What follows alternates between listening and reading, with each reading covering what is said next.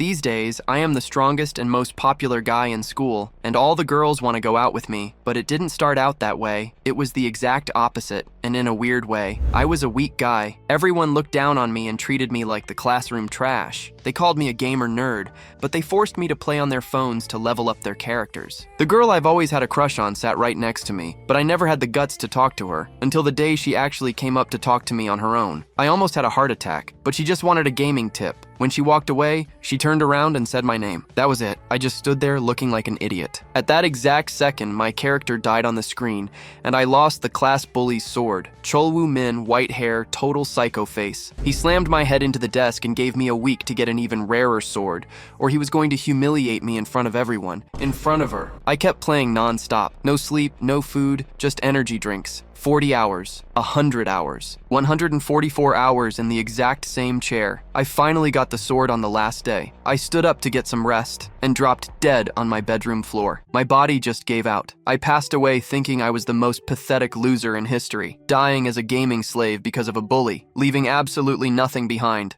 Then I opened my eyes and I was back in the classroom. Same day, same phones on the desk, except now there was a system window right in front of me saying that my entire lifelong gaming history was turning into real power. Cholwoo showed up again. He grabbed me by the tie and started beating me up like always. This time, he was only going to stop when his frustration went away. But this time, the girl I like came back to check on me and saw me taking a beating. She stepped in and held Cholwoo Min back. She wasn't going to let him keep going. Then the bastard actually did it. He grabbed the girl I like by the hair and said he didn't care that she was a girl. When I saw that, something inside me just snapped. I didn't want to be the same guy who wouldn't fight back after seeing that. That coward is gone. But when the completely unhinged Cholwoo Min raises his hand to strike Aaron and tells her to shut up, something inside Dawan snaps. He clenches his fist, ready to punch Min, deciding he will deal with the consequences later. Consumed by fury at the injustice, he knows he has to act and throws a punch right into Min's face. The bully immediately grabs his hand, his face contorting with rage as he prepares to retaliate. Dawan resigns himself to the fact that his effort was pointless and he is about to get beaten again. Before that can happen, however, a strange calculation begins, tallying his experience as if he were a game character. In an instant, Dawan reaches the maximum experience level and is promoted through a series of classes, from the rare promising gamer servant to the heroic honored gamer servant, and finally to the legendary class. He then acquires a specific ability from his new legendary class, Superior Gamer Servant. The ability, called Crushing Blow,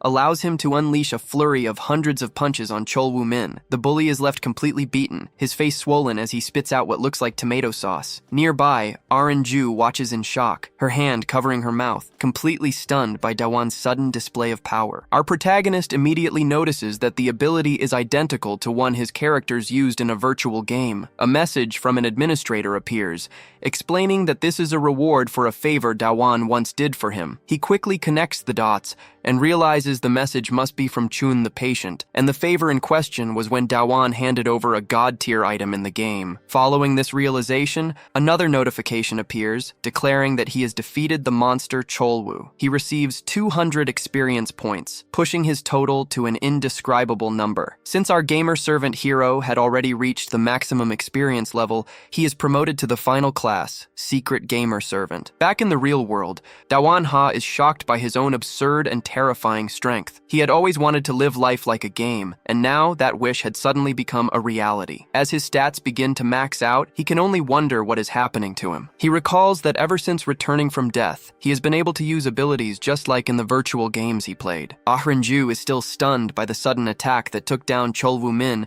and asks Dawan where he learned such techniques. Then she points out the injuries and wounds on his head. As she turns to find the school nurse, Dawan wonders if he really did hit his head. Memories of his death and his return to the past begin to flash through his mind, while game system windows start appearing before his very eyes. On top of everything else, the fact that his new skill works exactly like one from a game feels incredibly strange. He remembers his lifelong obsession with games, and his intuition tells him that this whole situation feels a lot like a book he used to read as a kid. It is a setup very common in fantasy stories, only this feels much more developed. In those kinds kinds of stories, the protagonists always defeat every monster they encounter and receive buffs with no exceptions. Not only that, but Manhua is also shocked by his flawless, maxed-out attributes. Another window appears, indicating there are still more bonuses to receive for being a gamer servant. To his dismay, he sees that all his attributes and stats have been sealed and reset to 0. He can't believe that after reaching the final class, he's become a weakling again and feels it's completely unfair. He then remembers he completed an event mission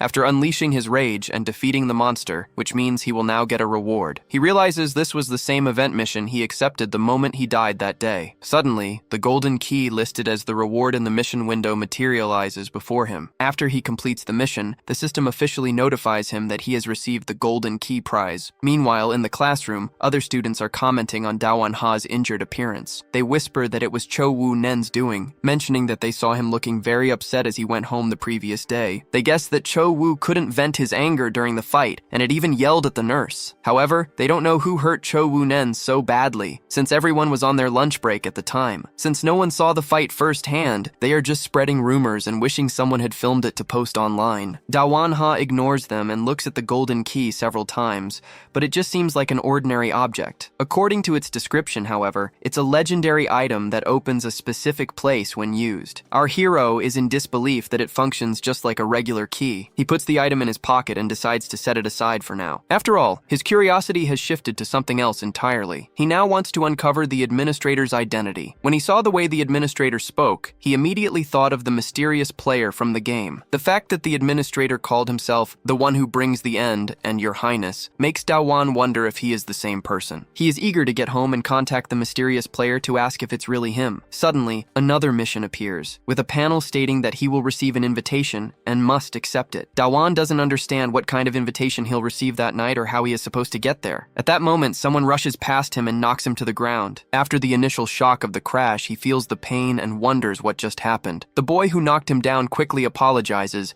explaining that he wasn't looking where he was going. Dawan says he's fine and asks if the other boy is okay. Just as the boy's nose starts gushing blood, Dawan offers to get a tissue to clean him up, but the boy refuses the offer. He refuses again, though Dawan insists on getting a cloth for him. The boy finally accepts, and Dawan advises him to be more careful when walking in the hallway. He still can't believe this guy got a nosebleed just from a simple bump. He notices that the kid is somehow even weaker than he is now. Just as our protagonist enters the bathroom, a classmate calls his attention. It's Shin Jaemin, who is holding a vape and says he needs to talk to Dawan. Dawan greets him and asks if he started playing the game, but Shin replies that he doesn't play. Shin Jaemin explains that he saw the entire fight with Chul Wooman, which is why he's asking. Dawan suddenly remembers that in his past life, Jaemin was standing at the door when he was being threatened. This makes him wonder why Jaemin is talking to him now, and if this is some sort of revenge. Jaemin mockingly calls him a servant with secret powers and asks if it's all just a disguise. Remembering how he couldn't stand being beaten up before, Doan is determined not to let it happen again. But just then,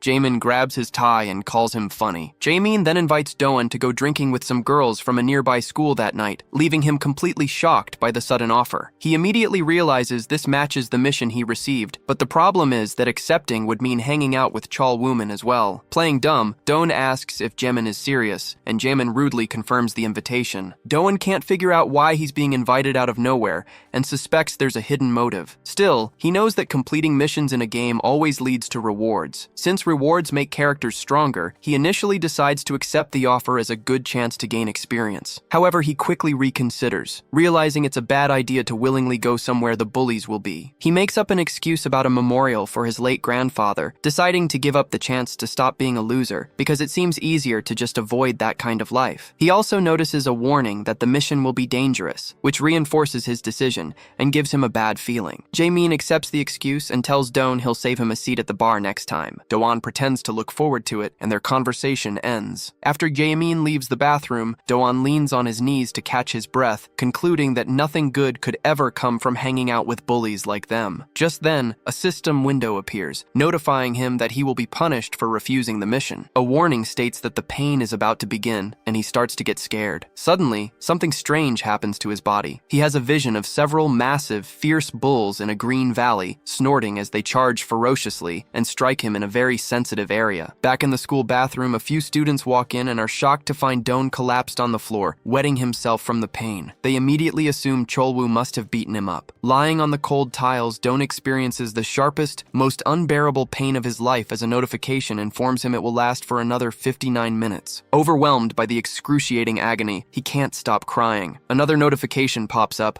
asking if he is sure he wants to refuse. Don lets out a scream, the sound echoing through the bathroom as the astronomical pain continues. Later that night, Shin Jamin is walking through the city streets when he spots Don at the meeting spot. Jamin seems excited, commenting that Don arrived early. It's clear that in the end, Don accepted the mission, unable to endure an entire hour of that torment. When asked about the memorial, Don lies and says his grandfather was busy. He feels like he's going crazy for having come this far and is completely overwhelmed with nerves. Shin Jamin announces that he and Don are going to have fun tonight, but he finds Don's expression suspicious, as if the boy is hiding something. Just as Jamin suspected, Don feels like he should have run away while he still had the chance. In that moment, he grabs his phone and pretends his grandfather is calling so he can escape. However, his plan is foiled when the girls Jamin mentioned arrive, chatting among themselves. All the girls are talking about other guys, except for one very beautiful girl who immediately catches Don's attention. Captivated by her beauty, he decides to stay at the bar after all. He then tries to convince himself that he only stayed because he was invited, not because of how she looked. Seeing his classmates drinking, Don wonders how they managed to consume so much alcohol. Jamin explains that a friend works at the bar, so whenever he brings his group, they get free drinks. Taking advantage of the topic, Jamin then asks how much alcohol Don can handle. Doan replies that he doesn't get drunk, leading Jamin to jokingly conclude that he must be an alcoholic, even though Don has never had a drink before. Jamin tells him not to worry about money, since he'll be covering the entire bill. Surprised by this kindness, our protagonist starts to think that maybe Shin Jamin isn't so bad after all. While they wait for Jamin's payment to be arranged, one of the girls starts singing karaoke. Doan is shocked by the sudden turn of events, but Jamin just looks happy when a boy named Yu Jihan arrives. It turns out Jihan is his rich servant who came to the bar just to pay the bill, mentioning that he already paid another one just 2 hours ago. At that moment, Don remembers bumping into Jihan earlier and realizes he's the so-called rich servant. Shin Jamin scoffs, questioning if Jihan really thinks they'll only be staying for another 2 hours. Suddenly, with an insane expression on his face, Jamin begins yelling, scaring and threatening Yu Jihan. Our hero is stunned by Jamin's abrupt shift in personality. Jamin then asks if Doan and Jihan know each other since they go to the same school, but Doan says no. Noticing that his servant is frozen in place, Jamin advises him to have a drink. However, as Jamin goes to pour the drink, he accidentally spills the alcohol all over Jihan's pants. Pretending it was a mistake,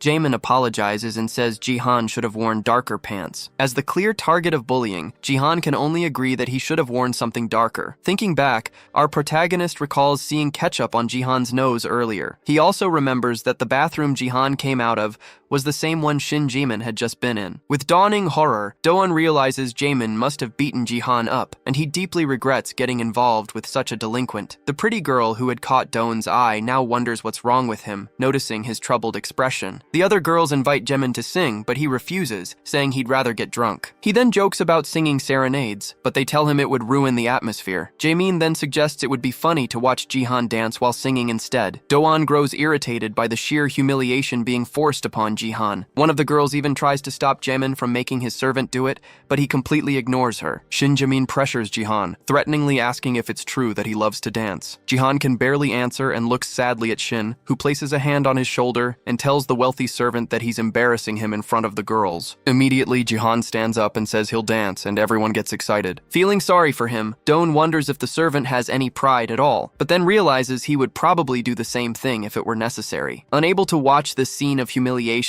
Doan asks to go to the bathroom. He knows the only reason Shin doesn't mess with him is because he's believed to be a servant with a secret power. In reality, due to his sealed status, Doan currently has no abilities. He's certain it's only a matter of time before he gets caught, and he knows he's going to be screwed when it happens. He reflects that if it weren't for the penalty he received, he would have fled the mission already. While thinking about it, he concludes that since he came to the bar, he has now fulfilled the mission's requirements. He decides to leave before getting involved in bigger problems, feeling sorry for the other servant. Doan knows he must escape since he doesn't have the power to save anyone, not even himself, and realizes that he and Jihan are in the exact same situation. After Doan takes too long to return, Shin Jamin notices his absence and asks where he is. When Doan finally comes back, he confronts Shin, asking where Yu Jihan's pants are. Shin says he felt bad for spilling on them, so now he's having them washed. Despite feeling a surge of fear at Shin's expression, Doan decides to confront him. Acting like a true servant with secret powers, he commands Shin to hand over the pants, thinking that by insisting so authoritatively, Shin will have no choice. At that exact moment, a tattooed and muscular man arrives at the bar, saying it took a while to settle some business. He's holding a bottle of tomato sauce and asks who the new kid is. Shin tells Don to greet the man, mentioning that he's his friend's older brother. Don is in shock upon seeing the size of this high schooler, who looks like he's in a gang, and becomes extremely frightened by the red marks on his face. Shin Jaemin then asks what our protagonist wanted to say to him. Not knowing what to do, Don feels distressed by the sensation of being trapped in this situation. To escape the tense moment, he asks the bully for the microphone. Relieved, he feels safe for now and thinks he shouldn't hide his power any longer, considering he was nearly eliminated. Just then, a notification announces that the dangerous invitation mission is completed and a chain mission is beginning. A virtual window appears, explaining that he must strike Shin with the microphone within 30 minutes. If he does it within the required time, he'll receive a copper key as a reward. Our protagonist, however, refuses to do it, feeling a paralyzing fear. However, a new message appears, warning that if he doesn't complete the mission, he will suffer a penalty. The moment he reads the word penalty, he immediately remembers the bull torture and is overcome with fear. Meanwhile, Shin comments that his friend Man-chun now looks like a killer, and the nearby girls remark on his menacing expression. Man-chun casually claims the blood must have splashed on him while he was beating people up along the way. Another boy, 18-year-old Man-chun Yuk, is sitting on top of Don and complains about his trembling. He threatens Don not to let him fall, a humiliating scene that makes Shin Jaemin laugh hysterically. For Doan, this situation feels even worse than the mission to hit Shin in the head with a bottle. The muscular guy then asks with a threatening tone, "What's so funny?" reminding everyone that Doan beat up Cha Woo-min. While Shin acknowledges that Doan is strong, Man-chun disagrees, seeing neither potential nor strength in him. Doan feels stuck at a crossroads. He believes they'll eliminate him if he completes the mission, but he also fears being eliminated if he refuses and suffers the penalty. If only he could still use his skills like he did that day, he would have the courage to act. Looking at his skill tree, he sees that his crushing blow ability is sealed and inactive. Realizing this, our protagonist feels doomed and begins to panic. As his anxiety mounts, the mission notification window shows that only 15 minutes remain. At that moment, Shin Jaemin decides to ask Doan Ha a question out of curiosity. He wants to know why Doan lets bullies treat him so badly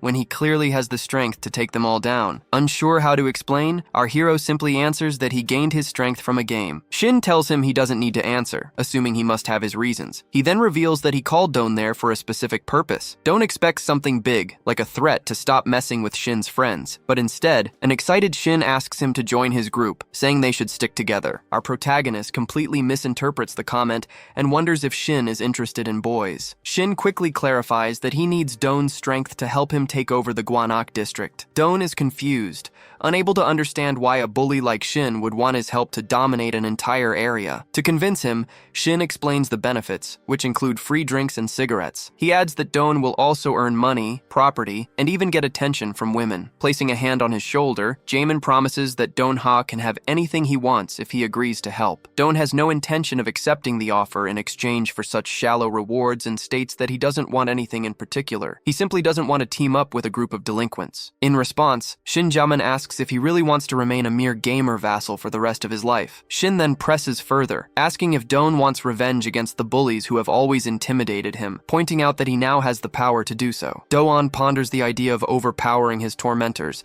and completely swapping places with them. He realizes that if he teams up with Jaemin, he will never be treated in such a humiliating way again. As Shin heads to the bathroom, he tells Doan Ha to think about the offer while he's gone. Left alone with his thoughts, Don starts to believe that it was divine will that granted him this power, giving him a chance to change his life. He concludes that he can live a second life among popular people and finally stop being a gamer servant. Lost in his delusions, Doan was startled when Yu Jihan got his attention. Jihan asked if the golden key on the floor belonged to him, and Doan realized with a jolt that he had dropped the mission reward without noticing. After Doan thanked him, Jihan offered some strange advice, warning him not to hang around Shin Jaemin. However, Doan was determined not to miss this chance to stop living like a loser. Yu Jihan apologized, explaining that he only gave the warning because he felt Doan was not a bad person. At that moment, a notification window appeared, showing only 3 minutes remained to attack Shin. Panicked, Doan realized how much time had passed and began to fear the extreme punishment for failing. He stood up, thinking that if he could just endure this 1 hour, it would be the highlight of his life. Still, not wanting to be embarrassed in front of the girls,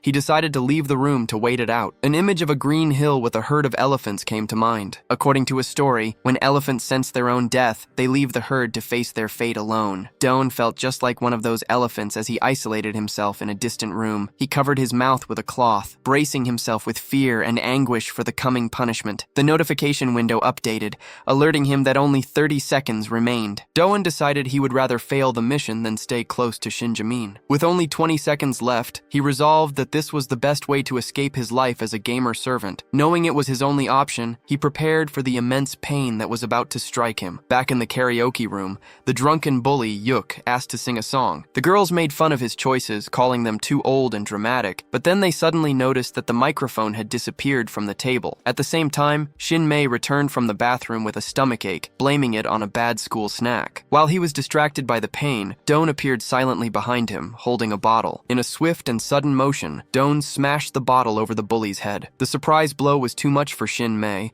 who was struck and passed out instantly. With that, the mission judge of injustice was finally complete. Doan came to a firm conclusion. He would rather live as a loser than become a bully like them. Thrilled that he had knocked Shin-mei out with just one hit, he decided to dump the body in a deserted spot. Before leaving, however, he worried about Jihan being left in the same room as the tattooed guy. As he was about to go, he looked down and was surprised to see Shinjamin's phone on the ground. He picked it up, realizing he could use it as a bonus move while Shin was unconscious. Meanwhile, the tattooed guy was in the bathroom, drunkenly singing karaoke. In the middle of his emotional performance, his attention was grabbed by an incoming message. It was from Jamin's phone, calling him a pig and saying he sang horribly. Reading the text, the tattooed guy became enraged. In the message, Doan had challenged the tattooed guy to stay and wait for a fight. But just as he was planning his escape, a huge presence appeared directly behind him. Looking up, Doan saw the tattooed gangster, Yuk, glaring down at him with a furious expression. Doan was in shock, wondering how the brute had found him. At that moment, a new mission window appeared, informing him that Yuk was enraged by the provocation and was about to start a fight. Immediately after the notification vanished,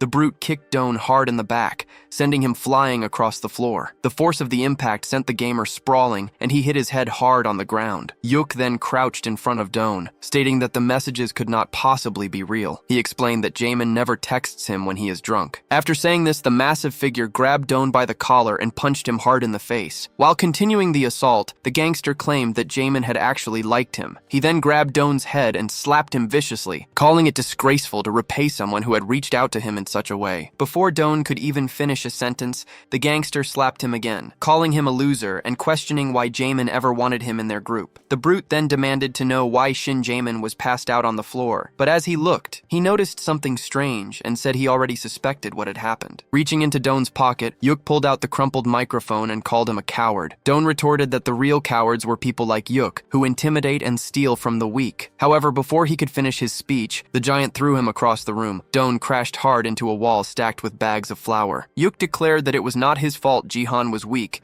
and that Doan would be their next servant. Lying motionless on the pile of flour sacks, our hero was in immense pain. Just then, he noticed the golden key lying right next to him. Picking it up, he wondered where he was supposed to use it. A tip from the administrator appeared, explaining that the key should be inserted into a lock, but Doan was confused since he had not seen any locks in the area. Suddenly, his skill window opened, revealing a new hidden technique. He then saw the shape of a keyhole appear within the window, and quickly inserted the golden key into it. As he turned the key to unlock the skill, a bright light shone before his eyes. Meanwhile, the brute checked on Shin Jamin, asking if he was alive and okay. Shin replied that he was hurt, prompting Yuk to mock him for getting beaten up by a weakling. At that moment, Doan got back on his feet and declared that if he did not face Yuk now, he would not be an honorable man. Yuk Man-chun found it interesting that Doan had pride. Our hero, however, was hiding the fact that the system had ordered him to face Yuk or be punished. Man-chun grew excited by his opponent's apparent courage and charged forward. Just as Yuk rushed toward him, Doan was suddenly surrounded by a strange and powerful aura. He wondered why the game system had given him these powers, and why it was leading him into such dangerous battles. He then realized the reason was because they wanted to see a show, and in that moment of clarity, he moved to punch Yuk. As a powerful blue aura flares around him, Doan shouts that the giant is doomed. In that moment, he suddenly recalls his childhood and a nerdy kid who was a legend at the local arcade. This boy, known as Master Zobarano, had a unique unique and unusual playstyle that captivated everyone who watched. Whenever Master Zobarano won, the crowd would erupt in excitement. The boy's incredible skill came from his complete dedication to virtual games. A 10-year-old Doan was deeply impressed, watching in awe as the master played. The boy's special ability was his crushing hawk technique, which made him unbeatable. This ability, called Hawk's Descent, is a powerful kick that knocks out the target, but it costs 120 mana points to use. Realizing he has just unlocked this head kick, Doan thinks it will definitely come in handy. Even with the massive weight difference and the strength of Yuk's punch, he imagines he can win with this single ability against his enormous pig-like opponent. But just then, a notification window suddenly appears, alerting him that he is out of mana. Doan is shocked by the sudden news as Yuk's punch gets closer and closer. Realizing there is nothing he can do, he takes the full force of the blow right on his chin. He goes flying through the air and lands hard on the ground behind his enemy, Yuk-man Chun. Yuk wonders what is wrong with the nerd, who had just been yelling as if he had an ace up his sleeve. Lying on the floor wounded and groaning in pain, Doan becomes furious with the game's insane system. After all,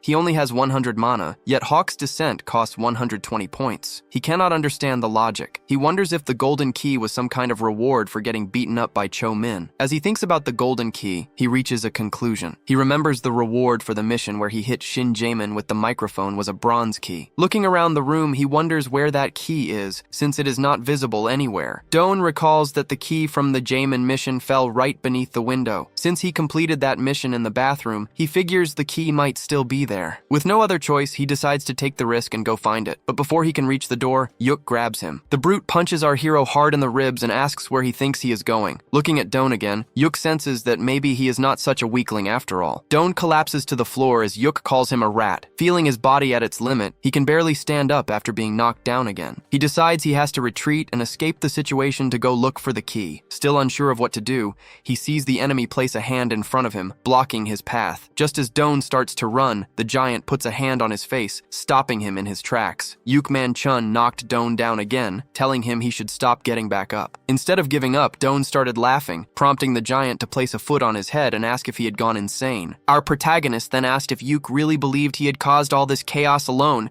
and without a plan. The brute claimed Doan was just bluffing to stay alive, but Doan insisted he was just buying time as an elevator opened behind Yuk. Doan then shouted for whoever was inside the elevator to attack the bully with everything they had. Shocked and momentarily afraid, Yuk turned to look, only to find the elevator completely empty, which left him frozen in disbelief. This confusion quickly filled him with rage toward Doan Ha. He spun back around, ready to eliminate the boy, but discovered that Doan was already gone. Meanwhile, Doan ran through the hallways with all the strength he could muster, amazed that his simple elevator strategy had actually worked on someone as dumb as Yuk. Now that he had managed to escape, he was in a panic, desperately looking for the bronze key. However, in the middle of his run, he collapsed to the ground from exhaustion. He soon forced himself up with great effort, fighting against the weakness in his legs to keep moving. At the end of the hallway, the hulking figure of Yuk appeared. Cracking his knuckles with a manic expression, the tattooed gangster ordered Doan to stay still. Our hero thought this was the end, since he no longer had the strength to run or escape. Just when he felt it was all over, he glanced to the side and finally found the bronze key. As soon as he grabbed the item, a description appeared, explaining that it unlocks sealed attributes. Outraged that the game hadn't done this from the beginning, he opened his character info and noticed a key symbol in the middle of the status window. At that same moment, the big guy started charging at him, filled with rage. Quickly, just before being caught by Yuk, Doan inserted the key into the lock, urging the system to hurry as adrenaline rushed through his body. A choice appeared, offering to permanently boost one of his stats. Knowing that he needed more mana to use his abilities,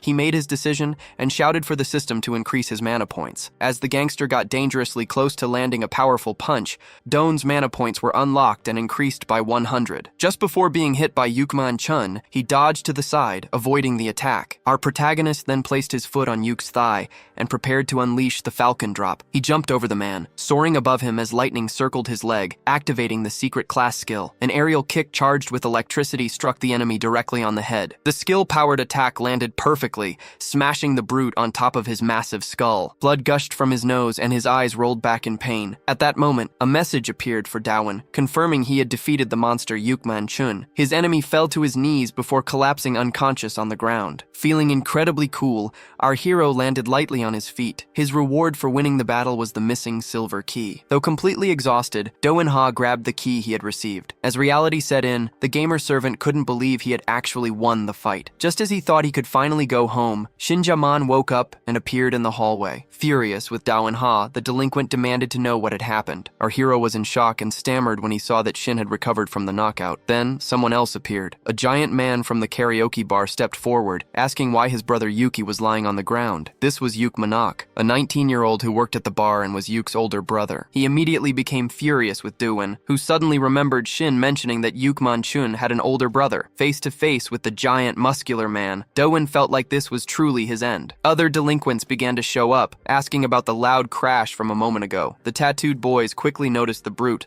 Man-chun, unconscious on the floor. Again, our protagonist recalled Shin saying he used to drink at this bar with his friends. Realizing he only had 80 mana points and 12 health left, Daowin knew he lacked the strength to run, let alone the mana to activate any special abilities. Exhausted and injured, he muttered that he was totally screwed now that he was cornered by dozens of Shin Jamin's delinquent friends. Meanwhile, Yuji Han was out on the street alone that night, wondering if it was really okay for him to be wandering around. He knew the message sent from Shin Jamin to Yuke Man-chun was a fake. The bullies had dismissed Yuji Han, saying they had another matter to deal with, but he knew the only one who would be foolish enough to dig his own grave in a place full of gangsters was Daowin, especially since it was his first time there, and he didn't know the rules. The last message telling everyone to go home seemed like it was meant to save Ji-han, and he worriedly hoped Daowin would be okay and get out of the situation safely. Back in the hallway, Shin Jamin asked why Daowin did it, insisting he never wanted to be his enemy. In our protagonist's mind, however, he could see no way out. The gangsters threatened him, saying he wouldn't escape, and he was certain he was going to be eliminated today. Just then, a karaoke staff member ran in, announcing that the police had arrived and that everything had gone wrong. A man announced that someone had called the police from the first floor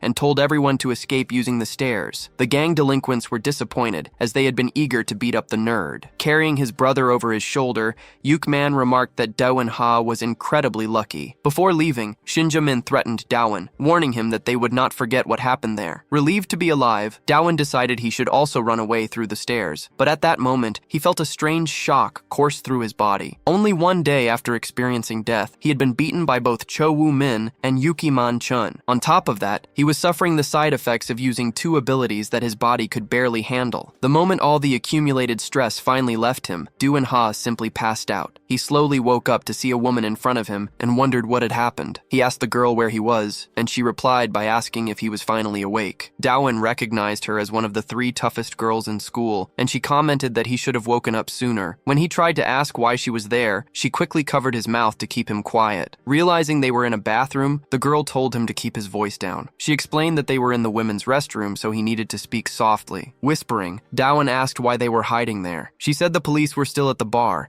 and figured they would not come into the women's bathroom. When Daowin asked who made the report, she admitted that she was the one who reported the underage drinking. Daowin was confused, pointing out that she had been drinking too, and asked if she did it to save him. The girl explained that she saw him when he was fighting Yuk-man. She had always thought he was just a loser, but it seemed he did not care about collateral damage. Thinking she might have fallen for his charm, Daowin asked how he could repay the favor. She initially refused, but after he insisted, she asked him to grant her a wish. As she got very close to tell him, Daowin turned red from embarrassment and was left speechless. The next day came at dawn, with Daowin waking up to a call from his mom. As soon as he picked up, she started scolding him and yelling loudly. He asked why she was so mad, explaining that he had not talked to her for just one day because he was tired. However, his mom corrected him, saying it had actually been 3 days since they last spoke. Now that she knew he was okay, she said she had to get back to work, leaving Daowin shocked by the information that he had slept for 3 whole days. After the karaoke night, Daowin really had gone straight home to sleep. This was understandable,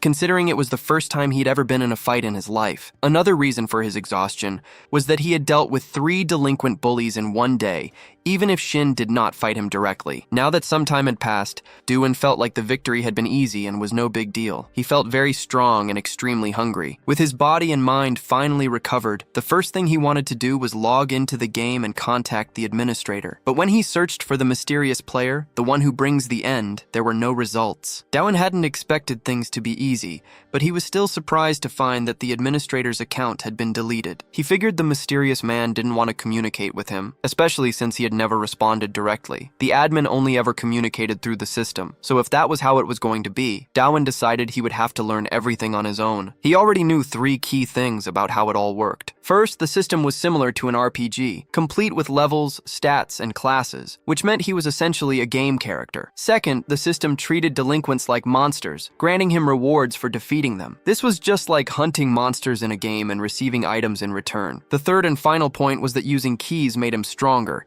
so he began searching for the item he had. When he picked up the silver key, its description stated that it unlocked a passive ability. He learned that the 3 types of keys unlocked different things, and once an ability was unlocked, it would not be sealed again. The crushing strike ability, for example, had been sealed after he first used it because it was unlocked through a class effect. Later, it was unlocked permanently using a specific key. He also knew about the penalty system, but his biggest problem was something else entirely. The real issue was that he had become the target of Shinja Min's gang of delinquents. Now that things had turned out this way, he decided to meditate deeply on the problem for the rest of spring break. His thoughts were interrupted when the doorbell rang, and just as he went to get his food, a new system notification appeared. It said that a girl wanted to go out with him and that he should accept and satisfy her. The nerdy, introverted gamer was shocked, thinking it was just his takeout delivery. He slowly opened the door, only to find the woman he had met earlier standing on the other side. Dawan asked why she was there, and she reminded him of his promise to grant her wish. The woman then took off her coat, saying she was going to explain what she wanted, and told Dawan to take something off. This left our hero in shock,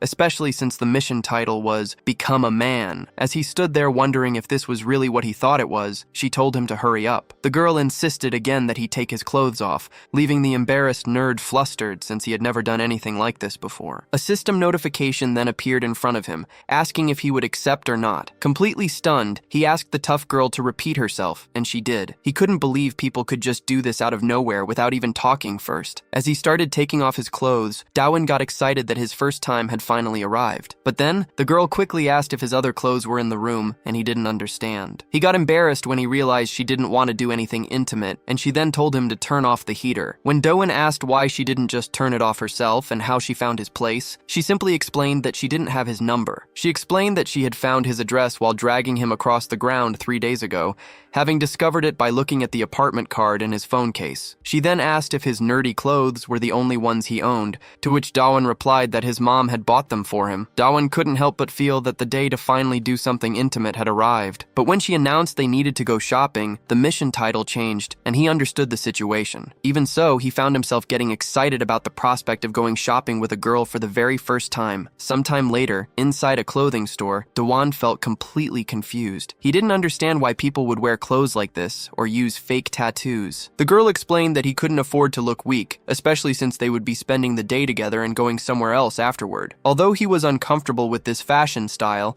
she insisted it was what she wanted, so he obeyed. While he was in the changing room trying on another outfit, she looked through the racks for more options. Dawan eventually came out looking very different, dressed in black pants, a black jacket, and black boots. He felt strange, as it was the first time he had ever dressed in a cooler, more stylish way. In his excitement, he momentarily forgot about the mission, until he saw the objective had updated to taking her out to eat. The system made everything feel like a game, and Dawan started to think that asking a girl out wasn't so hard after all. Feeling confident, he mentioned he was hungry and invited her to get something to eat, and she agreed. But at that moment, our protagonist felt a surge of frustration and wanted to punch himself. They had been sitting in silence for 30 minutes, and he began to wonder if she didn't like the food. When he stopped to think, he realized he didn't even know her name, so he asked. She replied that her name was Cyan. With that, the conversation died again, and he found himself missing his mom, because things always used to be easier when she was around. Cyan then asked if there was anything else he was curious about. Admitting he knew nothing about her,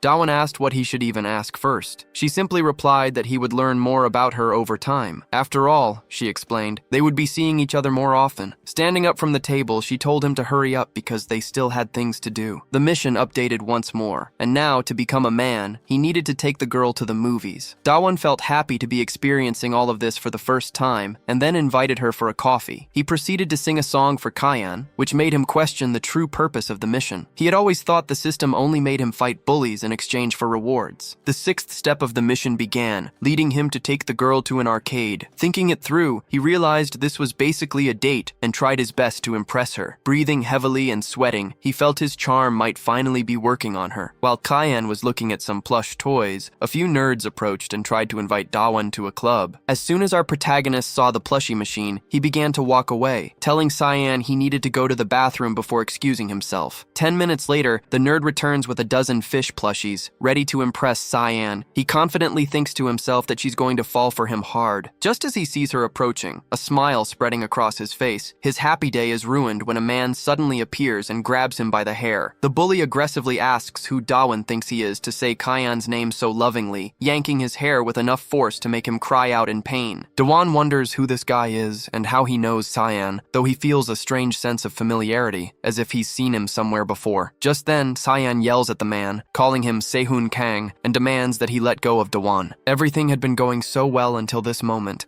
and Dawan can only wait for the system to issue a notification that he must defeat this new bully. In a move that shocks everyone, Cyan declares that the shy nerd is her boyfriend. The statement stuns both Dawan and Sehun, and Dawan can't help but blush as she tells the bully to leave. Cyan helps him to his feet, telling him to ignore Sehun as she leads him away. Before they go, however, Dawan wants to retrieve the fish plushies he dropped. Left behind, Sehun is still processing the news, unable to believe that Dawan is actually Cyan's boyfriend. As afternoon settles over the city, Dawan can't stop thinking about what Cyan said back at the arcade. He walks through the streets completely distracted, lost in thought about her calling him her boyfriend. His daze is broken when Cyan announces they've arrived and tells him to follow her no matter what. She reminds him of their promise to spend the whole day together, and at that moment, the system prompts him to enter the nearby building. Once they're inside, Cyan presses the elevator button for the 7th floor. Dawan immediately feels certain that she's taking him somewhere to get intimate. Seeing their destination, he nervously asks if they can slow things down so he can prepare himself. Cyan simply tells him that the only thing he needs to do is stay still, assuring him that she'll handle the rest. Worried this will cause him to fail his mission, Dawan desperately tries to think of a way to convince her to change her mind. When they arrive on the 7th floor, Dawan notices all the rooms are closed and asks why they're there. As they walk further down the hallway, he realizes with dawning horror that he's at some kind of gathering for bullies. He peeks into a room full of people with a microphone in the center, which only adds to his confusion. A man who looks like a judge strikes a gavel and calls for silence, announcing that the regular meeting of the Guanaku City bullies will now begin. He then states that their first agenda item is to discuss the Karakwar incident, and more specifically, how to deal with Dawan Ha. The delinquents in the room murmur amongst themselves, thinking the kid looks far too normal to have beaten 3 gangsters. Dawan stands there in complete shock, listening as the men openly talk about eliminating him. When a vote is held to see who wants to defeat Dawan, every single person in the room raises their hand. He is completely stunned to see that they all agreed to take him out. In that moment, it is officially decided that Dawan Ha is now the target of all 497 members of the Guanaku bullies. The mission ends, and a system message appears, stating that a man thrives on the thrill of risking his life. It explains that bullies is a term teenagers use for school-based groups involved in criminal activities. These individuals are loyal to their instincts, love to show off, and live a carefree lifestyle. The main reason they can enjoy this life without worry is because they always move in groups. There are many ways to control and lead these crews, and in the Guanaku district, they use intense and mature methods to manage their members. Dawan wonders what is wrong with these delinquents, who do not seem to think about anything at all. In shock, he reads the system message and tries to understand the process of becoming a man. The message also includes a warning that for chain missions, the reward is only obtained after completing the final mission in the series. Noticing how strangely Cayenne has been acting, Dawan asks if she set him up in an ambush. Before she can answer, the man in a suit holding a hammer declares the matter closed. As Dawan tries to figure out who this man is, Cayenne tells him to wait, explaining that they need to move on to the next item on the agenda. The other bullies make rude comments toward her and ask who the guy standing by her side is. With his back to the delinquents, Dawan is terrified of them and the possibility of being eliminated right there. Cyan and the leader announce their intention to discuss a second topic,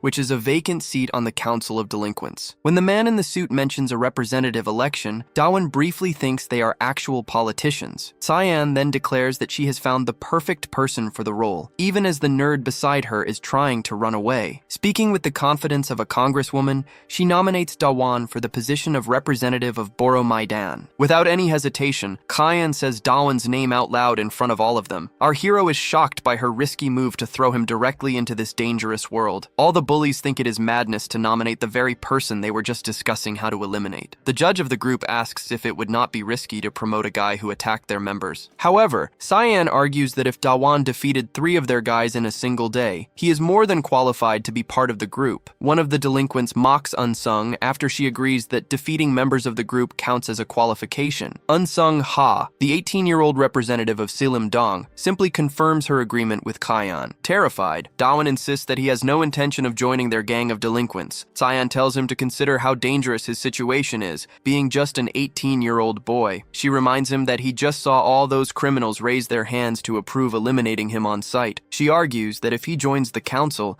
the other delinquents will not be able to punish him. Dawan thanks her for the concern, but Cyan clarifies that she is not doing it for him. She explains that some other jerk wants the position, and she would much rather it be Dawan than that guy. Just then, the elevator doors open, revealing the same man who had attacked Dawan earlier at the meeting with Cyan. Dawan immediately recognized the man from the arcade. Kang Se-hoon stepped forward, demanding to know why Cyan hadn't told him about the assembly. The Boromai Dong associate quickly realized she must have invented the boyfriend story just to hide from him. Kang Se-hoon told Cyan that even though she was against him becoming a representative, her actions were excessive. Suddenly, he wrapped his hand around Dawan's neck and began to choke him, demanding to know what they were doing there. Dawan felt like he couldn't breathe, as if he were being crushed under a boulder. The judge ordered them to stop, declaring that this was a formal meeting before announcing Dawan as the new leader of Boromai Dong. Kang Se-hoon immediately tried to argue that he was supposed to become the area's representative, but Cyan fought back verbally. Meanwhile, the other delinquents whispered among themselves,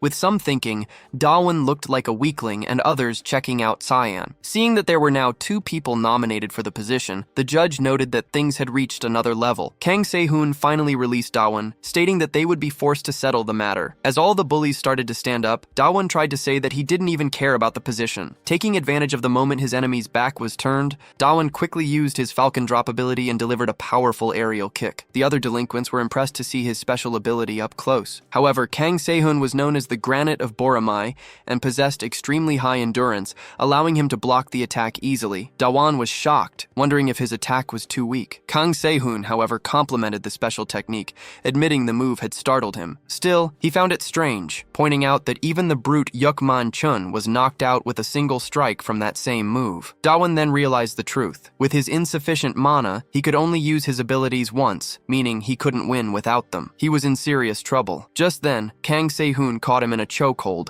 lifting the terrified gamer completely off the ground. Dawan automatically patted Se-hoon's arm, signaling for him to let go, but it was no use. Se-hoon sneered that he would only release Dawan once he had knocked him unconscious. In that terrifying moment, Dawan finally understood why this bully felt so familiar. The man had changed so much that he was almost unrecognizable. Dawan's mind flashed back to an especially hot summer 5 years ago. During that season, he had been strangled in the exact same way by an extremely chubby boy. Back then they were both 13, but that overweight bully was none other than Kang Se-hoon. Fainting games were common at the time, and Se-hoon subjected him to them constantly. He would choke Dawan even while they were eating, forcing him to finish all his food under duress. The abuse continued even when they were in the bathroom, where Se-hoon wouldn't release his grip until Dawan was finished. Because of this torment, Dawan passed out multiple times and lived in constant fear of blacking out again. But even more than the physical act, he feared the situation he would wake up to afterward. Thanks to Kang Se-hoon, he had suffered countless humiliations in front of the entire class, including the girls he knew. Because of his past trauma, Dawan had become incredibly nervous around women, turning into a complete loser. Now, in the present, he collapses to the ground, nearly unconscious, wishing that people like Kang would suffer for what they do. He couldn't understand how Kang Se-hoon had managed to lose weight,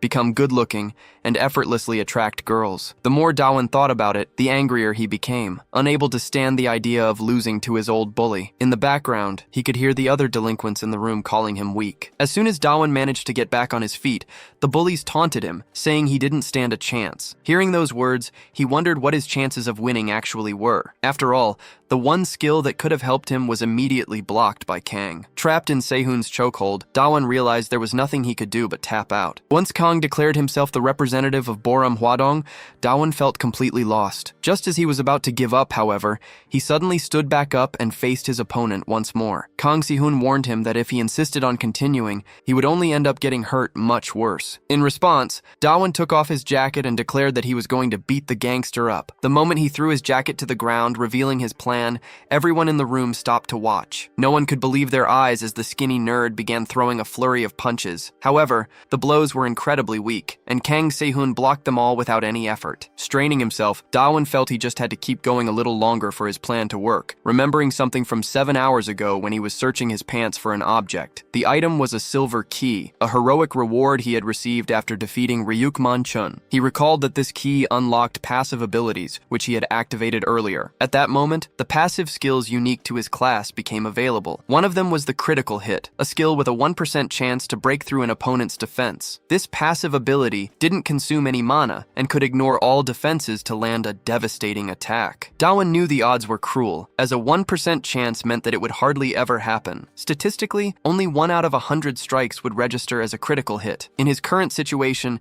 he realized he had no other choice but to land that single critical hit. With no other options available, he committed to the strategy of throwing punches non-stop. As he continued his assault, all the delinquents started laughing at the pathetic display, and even Saiyan Sunbae felt embarrassed by the scene. But Da-won knew that if he kept punching, one of them would eventually land as a critical hit, and he was already getting close to 100. He noticed his opponent was getting distracted as he neared 80 punches, making him question why the skill hadn't activated yet. Kang Se-hoon, thinking Da-won looked ridiculous, continued to block every single punch up to the 99th one. Finally, Da-won threw his 100th punch, which landed squarely in the center of Kang's chest. A cold sweat broke out on Da-won's face as he realized it didn't seem to work. Kang just looked at him and asked what he was even doing. Da-won could only think about games and the irreplaceable factor known as the random number generator, which gives everyone a chance to succeed. That feeling of satisfaction from success is much harder to obtain in real life. It's precisely for that feeling that gamers challenge the odds every day, just as Daewon Ho did at 13 years old when he used his English class money to pay for game upgrades. At the time, the random number generator didn't help him, and he failed to get the item he wanted. Even knowing the next failure could be the end,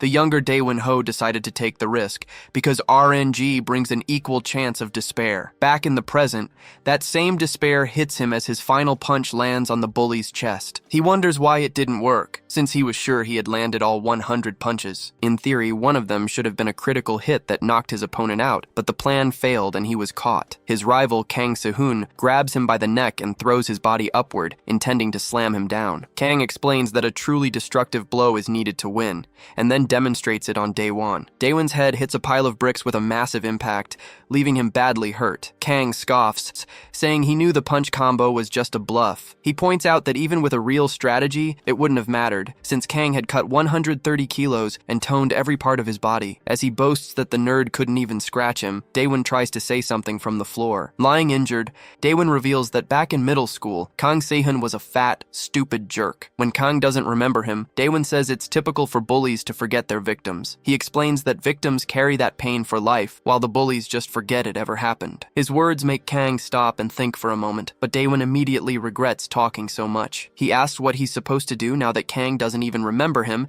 and tells him to back off. Growing desperate, Daewon starts delivering several instinctive, irrational kicks, shouting for Kang to stay away. Completely ignoring the request, Kang grabs his foot and throws him far away, sending him crashing into a pile of tables and chairs. Looking down at the weakling on the ground, Kang asks if Daewon is still the same person he was back then. He questions if Daewon remembers every single toy he played with as a child, seeming genuinely upset to see him in such a miserable state. Suddenly, a man in a suit steps forward and tells the nerd to give up the fight. The man, Han Un-sung, the representative of Seollyeongdong, declares the match a waste of time, stating that one side has already lost all will to keep going. Daewon feels incredibly guilty for relying on a 1% chance to win. He's certain he has no chance at all against this monster, but he knows that if he gives up, the other delinquents will attack him. He doesn't know what to do as Han Un-sung coldly says the fight is already over. Despite this, Daewon Ha slams his hand against the floor and yells that the fight isn't over yet. He starts getting up with great effort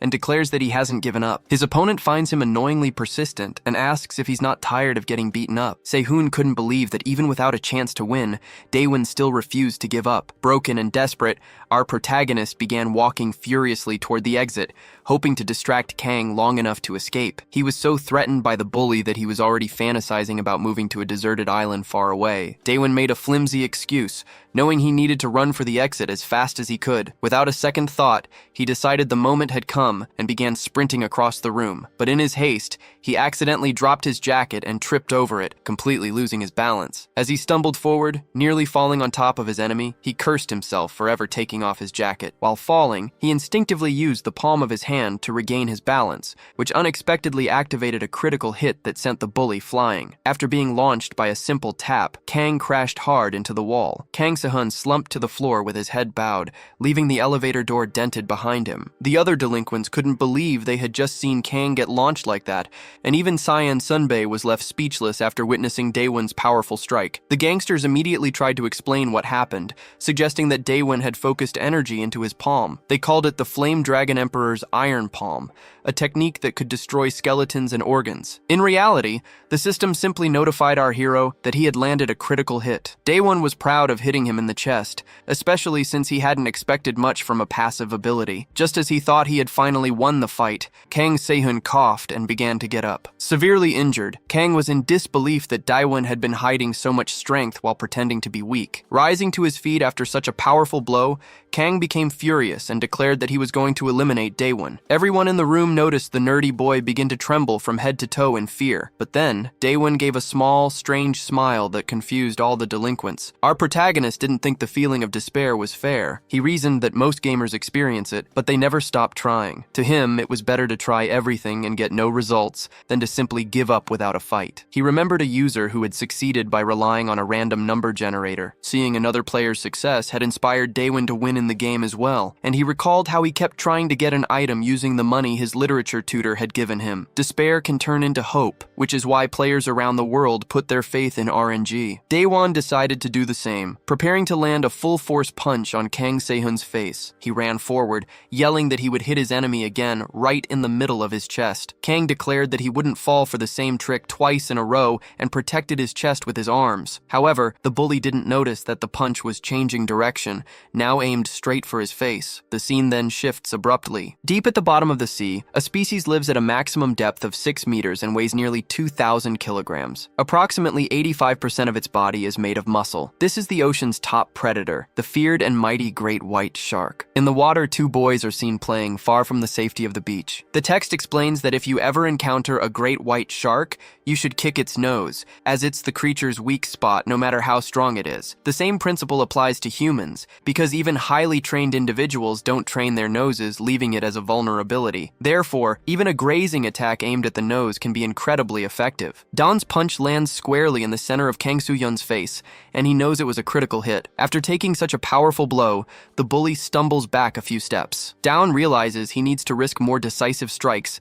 and stop relying on his 1% critical chance. A stream of blood pours from Kang Se-hun's nose as he screams, though he is not yet defeated. Consumed by rage, he vows to wipe Dawn off the face of the earth, repeating the threat over and over. Just then, our protagonist appears behind him, wrapping an arm around his neck and shouting insults. Dawn yells that Kang will be the one eliminated, then grabs his nose and begins to choke him. Our nerdy hero shouts that he'll only let go if Kang begs to be released, warning that otherwise he'll pass out. All the while, he pulls the bully's nose upward with all his strength and fury. The other criminals in the room are stunned by the scene, finally acknowledging Daewon's strength. Cyan Sunbae watches in disbelief, witnessing this bizarre display of the nerdy boy's power. As Daewon continues to choke the bully, he makes him cry until Kang eventually begs to surrender. As soon as his enemy finishes saying he gives up, Daewon Han releases the chokehold. The bully collapses to the floor, defeated, trying to catch his breath and regain his strength. Daewon, also injured and exhausted, comments that he finally managed to win this time. However, behind him,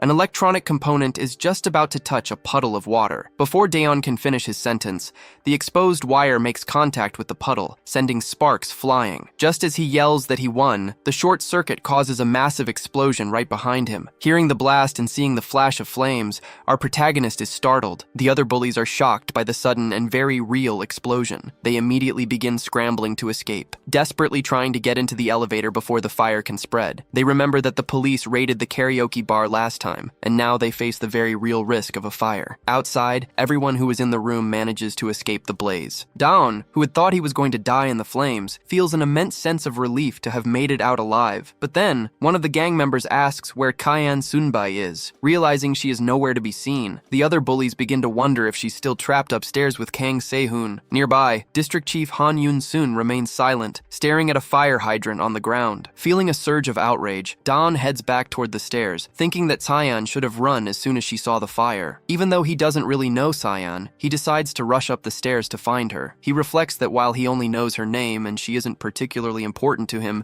they still made a lot of memories that day. He finally remembers her promise when she asked him to stay by her side all day. As soon as Dawn reaches the upper floor, he throws open the door and calls out for Cyan, announcing he came to save her. He immediately notices a man putting out the fire with an extinguisher. Realizing the fire is already under control, Dawn feels embarrassed, and the man turns to ask why he came back. Deeply embarrassed, Dawn makes up an excuse claiming he only came back to ask if he could go home. The man in the suit informs him that the assembly will be rescheduled for another day because of the fire. Then, the man reveals that the new representative of Boramui is none other than Dawn Ha. Dawn can hardly believe it, thinking that being part of the Council of Bullies must be a dream or an illusion. Cyan explains that even though it's confusing, she did it for a bigger reason, pointing out that he effectively got rid of the other bullies. He has to agree, realizing that if he hadn't become a representative, the council would have hunted him down, and things could have been much worse. Later, as they arrive in front of Cyan's house, they say their goodbyes, and Dawn tells her to take care. He then pulls out a plush fish he won at the arcade, explaining that it seemed like she wanted it. Confused, Cyan asks what it is, and Daeon says he saw her staring at the plush toys earlier. Recalling the moment, Cyan clarifies that she wasn't looking at the toys at all. In fact, she was looking at a wanted criminal poster stuck on the window next to them. Daeon is shocked by his blunder, but Cyan still thanks him for what he did. Holding the plush fish and smiling, she specifically thanks him for running back into the building to save her. Daeon turns completely red and can barely respond to her goodnight. A system message declares that he became a man, but he just thinks he became a bully as the mission finally comes to an end. Just then, a notification pops up, stating that he has completed 8 missions in a row and will earn points for his streak. Realizing the encounters were worth it, he wonders what kind of key he'll receive as a reward this time. However, upon seeing the actual mission system reward, he is completely shocked and does not react well. The next morning, Dawn gets ready to go to school after being away for a long time. He decides to arrive before anyone else to complete an important in-game task. Once he gets to the school, he grabs several wires and screens to build what he calls his gamer slave station. He knows he needs to install the components in his new classroom,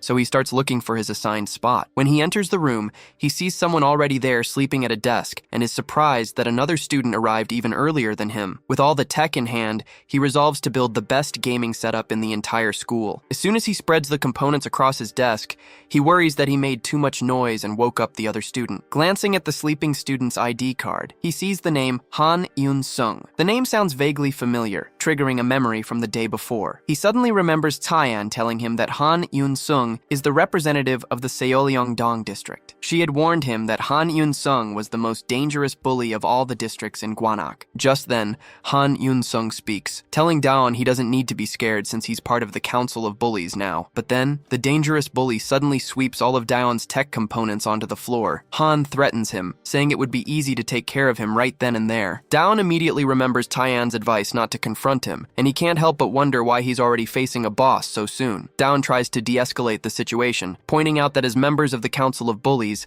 they are on the same side and shouldn't be fighting. Han Un-sung retorts, asking why Daon thinks they didn't get rid of him sooner. When Daon suggests it's because he became Boram's leader, Han corrects him, explaining that one of the council's rules actually allows members to fight each other. Han elaborates that establishing a hierarchy based on power is crucial. He then draws his arm back, declaring this is revenge for Daon interfering with Seollyeong. Bracing for the impact, Daon closes his eyes and clenches his teeth. But just as the punch is about to land, Han suddenly stops, claiming he's not actually interested in Seollyeong. Instead, he simply knocks down to the ground, looks down at him, and suggests they should work together now that they're on the same side. Han promises to warn the other members, assuring Daon that no one from Seollyeong will bother him anymore. Shortly after, the regular school period begins, and students start finding their seats. Daon is left feeling exhausted and shocked by the chaotic start to his first day. He then notices that Han isn't even in his class, which makes him wonder why the bully waited for him there in the first place. Looking around, Daon realizes something else is bothering him. Throughout the breaks on the first day of his second year, he feels a growing sense of unease. During the third period break, he observes other students engaged in various activities, but notices that, for the first time ever, no one is forcing him to play games. The strangest part is how peaceful his class is. Usually, the start of a new semester is marked by noise and widespread bullying. The bullies would typically gather to pick an easy target to harass for the rest of the year, threatening everyone to establish their dominance. The school becomes a lawless jungle where only the strongest survive, with some students trying to rise to the top while others just aim for personal gain. But just as Dawn is contemplating this unusual peace, a window suddenly shatters as a student is thrown right through it. Annoyed by the bullies acting like wild animals, Dawn heads to the bathroom to clear his head. The moment he enters, he comes face to face with Jamin, and the two stare at each other. Dawn had completely forgotten they went to the same school and instantly assumes Jamin is still angry about the karaoke incident. Fearing an attack, Dawn nervously raises his hands in a defensive gesture. To his surprise, Jamin doesn't attack. Instead, he congratulates Dawn for becoming the representative of Borum. The bully seems strangely excited, especially about Dawn being friends with Yunsun. Dawn immediately notices how weird Jamin is acting, and when he questions him about it, Jamin makes up a poor excuse and quickly tries to leave. As he flees, he asks Dawn to put in a good word for him with Yunsun. Back in the classroom, Dawn continues to find it odd that no one is bothering him. He finally realizes that Han Eun-sung wasn't lying and must have actually warned the other bullies. His distant dream of living a normal school life is finally coming true. He knows he should be overjoyed, but instead he just feels uncomfortable. He had initially thought the missions were designed to force him into confrontations with the bully bosses, but his recent and sudden induction into the bully council makes him question the system's true purpose. He starts to wonder if it's using him in some larger scheme. As Daeon considers whether he's just overthinking things, a girl comes over and asks if he's gaming. Dawn assumes she's offering him a gift out of pity for his previously miserable life, but Arenju explains it's a thank you for what he did for her earlier. Completely shocked, Dawn takes the gift and wonders if he's dreaming. When he opens the gift box, he's confused to find a small octopus inside. Aaron explains that octopus is good for recovery and energy, and she remembered he was badly hurt that day. Daeon thanks her, joking that just seeing the octopus gets his heart racing, which Aaron thinks is great. She then tells Daeon he should eat it alive, since that's the best way to recover. Just then, their conversation is interrupted by a strange, red-haired boy who demands that Dawn play the game for him. Arenju asks Dawn if he knows the boy, but he replies that he doesn't. Meanwhile, in the school's dark photography room, a group of bullies is having a conversation. One of them notes that Han Nansung has never worked with other guys like this before, and asks his friend if he's curious. The friend Kim Di-jin replies that he's sure Han has his reasons. Han Nansung explains that he expected Dawn to be useful in a physical fight, but instead of just attacking or defending, he did something more. Kim Di-jin suggests Dawn probably did it to make Han go easy on him, or simply gave up out of fear, but Han insists that wasn't the case. Han points out that Dawn was clearly trembling and seemed to be looking at something specific. While Kim dismisses it as luck, Han says he saw something special in him during the assembly. This prompts Kim Ji, an associate from Salem Dong,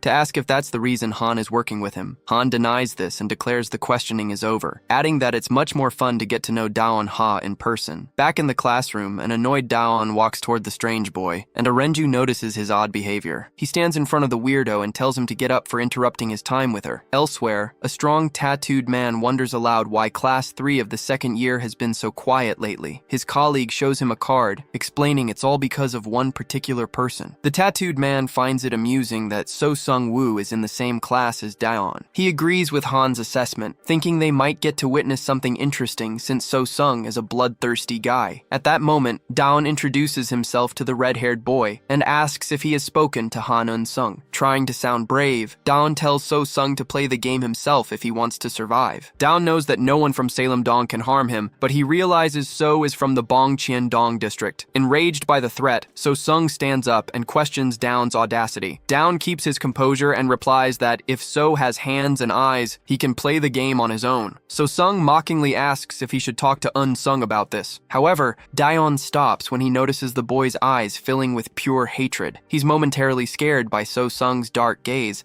but then the boy suddenly grabs Daon's phone right out of his hand. Sung explained he had only asked for the phone because he heard Daon was a big gamer, though Daon denied it. Realizing he had worried for nothing, Daon felt relieved that he had even managed to show off in front of Aren. However, his relief was short-lived as his annoying friend suddenly kicked Aren out of the classroom, leaving Daon completely speechless. Shortly after, an announcement over the school intercom declared the start of the lunch break for second-year students. This gave Daon an idea. If he left immediately, he might be be able to eat with Aaron since their classrooms were close. He was thinking about looking for the prettiest girl in school when someone suddenly grabbed his arm. Turning around, he saw the shy boy he had saved at the karaoke bar trying to get his attention. Don was impressed to see the timid boy seeking him out, and the two of them decided to head to the cafeteria together. As they walked, they saw So Sung-woo striding down the middle of the hallway, causing all the other students to part in fear. Just as the red-haired boy was about to get in line for his lunch, something unexpected happened. A huge muscular upperclassman jumped in front of him, blocking his path. The massive guy declared that as a third year,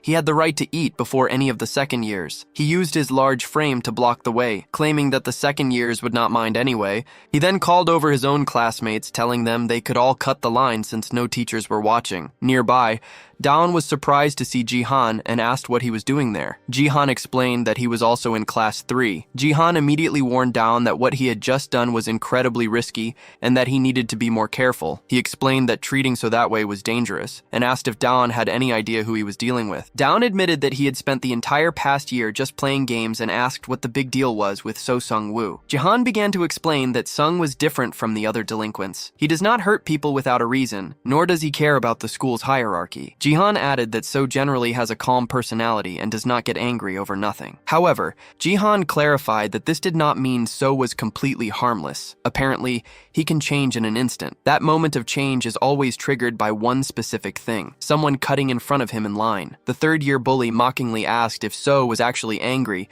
just because some seniors were eating before him. He followed this up with another insult, causing So Sung-woo to become visibly irritated by the taunts. With a dark look in his eyes, So quietly asked the massive third year if he thought he was faster. Angered by the disrespect, the bully claimed his hand was faster than So's eyes could follow. But before he could even swing, Sung-woo drove a fist straight into his stomach, landing a clean hit on the arrogant tyrant. This only enraged the upperclassman, who immediately tried to punch Sung-woo in the face, but So easily dodged the attack. As he ducked under the blow, he used his body's momentum to flow right into another punch. In fact, So Sung-woo effortlessly dodged every single one of the older guy's wild punches. The senior was baffled, wondering how his opponent kept dodging everything, since he had not managed to land a single hit. Suddenly, Sung-woo shouted that he had asked a question, and then unleashed a rapid series of punches. The surrounding students watched in silent shock as the third-year student collapsed to the ground. So Sung coldly stated that the guy wasn't faster than him, expressing his fury that someone slower had dared to cut the line. Shortly after, the defeated student fainted. From a distance, Da-won-ha watched the scene unfold alongside the other terrified students. He and Jihan broke out in a cold sweat, witnessing the bully's sheer brutality and coldness. Later, on his way home, Da-won couldn't help but wonder if such a violent reaction was really necessary just for cutting in line. Da-won didn't know much about So Sung-woo,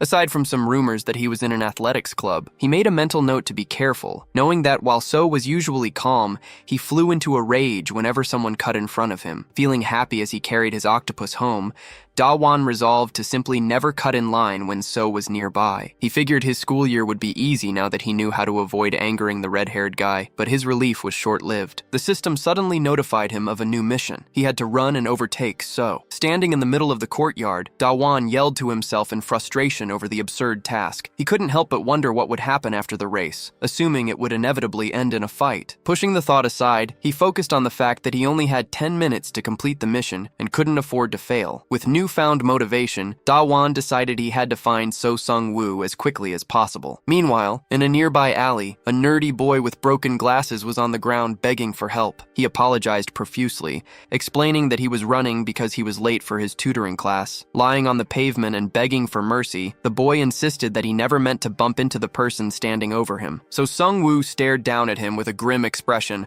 and asked a single, chilling question. Was the boy faster than him? After a few tense seconds of silence, Sung-woo simply grabbed his own backpack, turned, and walked away, leaving the boy unharmed. The boy burst into tears of desperation as blood dripped from his nose. Just then, Da-won appeared with a tissue, telling the boy it wasn't worth crying over. As the grateful boy took the tissue to clean himself up, Da-won asked him a question. He asked if he wanted to get revenge on So Sung-woo. The boy immediately said yes, but admitted he was too weak to do anything about it. Noticing he only had 2 minutes left on his mission timer, Da-won told the boy he understood the feeling. He explained explained that he used to be weak as well. As he comforted the boy, Da-won felt a new sense of determination growing inside him. He told the boy not to be afraid anymore, promising that from this day forward, So Sung-woo wouldn't be able to bully people like this again. He grabbed the keychain, and though he felt a wave of nausea, he resolved to deal with So Sung-woo. But before he could act, his mind flashed back to what happened 6 days ago. He remembered saying goodnight to Seon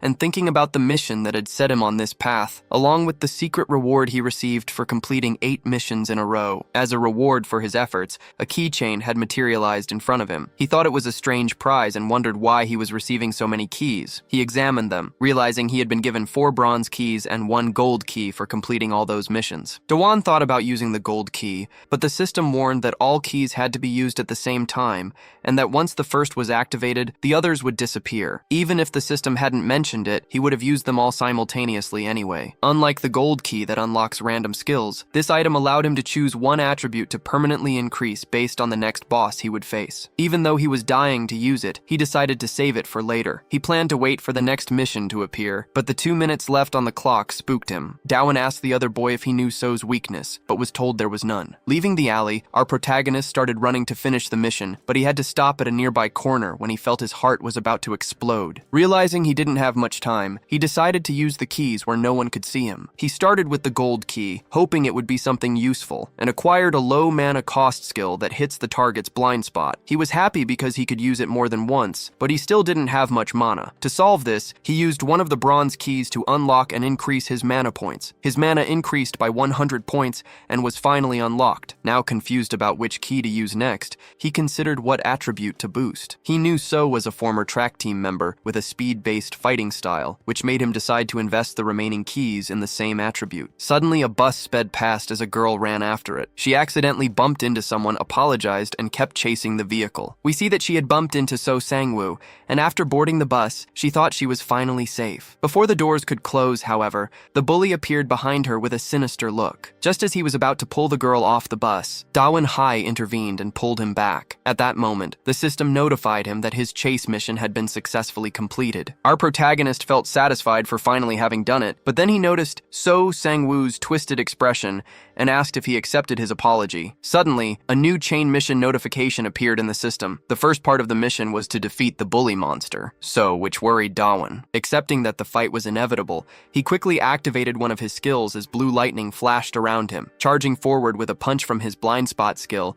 he landed a clean hit on So Sang-woo. Our protagonist believed that attacking was the best possible defense at this moment. After the blow landed squarely, the red-haired bully groaned in pain. His expression changed in an instant as his eyes filled with rage, and he started cursing at our protagonist. Finding it all very scary, our hero started running like there was no tomorrow. His strategy was to flee and then land more surprise blows on So Sang-woo. Within seconds, the bully caught up to our hero and stretched out his hand to grab his backpack. As soon as So Sang-woo grabs Da-won's backpack strap, he yanks it off and throws it to the ground. Da-won is surprised that So can run so fast even after taking a direct hit, which makes him suspect that the blind spot punch costs less mana because it deals less damage. Before Sang-woo can even ask if Da-won is faster, Da-won throws in more hits. Using a series of surprise attacks, he taunts the bully, claiming he was faster. Seeing Sang-woo start to cough after the combo, Da-won briefly wonders if his opponent just doesn't like to fight. Taking off his own backpack, Sang-woo says the boy has actually managed to really piss him off. Our hero notices that the backpack is so heavy it sinks into the ground when it lands, and he suspects it's full of rocks. Shocked by the backpack's weight, Da-won watches as So charges at him. He quickly prepares another blind spot skill, but this time he's surprised by a well-timed dodge from the bully. So demands Da-won repeat what he said, while landing several punches directly to his face. The sudden assault leaves our protagonist in shock as blood starts coming out of his nose. He tries to use his skill again, but the man dodges and Da-won realizes he's much faster than before. At that moment, the gamer understands the heavy backpack was limiting his enemy's speed and agility. With a dark and evil glare, the bully dares Da-won to repeat his taunt if he has the guts. A second later, Da-won takes a full punch to the chest and is sent flying away, unable to land properly as he bounces across the ground. After getting badly beaten, our hero realizes So Sang-woo has gotten much faster. He wonders how many times So has used his skill and considers using the Falcon's drop. He knows that dodging such a powerful technique is hard, but he's afraid he'll run out of mana. Da-won then wonders how he'll deal with someone so fast without any basic fighting knowledge. The shadowy bully interrupts interrupts his thoughts, asking if our nerdy hero would rather end up in a coma or paralyzed. Hearing this, Dawan immediately grits his teeth, realizing his enemy is far too dangerous. Even without knowing if it will work, he decides to take the risk and chooses neither option. Once again, our hero uses a combo of 3 blind spot strikes, but So Sang-woo dodges them all. While moving, he says those tricks and punches won't work on him anymore. But before he can attack, Dawan tricks him and manages to land a surprise hit. He lands a backhanded punch squarely on the red-haired bully's cheek. Dawan then decides to humiliate him, pointing out that he got hit right after claiming nothing would work. He adds that it wasn't even a fast move, yet he still managed to land it on So Sang-woo. In fighting games, there's a basic rule necessary for survival. Land a slow strike among fast ones, and a big hit among several small ones. Our protagonist calls this a feint, and it worked perfectly against his opponent. After all, everything he knows about fighting comes from games. He had to bet on that chance, and it seems to have paid off because as soon as he unlocked his attributes, he knew he wouldn't be able to beat So in pure speed. This is why he had invested all his points into attack rather than speed, effectively turning his hands into heavy blunt weapons with an attack power of 31. By thinking of the fight like a game, Dawan felt that victory was finally within his grasp. After all, while he might struggle in other areas of his life, he never lost when it came to games. Approaching this fight with that same mindset, he knew the first step was to analyze his enemy's attack and movement patterns. Based on So Sang-woo's fighting style, Dawan attempted another blind spot strike, but it missed. However, the attempt wasn't a total failure, as he had already figured out that So Sang-woo typically threw a fast punch immediately after dodging. His first priority was to defend himself and avoid taking a fist to the face. He planned to look for an opening to counterattack, but So Sang-woo threw a kick instead. The unexpected move caught Dawan completely off guard, and the kick connected squarely with his face, sending him flying. He hit the ground hard and slid across the floor before managing to steady himself. So Sang-woo declared with conviction that Dawan Ha would never beat him. At that moment, Dawan remembered he had been on the track team and knew how to kick as well. He realized that if the blow had landed on his head instead of his forehead, he would have been knocked out. Dawan decided he had to end this fight quickly, knowing that dragging it out would only lead to more injuries. He launched a swift and relentless assault, anticipating So's dodges, until he finally feinted and landed what should have been a solid, powerful blow to the stomach. In reality, however, the bully caught his arm, stopping the strike from connecting with its full force. With Dawan's hand trapped, So Sang-woo delivered a sudden upward kick to his chin. The kick was so powerful that blood burst from Dawan's mouth, and he nearly fainted from the impact. Mocking Dawan's tricks, the bully followed up with a punch to the face. He finished the combo with another kick that sent Dawan flying, sneering that his tricks were never going to work. With a look of pure hatred, So Sang-woo told him there was no turning back now. Dawan lay coughing on the ground like a defeated weakling. The kick to his chin had been so powerful that he could barely move. Crawling, Dawan knew he had to act fast before he was killed. He desperately opened his skills window, searching for anything he could use against So Sang-woo. He saw that his health was nearly gone, and that his attributes would only recover if he rested. Thinking quickly about how to use his remaining points, he noticed he only had one blind strike left. Just then, something in the skill's description caught his attention, and he went silent as he read it. He looked up to see his enemy preparing a kick that resembled a soccer move. Seizing the opening, Dawan used his blind spot skill and swept So Sang-woo's leg. The attack connected directly with So's heel, causing him intense pain. The moment his attack landed, Dawan smiled, happy that he had pulled it off. He realized that unlike the hawk strike, which had to hit the head, the blind spot attack was effective anywhere on the body. Based on the skill's description, Dawan had been trying to attack Sung-woo using only his fingertips. He finally realized, however, that the skill wasn't limited to just his hand. Understanding this was his only chance to use the ability effectively. He knew it was also his best shot at winning the fight. Dawan came up with a specific strategy to carry it out. He lunged forward and blocked Sung-woo's vision by yanking his hood down over his face, and the moment his opponent's eyes were covered, Dawan threw the first punch. Unfortunately, Sung-woo predicted the attack and pulled Dawan to the side. Spinning around, he landed a powerful kick that sent Dawan falling to the ground in a humiliating heap. Injured, Dawan watched as the bully picked up a heavy object, dragging it across the ground before getting a firm grip on it. Wielding the object, So Sung-woo remarked that he should have used it earlier. His mind drifted back to his time in school track competitions, where he felt immense pressure to be the fastest. fastest. For Sungwoo, it never mattered how he reached his goal, only that he came in first place. He remembered the devastating feeling of coming in second place. Whenever he failed to win, he would return home only to endure beatings from his father. The man was a narcissist who had never lost during his own school years and couldn't accept having a son who was a loser. After an accident, however, his father lost the use of his legs and was confined to a wheelchair. From then on, he told Sungwoo to remember that he was responsible for finishing what his father had started but could no longer complete. Desperate to meet his father's expectations, Sungwoo fought hard every single day. He ran until he puked, his backpack always filled with sand to make it harder. But despite all that grueling effort, nothing changed. He kept finishing in second place, making the glory of first place feel impossibly far away. Whenever he thought about giving up, he would remember his father's harsh, disappointed words. In a moment of total defeat, Sungwoo saw a new solution. In the middle of the night, he called the track team's #1 runner, asking to talk. When the unsuspecting boy showed up,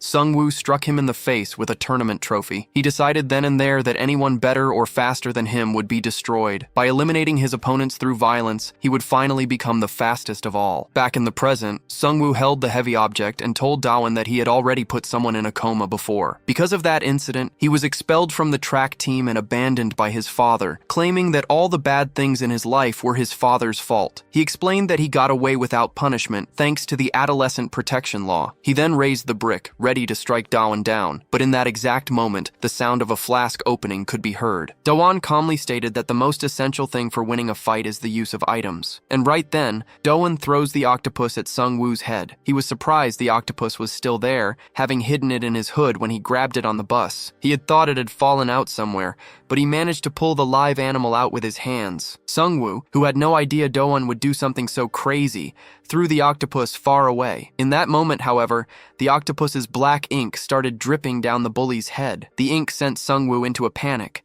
making him drop the brick as he desperately tried to wipe his face. Dawan explained that an octopus releases ink when it's squeezed, and now Sungwoo's vision was finally blocked. With only enough mana left for a single blind strike, Dawan knew he needed to deal more damage to win this fight. Thinking quickly, our hero formed a plan and charged at the blinded Sungwoo, preparing to attack. The enraged bully screamed that he couldn't see anything. Taking advantage of the situation, Dawan threw a powerful downward punch, hitting him squarely on the head. In his mind, he thanked Eren for the gift that had just saved his life. As he landed a headbutt with a special skill, he dedicated his victory to Eren. The blow sent the red-haired bully flying through the air. He crashed hard to the ground with his vision still blocked by the ink, and blood trickled from his mouth. Bragging about his victory, Dawan remarked that he was stronger than he looked. At that moment, a notification confirmed that the running mission was completed and Sungwoo was defeated. As a reward, our protagonist obtained another set of keys. He was surprised to receive more of them and felt that this had been his hardest battle so far. But just as he was about to say that, he felt a strange sensation go through his entire body. Suddenly, his legs felt weak, and he realized he couldn't stand upright anymore. Guessing it was because of his low health, he checked his status and noticed that his health points were slowly decreasing. The memory of collapsing in the karaoke bar from weakened health flashed through his mind, and he became afraid of passing out in front of Sungwoo, who could wake up at any moment. Looking for a way out of this suffocating situation, he opened his game attribute screen. He quickly used a golden key to unlock more health points, and his HP increased by 500. Seeing his health rise, he let out a relieved sigh and fell to the ground, finally safe. After using one of the keys, Dawan decided to use all of them at once, including another golden key. Upon using the second golden key, the system notified him that a new class and skill had been unlocked. The new skill, which cost 200 mana points, could deliver multiple massive and powerful attacks. He had finally regained the multi-punch skill that he had lost earlier, but he noticed that the mana cost was a bit too high. In the end, he decided to use his other keys to increase his mana points. After using the keys, he turned his attention to the octopus and thanked it. After all, if it were not for the small creature, he would have been eliminated. Dawan decided to take care of it since it was a gift from Aren, and named it Fofucho. Just then, however, a stray cat snatches the small sea creature in its mouth. The sight leaves Dawan completely shocked, and he immediately starts chasing after it. With tears in his eyes and rage in his heart, he desperately shouts for Fofucho, his new pet octopus. Hours later, Dawan is covered in scrapes and bruises from the chase. He holds a photo of the octopus and silently apologizes to Aren for not being able to save Fofucho in time. At that moment, his mother calls and asks if his first day of school went well. When Dawan tells her he almost died, she casually casually replies that she has to deal with similar things all the time. He acknowledges that she's busy with business trips and asks where she is now. His mother explains that she's currently living in the United Kingdom of Great Britain and Northern Ireland. After he expresses his confusion, she clarifies that it's just the UK and asks if he's eating well. Before hanging up, his mother reminds him not to forget his father's death anniversary. She explains that her schedule is too busy for her to visit the grave, so she asks Dawon to go in her place. His mother then says she has a lot to do and quickly says goodbye. After the call, Dawon looks at an old family photo from his childhood. He stares at the picture and a framed piece of paper for a moment before deciding to get something to eat, his mind drifting to thoughts of fried octopus. Meanwhile, in an abandoned building, two people are having a serious conversation. One of them reports that Sungwoo was defeated by the representative of Boromai Dong. The man holding a tool asks for confirmation, and his underling affirms that the report is true, adding that Ji-Baek Chang, the second-year representative of Bangshan Dong, had ordered them to keep things discreet. Nearby, Sungwoo is tied to a chair, forced to listen as his superior states that if the Bangshan representative finds out they lost to Boromai, he will be furious. Baek Chang then kicks Sungwoo's chair, sending it sliding across the room, and yells that he gets pissed off when a weakling ruins everything. He reminds Sungwoo that they agreed to take care of him after his father's death, but he repaid them by acting like a fool. Noticing an open backpack filled with sandbags, Baek Chang mockingly asks if Sungwoo still has not moved on from track or his father's death, declaring that he hates all this obsession. Turning to his subordinate, Il Seok, Ji-Baek Chang announces that he will handle the situation himself and orders him to bring Dawon Ha, the representative of Boromai Dong. The next morning at school, Dawon's friend Jahan comments that the red-haired bully did not show up for class. Jahan finds this strange, noting that he usually never misses a day, which makes Dawon wonder if the bully's absence is because of their fight. As he considers the reason, Dawon thinks it would be better if he never came back to school at all. He begins to believe that after defeating Sungwoo, he might finally get to enjoy a peaceful school life. His thoughts are abruptly interrupted when a student bursts into the classroom, shouting Dawon Ha's name. The panicked student explains that some strange people have entered the school and are looking for him, asking what the hell he did. Before Dawn can answer, another group appears at the doorway, announcing that they have found him. Several intimidating bullies then stride into the room, asking if this is class 3 of the second year. Before the student could even answer, the thug began slapping him across the face. Dawon was completely shocked and started sweating with fear as a very tall, bald man stepped forward, saying it was a pleasure to meet Dawon Ha Sunbae. Hearing the man call him Sunbae, Dawon assumed he must be from the bully club. The bald man creepily told Dawon that he needed to come to Bangshin with them. Dawon immediately refused, as his instinct screamed that he would be eliminated if he accepted the offer. The bully immediately declared they would take him by force, but first, he had a question. He asked if Dawon could handle the 10 bullies currently in the classroom. Dawon knew it was impossible to fight 10 guys alone and desperately wondered if there was any way to escape. Suddenly, someone else entered the room and told the idiots to come to him instead. It was Han Eun-sung, who demanded to know what the Bangshin thugs were doing in his district and his school. The bald man seemed to find Han Eun-sung's presence at the scene unusual. One of the student council members angrily approached and began to mock Han Eun-sung. Before the council member could even finish saying they had united to beat up the nerd, Han kicked him squarely in the face. The kid was left with broken legs, screaming in agony, while Dawon could only watch in shock. Han declared that they couldn't take the nerd, and if they wanted to try, they would need to answer a question first. He then asked if the 10 bullies thought they could handle him alone. Dawon Ha was stunned, wondering if it was even possible to hurt someone that badly with a single strike. Enraged, another council member charged at the white-haired man, but before he could even get close, Han swiftly punched him in the face. The underling was left with a bruised face, while Han Eun-sung maintained a serious expression. A chubby guy then tried to attack from behind, lifting a chair to hit Han by surprise. He screamed as he slammed the chair down,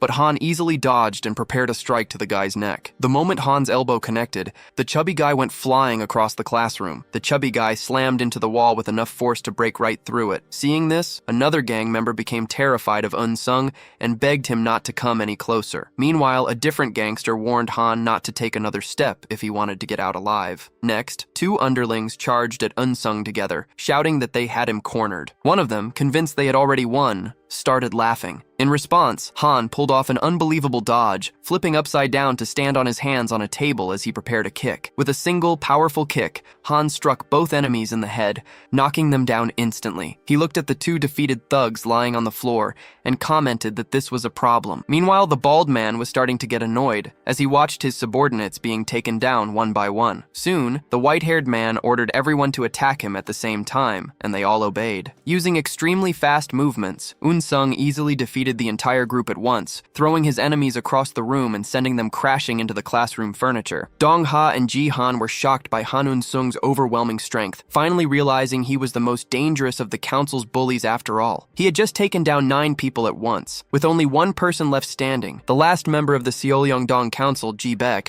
struck a fighting pose. Sung acknowledged that he was the last one and charged forward, aiming a punch directly at his chin. However, just before the punch landed, Sung stopped his fist. He then ordered the Seollyeongdong Council members to clean up the entire mess. Turning his back on his enemy, Sung began to walk away, telling Ji Baek to make sure the chaotic scene was cleaned up properly. Furious, the bald man asked if Sung really thought he would get away unscathed, warning that the Bongshan district wouldn't let this slide. Before leaving, Sung ignored the threat and called out to Dong Ha. He invited the protagonist to join him in the cafeteria during their break. As they walked together, Dong Ha thanked Sung for his help back in the classroom, feeling happy and relieved to be on the same side as him. But his relief was cut short when Sung suddenly startled him by whispering in his ear, asking what his true intentions were as a member of the Bully Council. He was also curious about why Do-won had fought So Sung-woo from Bongshan. Thinking carefully before speaking, Do-won knew that if he gave a good reason, Han wouldn't ask again. He decided to pretend he had a wicked personality he didn't actually possess, claiming to be a bully hunter. A moment later, he realized his mistake, remembering that Sung was also a bully, and hoped he hadn't caused any offense. Noticing a strange reaction from the white-haired man,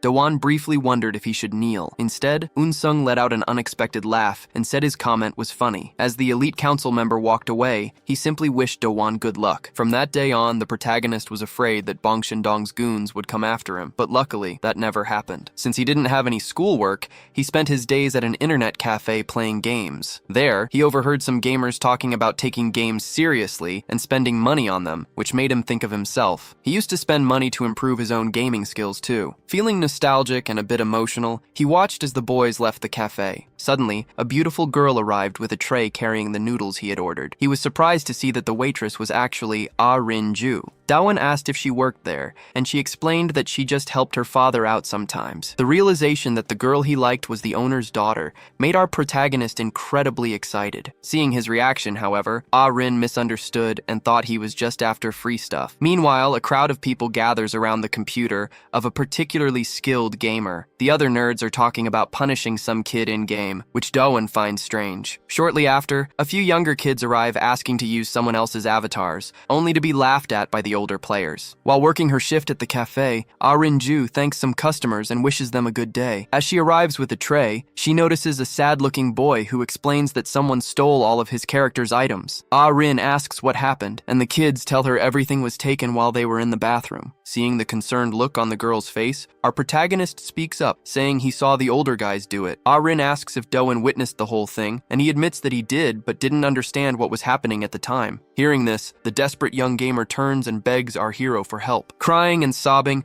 the little boy pleads with Do and Ha to help him recover his stolen items. The moment he hears the kid's plea, a system mission appears for our hero, just as he had anticipated. The objective is to defeat the thieves who stole from the child, with the reward being a key. However, the protagonist is surprised to see that he must defeat 4 thieves, not just one. Sweating and in shock, he knows he isn't capable of beating 4 people by himself like Han could. Before he can even think about refusing, the system informs him that a secret mission also comes with a secret bonus. Outside the internet cafe, the 4 thieves are already putting the child's items up for sale. The delinquents talk about going for drinks after they make some money from the stolen goods. Just then, one of the thieves is struck in the head by a blind spot attack from Do and Ha and gets injured. As the man falls to the ground, our hero explains that as a fellow gamer, he was pissed off watching them. At the same time, the system reveals the secret reward, a date with Rin-ju. Excited by this new information, Do-won calls the rest of the thieves out for a fight. We see a quick flashback of the gamer boy, Rin, and another child desperately asking for help, while Do-won was staring at the secret reward on his screen. Back in the present,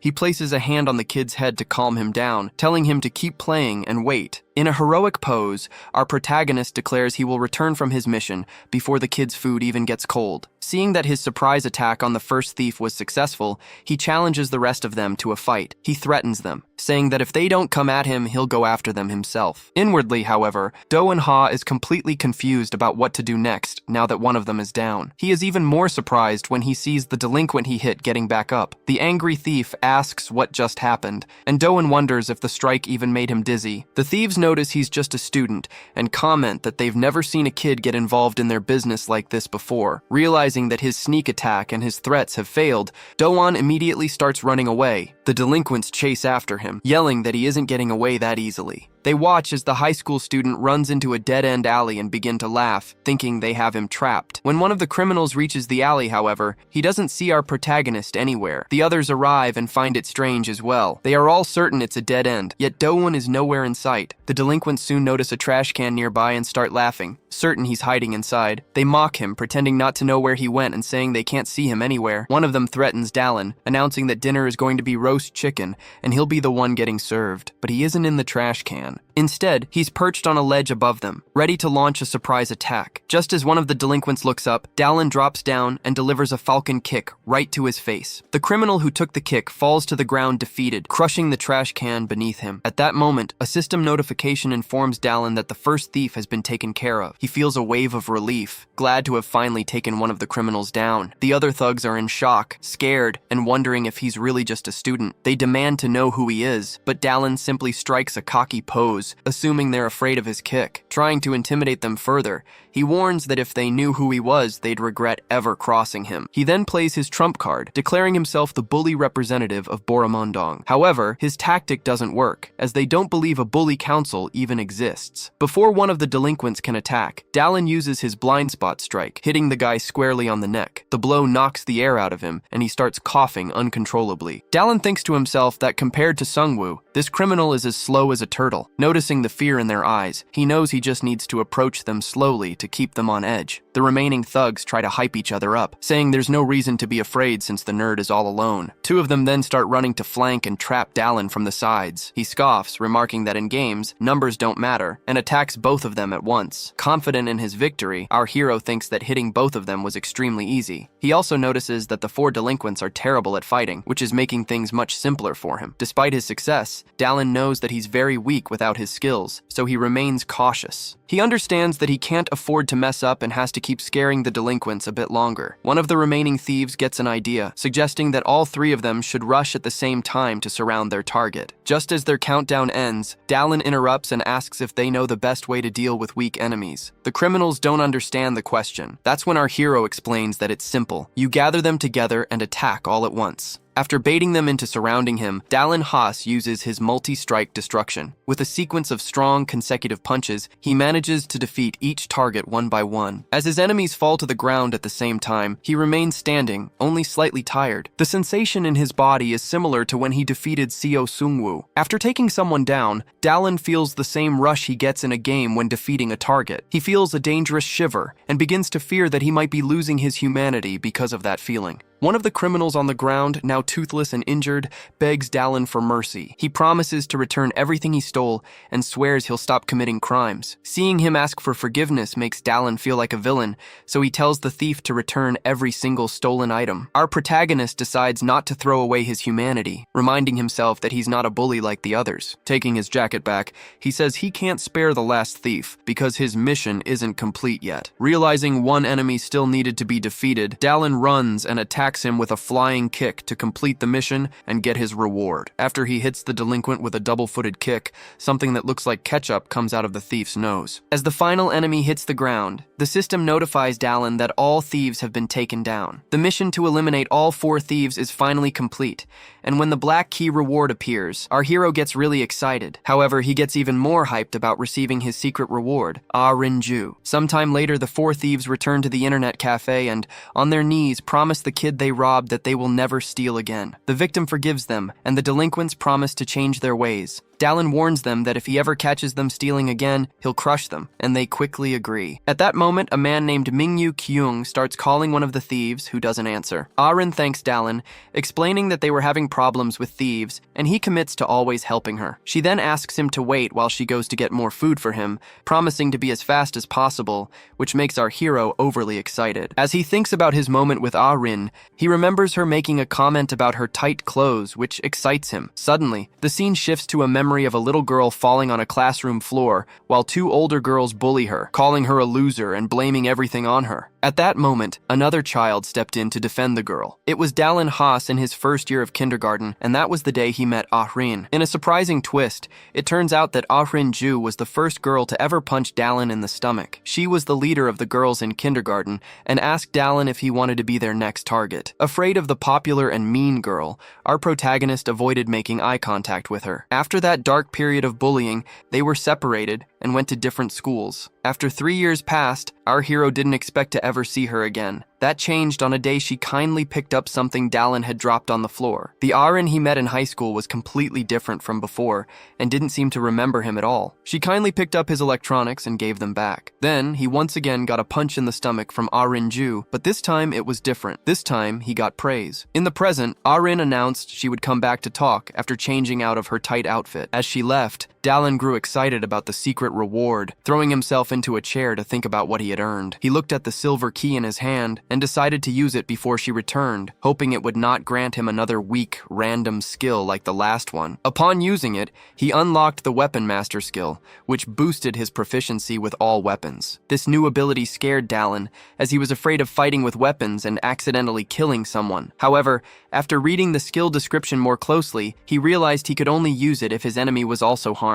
Just as he was reading the system's message, Arin Ju returned and asked what he was doing. His expression immediately changed as he was dazzled by how beautiful she looked in her dress. Dallin complimented her, saying the outfit suited her really well, and a relieved Arin thanked him. She then asked what he wanted to eat, and he suggested a steakhouse. Arin mentioned that she loved eating spicy rice cakes, and Dallin quickly agreed, saying he loved them too. She clarified that she was thinking of a different kind of food, and he went along with it, thinking it would probably go well with the spice. To his surprise, he was presented with a strange dish of noodles mixed with chocolate and mint. Dallin wondered how he was supposed to eat it, but Arin immediately made a sad face and asked if he did not like her choice. He quickly pretended to enjoy it, stuffing his mouth and claiming he could not stop eating. Her expression brightened instantly, and she asked if he really liked it, to which Dallin confirmed he did. Although she noticed he was not actually chewing, Dallin Ha felt happy just to be on a date with Arin. He realized this was only his second date ever, and the last one had been forced on him by a mission. This made him question if a date offered as a secret reward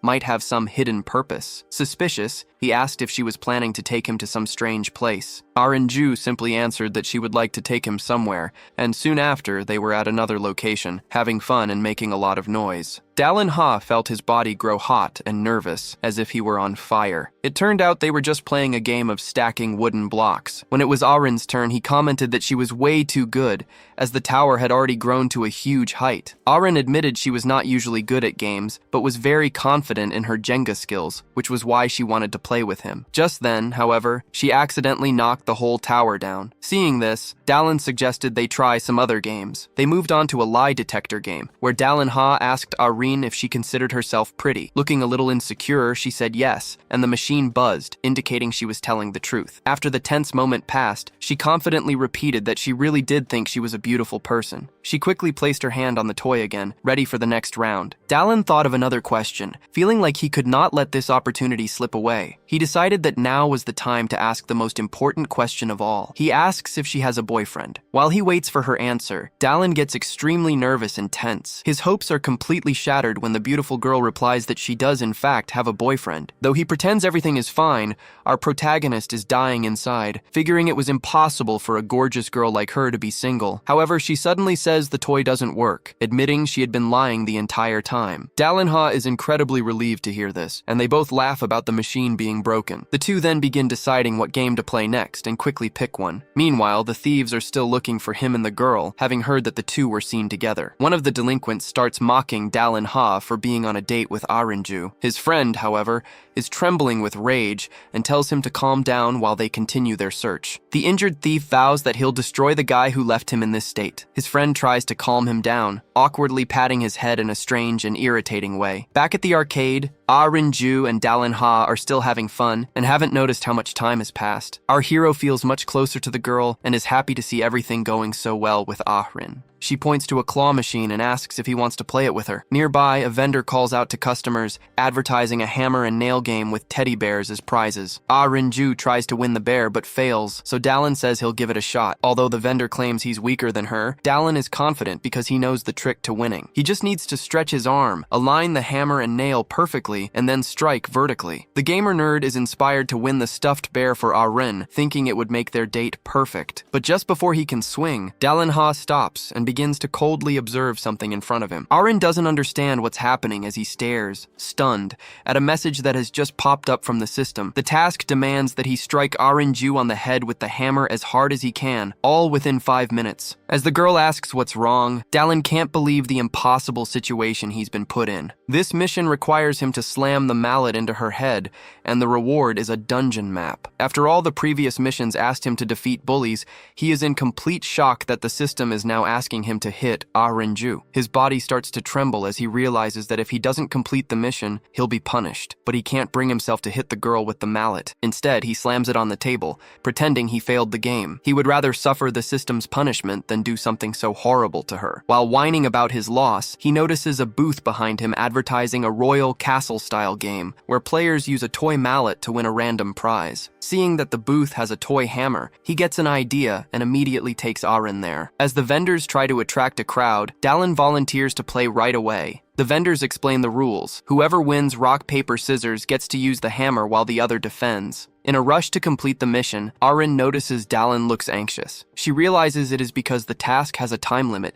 and there are only 3 minutes left. So, he and the girl play rock, paper, scissors, and by a stroke of luck, Dallin wins. Seeing his victory, he impulsively grabs the toy hammer, silently apologizing to Arin before attempting to hit her with the mallet. Dallin looks on eagerly, but Arin expertly defends herself by placing a pan on her head. They play another round of rock, paper, scissors, and once again, Dallin wins. He quickly tries to strike her with the mallet, but she blocks it with the pan just like before. After that attempt, it is Arin's turn with the hammer, and she tries to hit Dallin, who manages to defend himself. This makes Dallin wonder how she is so good at the game, seemingly able to predict his every move. Meanwhile, Ahrin is thrilled to have found another game she excels at, which only makes Dallin more anxious. Dallin begins to panic as he sees less than 10 seconds remaining on the mission timer. Excited, Ahrin starts preparing for another round, but before she can even finish the rock, paper, scissors throw, Dallin takes advantage of the moment and hits her on the head with the mallet. His desperate act leaves the onlookers in complete shock. Seeing what he has done, Dallin is certain he has messed everything up again. But at that exact moment, a system notification announces that the mission is complete. Another message follows, indicating that he will receive the reward, and a bag appears. With the reward in hand, Dallin tells the vendor that the hammer broke, and the man tells him to just keep it. As night falls, the two friends walk down the darkening street. Dallin sweats nervously, filled with regret, and thinking he should have just failed the mission and accepted the penalty instead. He finally asks Arin if she is mad at him, but she just starts laughing uncontrollably. Seeing her laugh so loudly and without stopping,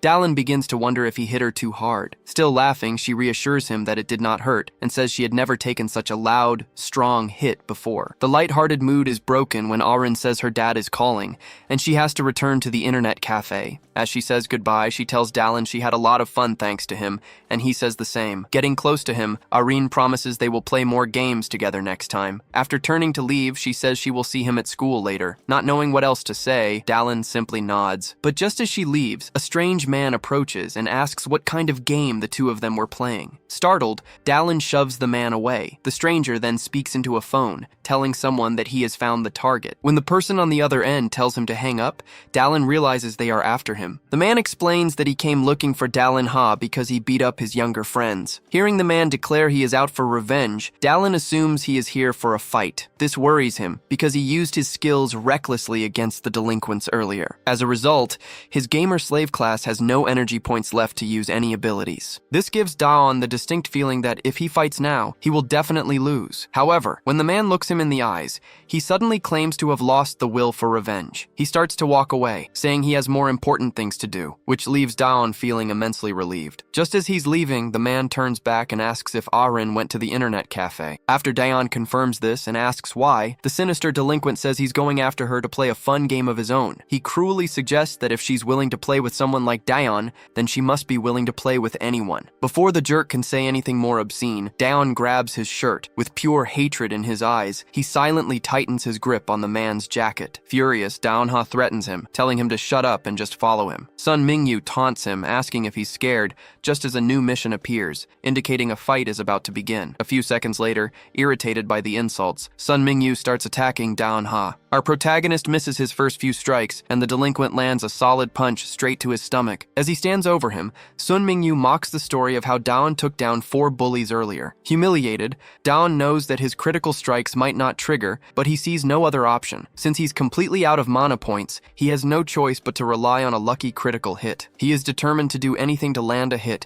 and keep Sun Mingyu away from Arin. The man continues to mock him, repeating words Daon would have used about not letting him touch his girl. At that moment, Sun pulls out 2 golden brass knuckles and declares that he won't tolerate such disrespect. Seeing the weapon, Daon wonders if it officially counts as a dangerous weapon. Mingyu then runs toward our hero, shouting that he's going to knock all the teeth out of his mouth. But before the criminal can even get close, Daon lands a surprising hit right on his chin. Using a weapon of his own, Daon strikes several times in a row, but Sun manages to block the blows. Finally, our protagonist delivers one last powerful hit that sends the man flying backward, though Sun Mingyu manages to land on his feet. Injured, Sun wonders where Daon even got a club from, and is stunned when he spots a bag on the ground from the Royal Castle toy store. As Daon calls for him to continue the fight, the system announces that the Weapon Master skill has been successfully activated. The system description explains that the skill only activates when fighting an armed opponent. The protagonist now stands holding a toy hammer with energy emanating from it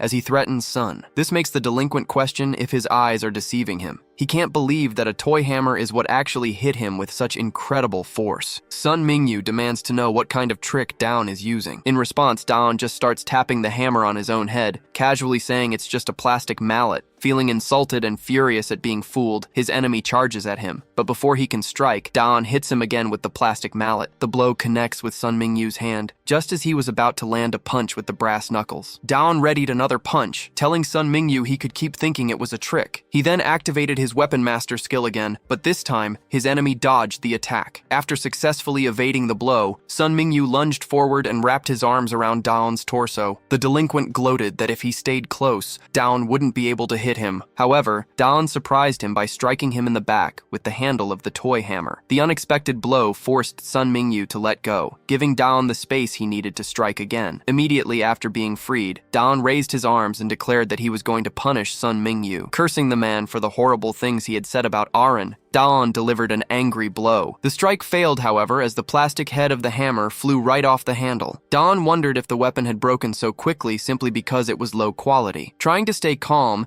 he considered if it was still usable in some way. Just as the thought crossed his mind, a system message appeared, stating that damaged weapons do not trigger the skill effect. The notification left Daon in shock, as he saw no way to win without a weapon. Desperately, he scanned his surroundings, wondering if there was anything nearby he could use as a replacement, even something as simple as a trash can. Noticing that Daon was in trouble, Sun Mingyu moved in to land another punch. His fist, armed with the brass knuckles, slammed into Daon's face, sending a spray of ketchup flying. After the attack, he taunted Daon, asking if he could do anything without his little mallet. As he fell to the ground in great pain, Daon wondered what kind of power he had just been hit with. The golden brass knuckles made the pain feel completely different from a regular punch. Following that initial blow, Daon was hit with a flurry of hard punches. After landing a full-force punch to Daon's stomach, Sun Mingyu got an idea. He declared that he was going to beat Daon until he was nearly eliminated and then take him to Orinju. He finished by saying he would do obscene things to the girl right in front of Daon. Sun Mingyu boasted that he would avenge his Protagonist and fulfill his own desires all at once. In response, Daon sarcastically asked if he got those villain lines from a movie or a video game. He then questioned why Sun Mingyu wanted so badly to be a villain and do evil things, but Sun Mingyu just scoffed, saying the answer was simple. As he prepared a downward punch,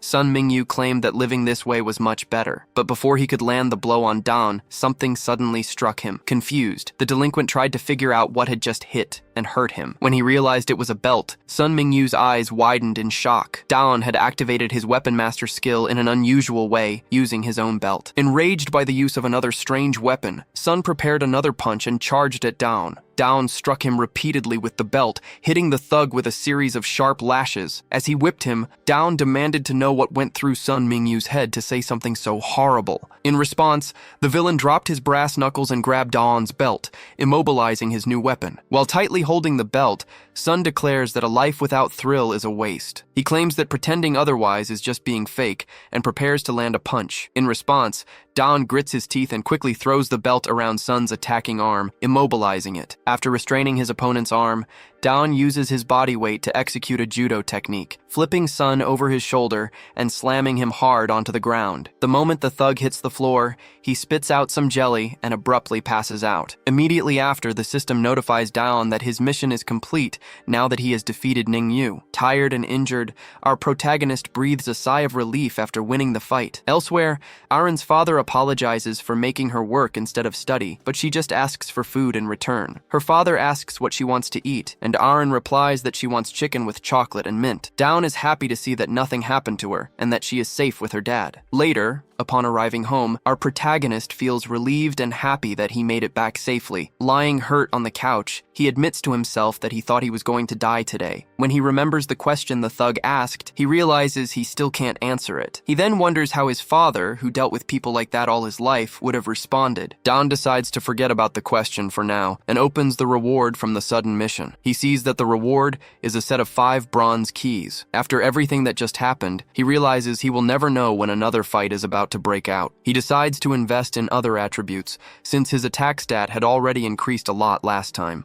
He spends his bronze keys to boost his agility and defense stats by 3 and 2 points respectively. With all of his attributes increased, he ignores the spirit stat because he still does not know what it is for. Seeing the bag on the table, he decides to check the reward from the Hammer Game mission. Daeon is confused when he sees he received a dungeon map as a reward. Ignoring the system window, he wonders if this could possibly be a map to a real-life dungeon. He imagines dungeons like the ones in games, with giant gates suddenly appearing. When he looks inside the bag at the reward, however, he cannot believe what he sees. Breaking out in a cold sweat with his eyes wide, Dawn realizes it really is a dungeon map. The system calls it a dungeon map, but all he sees is a real estate pamphlet. He wonders how this map of the royal castle, which is actually an apartment complex, could possibly be a dungeon. Noticing a construction date on the pamphlet, he assumes it must be the mission's deadline. This makes our hero question whether the construction site is the actual dungeon. A notification then appears, stating that the mission opens in 5 days and is recommended for a group. He realizes he needs a party of 2 or more people to explore the place,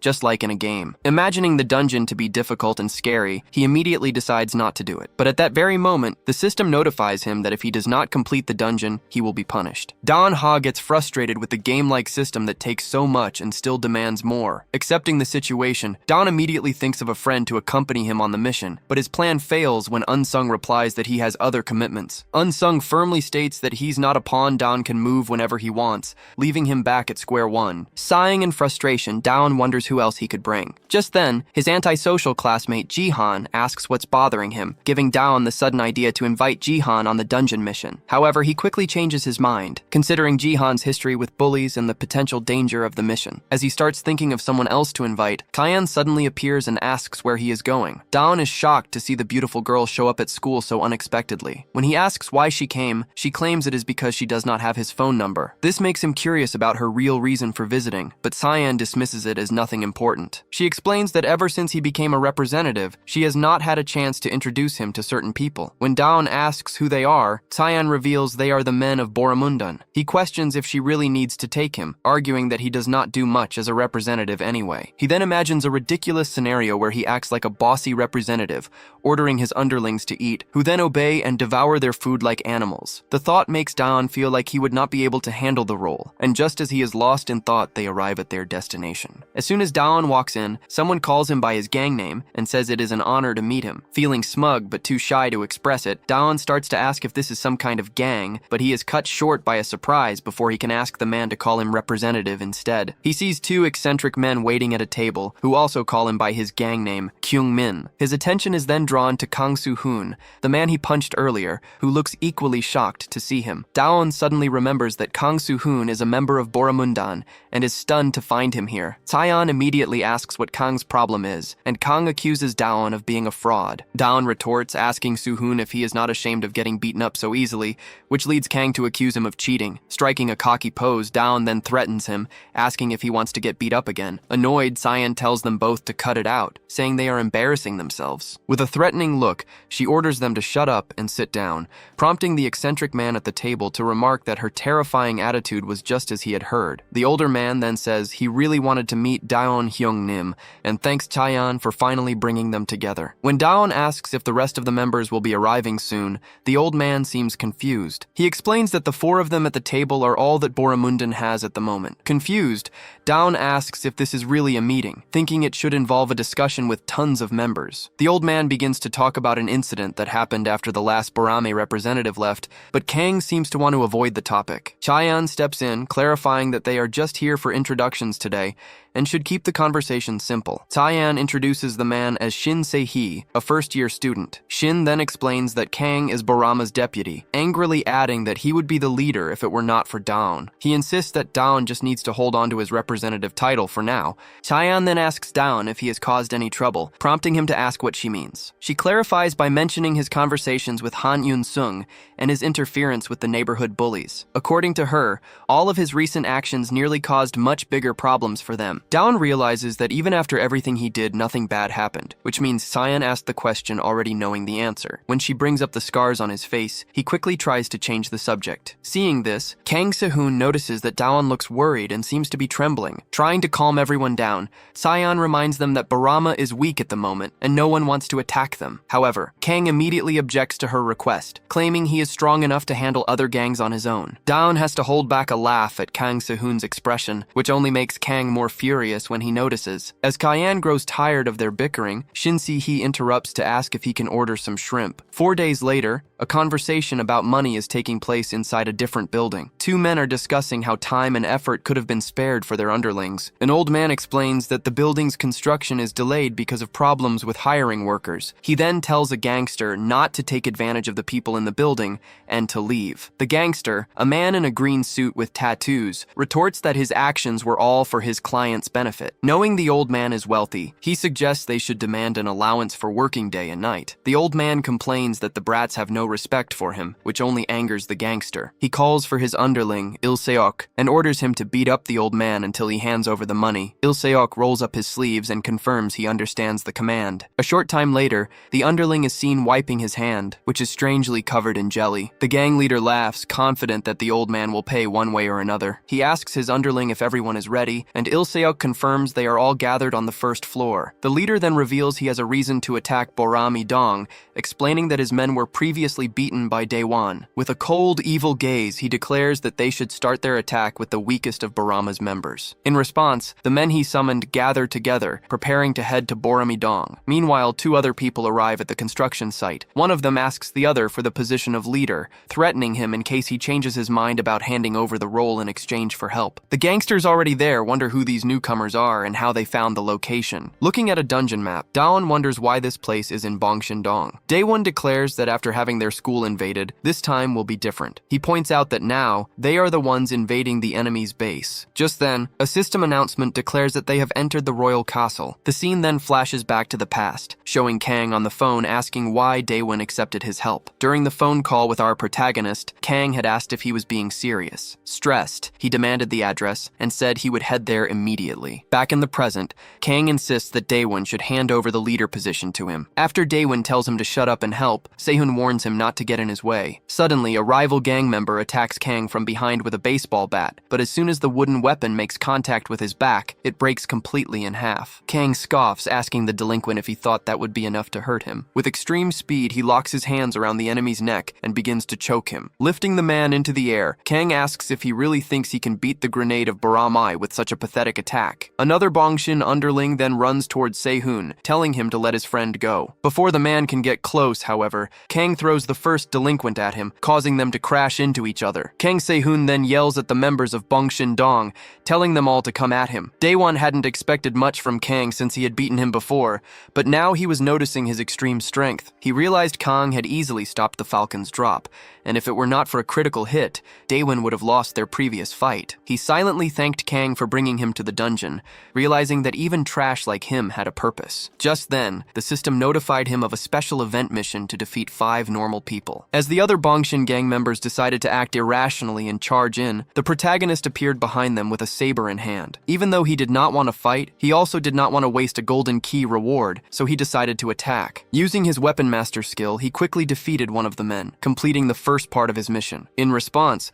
a friend of the man Daewon defeated got angry and charged at him with a metal pipe. Avoiding the hit, our protagonist trapped the pipe with his foot. He commented that characters with iron pipes are always weak extras before striking the man with his saber. After being hit square in the face by Borame's representative, a stream of what looked like strawberry jelly came out of his nose. Finally, the protagonist struck his saber hard into the thug's stomach, slamming him into the ground. At that moment, the system announced that the second normal monster was defeated, with 3 more to go. Our hero felt great using the weapon master skill, which significantly enhanced his saber's power. Nearby, Kang Sehun was surprised by Daewon's techniques, realizing he really knew how to fight. As he glanced at his comrade's feet, 2 other men arrived to attack and surround Kang. He dodged the first one easily, ducking his torso without even moving his feet. Immediately after, he delivered a powerful upward punch straight to the enemy's chin. The other thug took advantage of the opening to attack him from behind with a pipe. Kang calmly absorbed the blow, his body toughened by experience, and retaliated with a punch to the man's face. In moments, the thug fell to the ground, badly injured, with a lot of what looked like ketchup pouring from his face. Noticing another enemy ahead, Kang decided to ask him a question. He asked if he was there too, referring to the Bongshin assemblyman, Ji Baek-chon. Sipping whiskey, the assemblyman of Bongshin Dong asks if his vassals have already left. His subordinate, Il-seok, tries to call them, but no one answers the phone. Since Ji doesn't want to go after his experienced men himself, Il-seok decides to go check on them. Meanwhile, our protagonist defeats 2 more enemies for his event mission. Tired and sweating,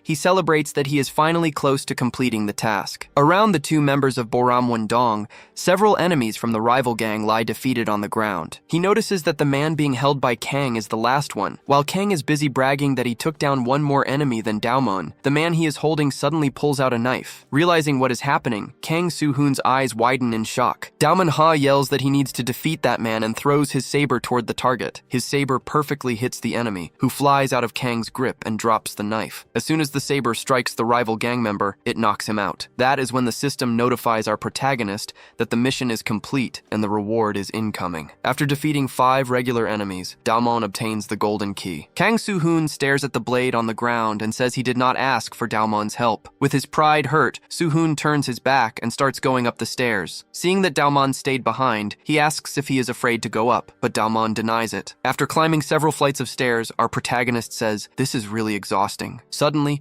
a voice from above remarks that this is an unexpected sight. The man, Il-seok, says he never expected the Sambas to come to their base in the royal castle. Daomon remembers this is one of the guys who invaded the school along with the others they fought. Kang assumes that if Seok is here, then Ji Baek-chang must be here too. Soo-hoon then walks right past the delinquent, heading straight for the Bongshin Dong assemblyman. Annoyed, the subordinate Il-seok asks how he dares to ignore his presence. Before he can hit Kang, Daomon Ha strikes Seok's blind spot from behind. Noticing that the final boss is on the top floor, Daomon decides to take on his subordinate. He tells the vassal to grab a paint roller as a weapon so they can fight fair. At the same time, Kang Soo-hoon reaches Ji Baek and says it has been a while since they last met. The Bongshin Dong assemblyman gets excited to see him there. He starts mocking Kang Soo-hoon for losing the class representative position to some random nerd. In response, Kang calls Ji a coward for doing everything from the shadows without his leader knowing. Bothered by this, Baek says he hates people who only bluff. As soon as Kang tells him to see if he is just just bluffing. They start fighting. While all this is happening, our protagonist drops his red saber. Pinned down by Seok, Daomon realizes he is screwed, having mistaken his opponent for just a regular enemy. Seok revealed himself to be an elite monster, boasting that he could defeat Daomon with just one hand. While Daomon tried to process what an elite monster even was, Seok explained that he was unlike the others. But before he could eliminate his opponent, Daomon landed a swift kick to his groin. After hitting him, Daomon was honestly surprised that Seok had managed to block such a surprise attack. He quickly jumped back to create some distance, declaring that he was also different from the other bullies. Meanwhile, a system message appeared, announcing that the dungeon would grant him a reward once it was cleared. Since he was already locked in combat with Seok, Daomon decided to see it through to the end, vowing that this place would be his opponent's grave. Seok shot back that it would be a grave for both of them. Charging at Daomon, he yelled that the Sunbai wouldn't make it out of this. Daomon remembered a key lesson. Instead of simply using a blind spot to attack, it's more effective to use it to break an opponent's pattern. He knew that hitting one blind spot would create an even bigger one due to the impact. Using this technique, he managed to land a clean punch right on Seok's face. Thrilled to see his strategy working, he immediately used his blind spot technique again, connecting with another punch to the delinquent's face. This created an even larger opening, allowing him to deliver a long sequence of punches that he called a beating. Daomon planned to keep up the assault, but an unexpectedly quick punch from Seok came out of nowhere. The punch from the Bong Shindong delinquent seemed to hit him squarely. Seok then admitted that he had gotten really scared when Daomon called him an elite monster. However, Daomon blocked the punch and realized it wasn't as powerful as he'd expected. His body was definitely stronger after the status boost. Happy to have deflected the blow with his arms, he declared that today, Seok was the one who was going to get pummeled. His opponent was stunned, wondering how he had managed to block the punch so quickly. Seok then said he had been observing his opponent and had some interesting information about him, mentioning something about him hiding from the sunlight. He continued, stating that anyone who walks among delinquents knows they are a non-profit institution. He explained that the organization only emerges with the ideal of guiding troublemakers to the right path and supporting them. He then revealed it was created by Hyejin Oh, Daomenha's father. Seok cruelly corrected himself, adding that since his father was no longer alive, he should just call him a cold corpse. Extremely angry, Daomon rolled up his sleeves and warned him not to talk about his father that way. The scene then cut back to Ji Baek and Kang Soo-hoon, who were locked in a strength clash, both trying to overpower the other. Ji said he had planned to take down Barama today and asked how Kang had ended up there. In response, Soo-hoon simply said he was following their leader, Daomon. Hearing this, Ji Baek Chang concluded that the Barama representative must also be nearby. Feeling like it was his lucky day, Ji Baek Chang threw himself to the ground to set up a kick. As soon as his back hit the floor, he drove his foot right into Kang's solar plexus. Excited,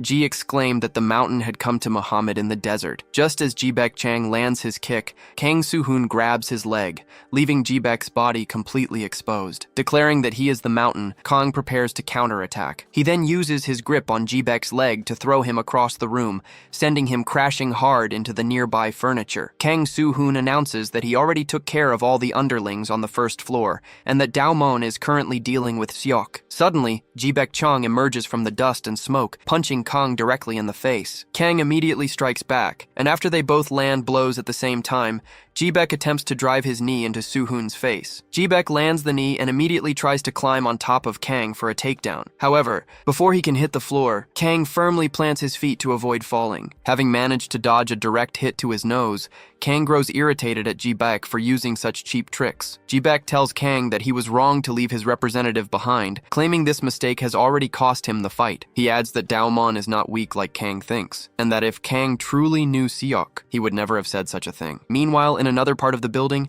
Daomon lands another punch to Seok's stomach by exploiting his blind spot. Daomon follows up with a punch to the face, but he's starting to realize something is wrong. No matter how many times he hits Seok, whether with kicks or even his falcon drop, none of his strongest moves seem to have any effect. It doesn't matter how long he fights, because Seok just keeps getting back up like a zombie. Back in the other room, Ji Baek boasts that to this day, he has never seen his bodyguard lose even once. Daomon, still fighting, wonders what is wrong with Seok and how he can be so resilient. He can't understand understand how Seok hasn't passed out or been defeated yet. Realizing he only has enough mana points left for multi-hit attacks, Daomon decides to end the fight with a single, powerful ability. However, just as he is about to use his strongest move, Seok cancels it with a swift punch to the face. As Seok prepares another strike, he comments that Daomon seems to have already grown tired of fighting. At that exact moment, Daomon lands an unexpected blow from Seok's blind spot. Seok dodges the attack and taunts that Daomon Ha is way too slow. He then lands a punch to Daomon's stomach, saying Daomon must have gotten excited because he mentioned his dad. Seok asks if Daomon understands why he brought his father into the conversation. Before explaining, Seok lands another powerful punch to Daomon's stomach and says it was because he felt bad for Hajin, Daomon's father. Seok claims that Hajin-oh must have died feeling like his mission was accomplished, believing he had helped change the lives of bullies. But instead of honoring that legacy, his son Daomon decided to side with the bully council, going against everything his father stood for. Seok then adds that he acts differently from other delinquents and shouldn't be called one. He continues, saying that Hajin-oh must be sad in heaven watching his son go down this path. Seok tells Daomon that if he looked closely, he would see he was throwing his life away. As he speaks, Seok prepares another punch and easily lands a direct hit on Daomon's face, or so he thinks. To his shock, Daomon takes the punch and barely moves. With Seok's hand still pressed against his cheek, Daomon stands unmoving as he remembers to grab the golden key, recalling that he had unlocked a unique skill class through the mission reward. Grabbing his enemy's clothes, our hero said he would say this one last time. Filled with rage, Daomon Ha told Seok to never speak of his father like that again. Suddenly, he was hit with a memory from his childhood, a time when he used to play video games with his dad. He recalled a special move from one of those games called the Stunning Blow. In the memory, a younger Daomon was having a great time playing alongside his father. The game's story involved a knight rescuing a princess who had been captured by the Demon King's army. The knight would knock out every enemy, using his stunning blow to fight his way to the top of the castle and save her. However, no matter how many times he hit the final boss with that move, the Demon King would never fall. The knight in the game had no choice but to get up and try again and again after each defeat. Little Daomon would cry and ask his dad if the game was impossible to win. But his father never gave up, always pressing continue after being completely annihilated. Back in the present, Daomon realized that after using his golden key, he had unlocked that very same skill. The stunning blow cost 90 points and was designed to knock a target down. Gripping Seok's clothes tightly, our protagonist repeated his earlier warning. He told Seok not to speak of his father again, and then threw him over his shoulder, activating the exclusive skill. With the stunning blow, Daomon slammed the man fiercely into the ground. A cloud of dust rose from the impact as Daomon told him to respect boundaries. But when he looked at the spot where the delinquent should have been, there was nothing there. Before he could react, Seok grabbed him from the side and threw him to the floor as well. The thug pulled our protagonist's leg hard, slamming him down with incredible force. As his head hit the ground, Daomon was in shock that Seok was still moving, wondering what the guy's body was made of. In a cold tone, Seok asked if he was done talking. Meanwhile, Kang faced off against Jibek Chang, who asked what he planned to do. Rushing at the Boromai assemblyman, Kang declared that the rep was screwed. Kang Si-hoon agreed, saying there was nothing he could do about it. He took Jibek Chang down with a high-speed charge, telling himself this was not the time to be thinking about Daomon. He added that he did not care whether the rep lied or got taken out in a duel. Laughing, Jibek used the fall to his advantage, placing his hands on the ground to land a kick. He said he hated to spoil people like Si-hoon and launched a two-footed kick from below. Jibek Chang taunted that Kang should at least pretend to care, since Daomon was his leader. In response, Kang asked if Jibek cared about his own leader. After sweeping Si-hoon off his feet, the Bongshin delinquent asked why he should care, stating that the Bongshin Dong rep was nothing like the leader of Boromai Dong. While receiving a series of strong punches from his enemy,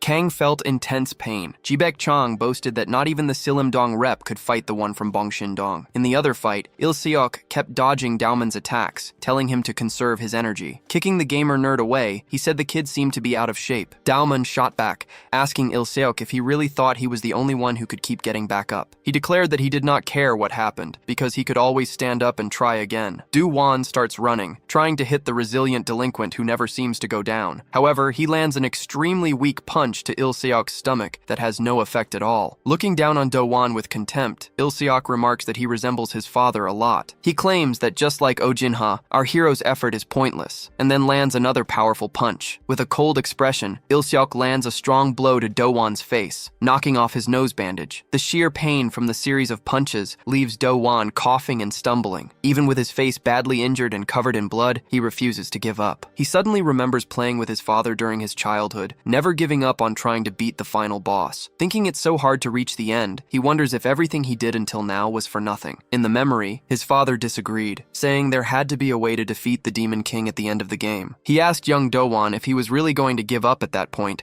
causing the boy to hesitate. Convinced by his father's words, he decided to keep trying until he finally defeated the boss. Back in the present, Il-seok says Do-won's efforts are useless, but he still refuses to give up. Just as Il-seok goes to say Do-won's punches are weak, he gets hit by a critical blow and is sent flying. At that moment, the game system notifies Do-won that he landed a critical hit with that strike. Impressed by our protagonist's overwhelming strength, the delinquent widens his eyes. He grabs the ground with both hands to stop himself from being thrown even farther. Do-won concludes that even if Seok claims he never falls, he is still just a normal human. Shocked by the nerd's strength, Il-seok asks if he saved all his energy for that one last punch. Getting back up again, the delinquent insists it was useless because it still wasn't enough to defeat him. He declares that it's impossible for Do-won to beat him and lands another punch in his stomach. In response, blue magic lightning bursts from the protagonist as he disagrees with the thug. He says he learned this in a game, leaving the delinquent completely confused. Do-won then grabs Il-seok's face, throws him backward, and declares that no enemy is invincible. Screaming with all his strength, the boy remembers that this skill has a secret. His mind flashes back to another childhood memory, triggered by a loud sound coming from the TV. Little Do-won was exhausted and catching his breath,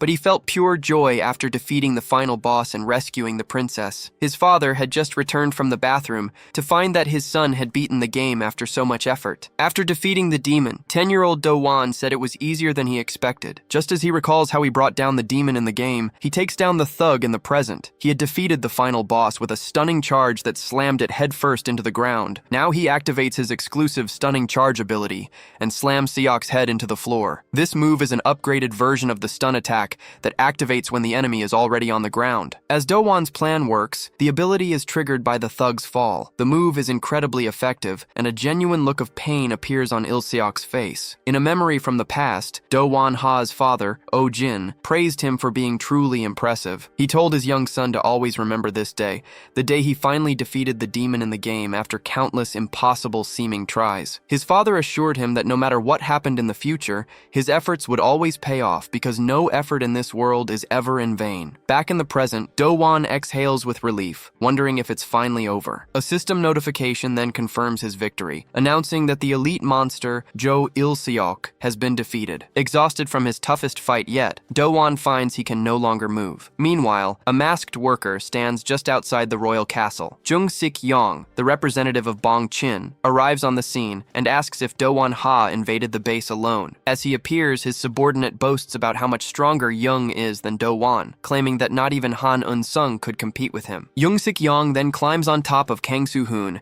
and unleashes a non-stop barrage of powerful punches. Suddenly, despite being beaten down, Kang Soo-hoon grabs the subordinate, Ji, by the neck, telling him he talks too much. As he strangles his enemy with intense force, Kang declares that all the representatives can come at him. Even while severely wounded, he gives a sinister smile and vows to wipe them all out. Struggling to break free, Ji is left out of breath and close to passing out as he curses at Kang Soo-hoon. Lacking the strength to escape the chokehold, Ji faints, muttering that sometimes you have to fight dirty. As soon as the subordinate passes out, Kang Soo-hoon remarks that he should dress properly before saying something like that. Sometime later, Do-won is seen climbing the many steps of a staircase toward the top of the building. He encounters no henchmen along the way, realizing he just needs to reach the rooftop. The silence of the place leads him to assume that Soo-hoon must have defeated Baek. However, upon arriving, Do-won is shocked to find his companion lying unconscious against a pillar. He sees Ji Baek standing nearby, his hands covered in what looks like tomato sauce from the brutal beating he gave Soo-hoon. In a crazed state, Ji Baek yells that he loves it when idiots let their guard down. He mockingly asks if they really thought he would pass out from a simple chokehold. As he prepares to stomp on Kang Soo-hoon's face,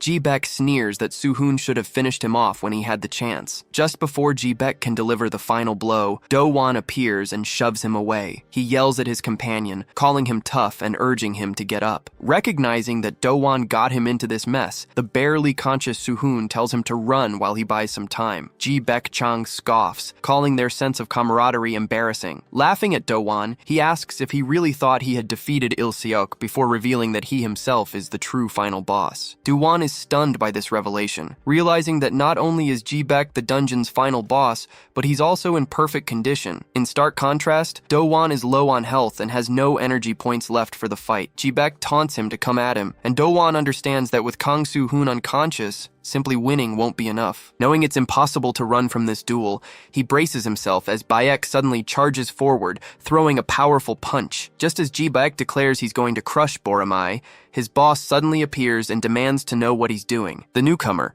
an 18-year-old named Young Sup Young, claims to know nothing about Ji-baek's plan. Clearly frightened, Baek stammers and asks what his leader is doing there. Watching the scene unfold, Da-won-ha wonders who this man could be to make Ji-baek so terrified. He can't tell much about him other than the fact that he's very short. Ji-baek quickly tries to explain himself, claiming that the people from Boromai-dong had invaded their base. Young glares hatefully at his subordinate, refuting the claim by saying he heard they attacked first. Terrified, Ji-baek immediately agrees. The boss then asks if they also took money. Sweating nervously in the representative's presence, Ji-baek confirms that they did. Suddenly, the short man vanishes, declaring that Ji-baek made a mistake. Reappearing in the air, he delivers a powerful kick directly to Ji-baek-chang's face. The force of the blow sends teeth and blood flying as the thug is launched across the room, slamming his back hard against a distant wall. Da-won-ha is stunned, wondering if the short man really just defeated the final boss with a single hit. His thoughts are interrupted when the gang leader turns to stare at him, and Da-won realizes he is now in a very dangerous situation. Just as the short man is about to threaten Da-won, Han Yoon-sung appears on the stairs and tells him to stop. Da-won is shocked to see him there. Han casually remarks that the short guy's threatening lines aren't even funny. When Da-won asks why he's here, Jung asks if he really doesn't know. Jung explains that he was the one who asked Han to visit, even giving him the location. The comment jogs Da-won's memory, and he recalls the day at school when he invited Han Yoon-sung to the dungeon. He had tried to convince the leader of Seollyeongdong to help, but Han had rejected him outright. Da-won is shocked that Han actually remembered the address and came all this way. Han Yoon-sung then asks what Da-won wants, but the short man interrupts, asking if they're just going to forget about the school invasion. Threatening Han,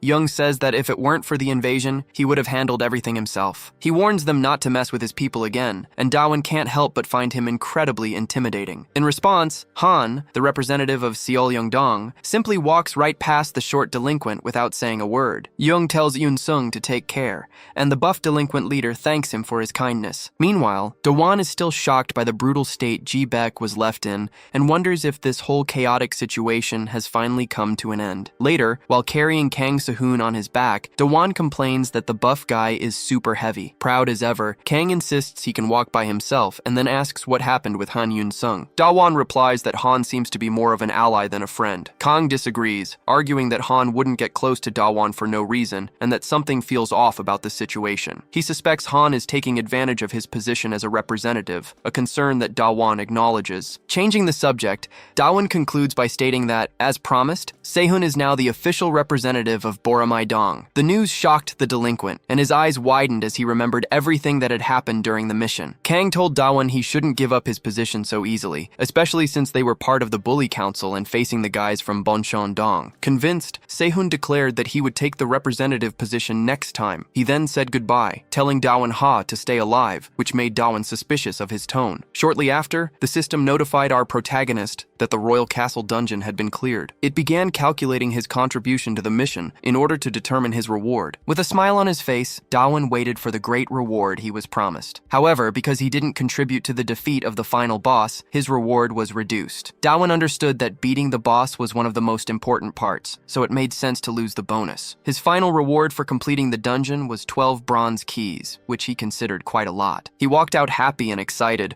already wondering which attributes he should improve with his new keys. The next morning, our protagonist, now dressed in a suit, commented on the nice weather. He felt happy and satisfied that the spring season had finally arrived. Standing in front of a mausoleum, he remarked that the day would be even better if it weren't for this particular occasion. Upon entering, he saw photos of his father surrounded by flowers. Dawan looked sadly at a framed picture and began to speak to him. His mind drifted back to the day his father passed away, when a brake failure caused a terrible accident. His father had swerved to avoid hitting a pedestrian, but unable to stop, crashed into a streetlight pole. Dawan remembered a doctor telling his mother there was nothing more that could be done and that they should prepare for the worst, all while a younger Dawan shed tears. Now, standing at his father's grave in the present, he didn't shed a single one. Seeing the fresh flowers placed right above the framed photo, he wondered if someone had visited before him. Just then, a voice from inside the mausoleum said that Dawan's father was a good man who chose to lose his own life to save someone else's. Our protagonist seemed to recognize the person who was speaking to him. The mysterious person then suggested that the incident might have been a planned crime and not an accident. Han Yun-sung speculated that the culprit could be someone close to him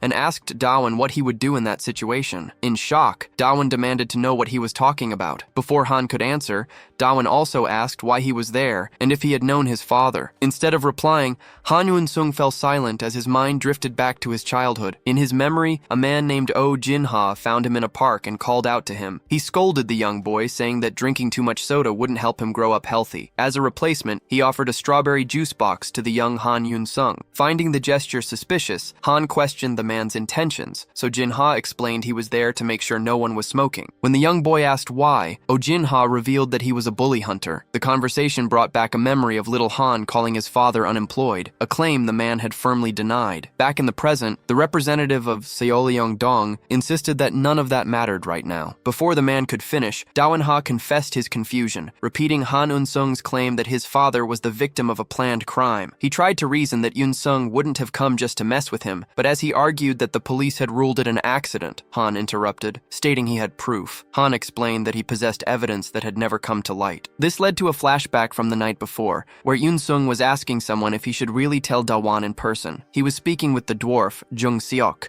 who confirmed that Dawan was indeed the son of Ha-jin-ho, also known as the Shelter from the Sun. Jung-seok then noted that Han Yun-sung was close to the nerdy gamer boy and questioned his motives for hanging around Dawan. Suddenly, Jung-seok slammed his drink on the table, announcing he had found something interesting, and grabbed his phone to show Han. The information about Dawan's father had left Han Yun-sung completely shocked. Returning to the present, Han revealed to Dawan that Jung-seok had shown him a video from the crime scene of Oh Jin-ha's death 3 years ago, which they had seen on the day they invaded the building. The news stunned Dawan-ha. The representative of Seoleong-dong then told him that whether he chose to believe it or not was a decision he had to make for himself. Left alone in the silent room, Dawan stared at a framed photograph, his gaze fixed on his father's smiling face with a quiet sadness. Later, he returned home and took a shower. As he looked out the window at the heavy downpour, the falling spring rain prompted him to reflect on Han Yun-sung's words. He replayed the claim in his mind, that Jung-seok had a video with proof from the crime scene 3 years ago. Dawan found the information impossible to believe, clutching his towel tightly as he struggled to accept that it could be true. Meanwhile, Han Yun-sung was also watching the rain fall from the window of his high-rise apartment. He pulled his phone from his pocket and saw several messages from Dawan-ha. In the messages,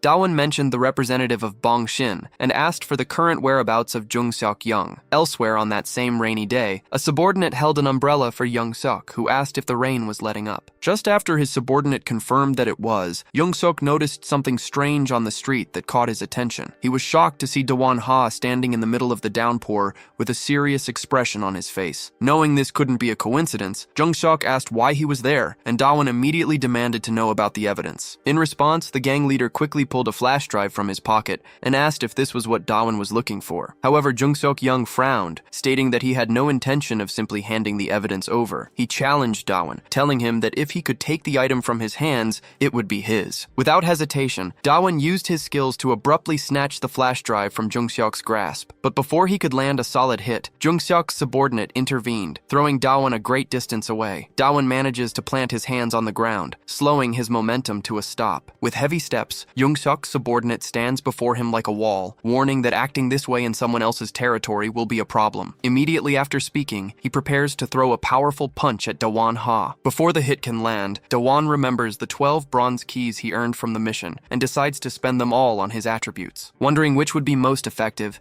he unlocks his magic stats, increasing increasing them by 100 a total of 12 times. This upgrade boosts his mana points from 400 to 1,600. With his newfound power, he easily uses the blind spot technique to evade the punch and lands one squarely on the enemy's face. Right after that, he charges another punch, his fist now surrounded by intense energy. He then unleashes the multiple strike destruction, delivering a flurry of blows to the bodyguard. Furious at being beaten by a gamer nerd, Young's vassal is caught off guard when our protagonist abruptly grabs his face and slams him into the ground, activating the stunning fall technique at the moment of impact. Relieved to have taken down the big guy, Dawan turns and stares seriously at Jung-seok Young. The Bangshin leader declares that he made it clear last time that no one should mess with his men. Stating that Dawan made a mistake, Jung jumps into the air and attempts to deliver a flying kick with extreme speed, announcing his attack. But suddenly he realizes his target has vanished, and his kick hits nothing but air. When he looks up, he sees Dawan Ha descending from above, about to bring down a kick of his own. Dawan uses the Falcon Drop, landing a powerful kick on Jung-seok Young with his full force.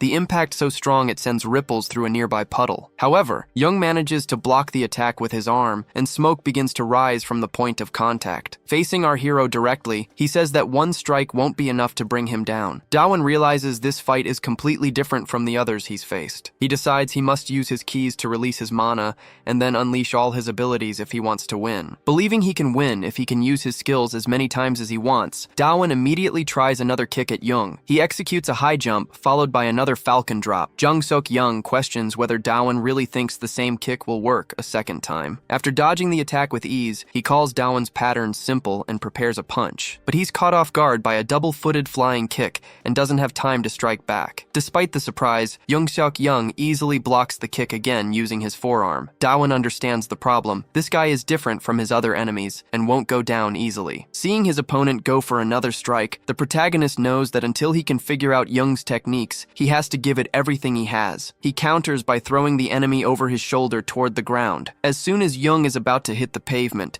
Dawan uses his stunning strike technique to try and finish the fight. But he is shocked to see that Jung-seok didn't fall, instead remaining standing without ever touching the ground. Turning his head toward Dawan, Jung-seok remarks that this is a pleasant surprise. Startled that his opponent is still on his feet, Dawan instinctively steps back in fear. Young continues, commenting that Dawan's movements are a bit surreal, but then declares he has already made up his mind. As he rushes toward the player, he announces that he will only land 2 more strikes and challenges Dawan to show him more before it is all over. Young moves with such blinding speed that our hero is unable to react to the first strike. The blow is so powerful that Dawan's HP plummets from 1,500 to just 200 in a single hit, nearly making him pass out from the shock. Looking down on him, Young criticizes his defense, saying it is weak compared to his offense. At that moment, Dawan realizes he cannot possibly win, as Young is far too strong for his current abilities to handle. When Young adds that he expected more, Dawan's frustration turns to anger, and he clenches his fist. With no other options, he uses his blind spot technique on Young's foot. Young grabs his foot and demands to know what Dawan is doing, mockingly asking if this is supposed to be an attack or just a lowly attempt to trip him. Dawan confirms that he is, in fact, trying to trip him, since the floor is wet. Using all his strength, Dawan successfully uses the puddle of water to bring the Bangshin representative crashing to the ground. Taking advantage of Young landing headfirst, Dawan winds up a punch and yells that his opponent is going to eat his own teeth. With his enemy finally down, he activates the destructive multi-punch ability. He immediately uses it again to create a combo, and then a third time, unleashing a massive sequence of destructive blows as sweat flies from his body from the sheer effort. Completely exhausted, Dawan exhales heavily, his body feeling utterly drained from the assault. To his horror, his opponent does not look even slightly hurt and simply asks if he is finished attacking. Jung-seok notes that Dawan seems lost and offers him a piece of advice. He tells Dawan to look at his own hand, which is now completely ruined and covered in a bloody, jelly-like substance. Young scoffs that he does not know what he expected from a boy like him, adding that Dawan clearly has nothing new left to show. Then, extending his hand, Young tells him to take the flash drive he is holding. Confused but hopeful, Dawan reaches out with a trembling hand for the offered item. However, it is a feint, and Young tricks him, sending him flying with an extremely powerful punch. The impact launches our protagonist across the room, room, where he crashes hard into some crates. Jung holds up the flash drive containing the evidence about his father's death, revealing he never had any intention of handing it over. As Dawon lies severely injured, Jung-seok calmly states that was the second strike. Jung-seok taunts Dawon, telling him that if he still wants the flash drive, he can visit the representative again. However, he adds that next time, he will beat Dawon until he is completely eliminated. As our protagonist's eyes begin to close on the verge of passing out, Jung remarks that he had hoped for more of a fight. Announcing that it was more boring than he expected, the Bongshin representative turns and walks away. Shortly after, rain begins to fall from the sky, hitting the face of the unconscious hero. Suddenly, Dawon's eyes fly open in shock. He struggles to his feet, badly wounded in the middle of the downpour. In disbelief, he wonders if he really lost the duel to a thug like Jung-seok. His mind flashes back to En-sung's words about the flash drive containing evidence of his father's murder, and then to the moment Jung tricked him by pretending to hand it over. Overwhelmed with sadness as he remembers his father, our protagonist wraps his arms around himself in a desperate attempt at comfort. Curling into a fetal position on the wet ground, Dawon begins to cry, apologizing to his dad. He feels utterly terrified, convinced that if he faces the delinquent again, he has no chance of winning. He asks himself what he's supposed to do now as the cold rain mixes with his tears. The storm reminds him that it was on a rainy spring night, just like this one, that his father passed away. At that exact moment, a new mission activates in the game system. Dawon reflects that everything happened that day before he even understood his own weaknesses. The system then displays the rewards for the new mission, and he realizes that he has already gotten stronger. A message appears, asking if he wants to accept this mission with its great reward. With a renewed goal of becoming more powerful, he accepts the mission and immediately feels a surge of strength. His thoughts then drift to the Sun Shelter, an institute that aimed to guide young people onto the right path. His father, Oh Jin-ha, was the representative of this charitable group, and all its members admired and praised him for his social work. However, Dawon never felt the same attachment to his father as everyone else did. The scene shifts to a memory from years ago, where a sleepy Dawon asked his father if he was heading out late at night. Oh Jin-ha, seeing his son was still awake, explained that there was still a lot of work to do. Dawon recalls a boy from the shelter named Park Jung-soo, who used to smoke during school breaks. His father mentioned that he had already spoken with the boy, but acknowledged that quitting smoking is a difficult process. Dawon then reported that Park Jung-soo was also stealing from others and had even bought a motorcycle with the shelter's money. Hearing this, his father blamed himself, feeling incompetent. The young Dawon then asked if he really believed the boys would change, cynically questioning whether his father's real plan was just to make money from donations. Oh Jin-ha left that day without another word, and Dawon now realizes he unfairly blamed his father for simply trying to help delinquents. His father had invited him to go camping that weekend, an offer Dawon immediately refused, never imagining it would be the last day he would see him alive. Overcome with deep sadness and resentment from the memory, Dawon screams loudly. He wakes up in his bed, sweaty and distraught after the nightmare about his father. He then remembers what Jung-seok said, and the taunting invitation to visit him anytime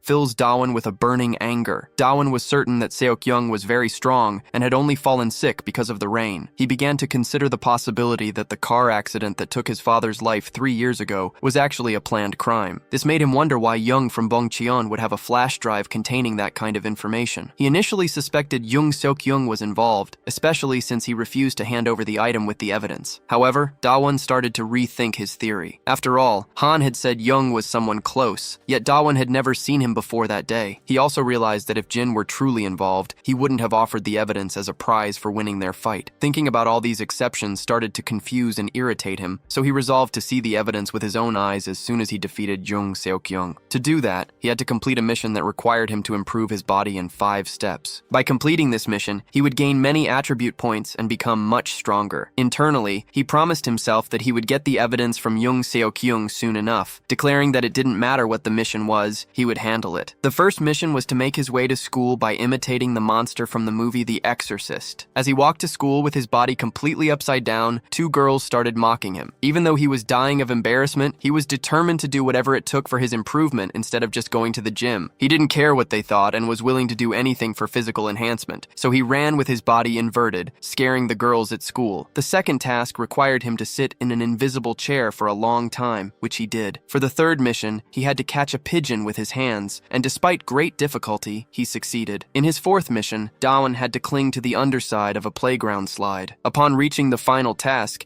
he had to do a ring exercise on hard mode. Even with the extreme difficulty, he refused to give up. An entire week passed, and the exhausted protagonist apologized to his father. With only 2% progress, he felt like he wouldn't be able to complete the task. While at an amusement park late one afternoon, he started to think about something else. He came to the conclusion that Jung-suk's evidence might be fake since it had appeared out of nowhere. The idea that Ian Sung was deceiving him seemed more plausible, which motivated him to finish the mission quickly. He was considering giving up on the ring mission when someone suddenly showed up and asked what he was whispering. Dawon saw Kang Sung-hoon and asked what he was doing there, and the delinquent simply said he was in his own neighborhood. He then asked why Dawon was hugging the slide, and Dawon explained it was part of a training routine. This led Sung-hoon to ask why he was training at the park instead of the gym. Kang Sung-hoon explained that it was because he had been obese in elementary school. Ashamed of his body, he didn't go to the gym and instead used to train at night in the park. For 2 consecutive years, he trained without resting or stopping and completely changed his body. He admitted that during the first year, as he was getting stronger,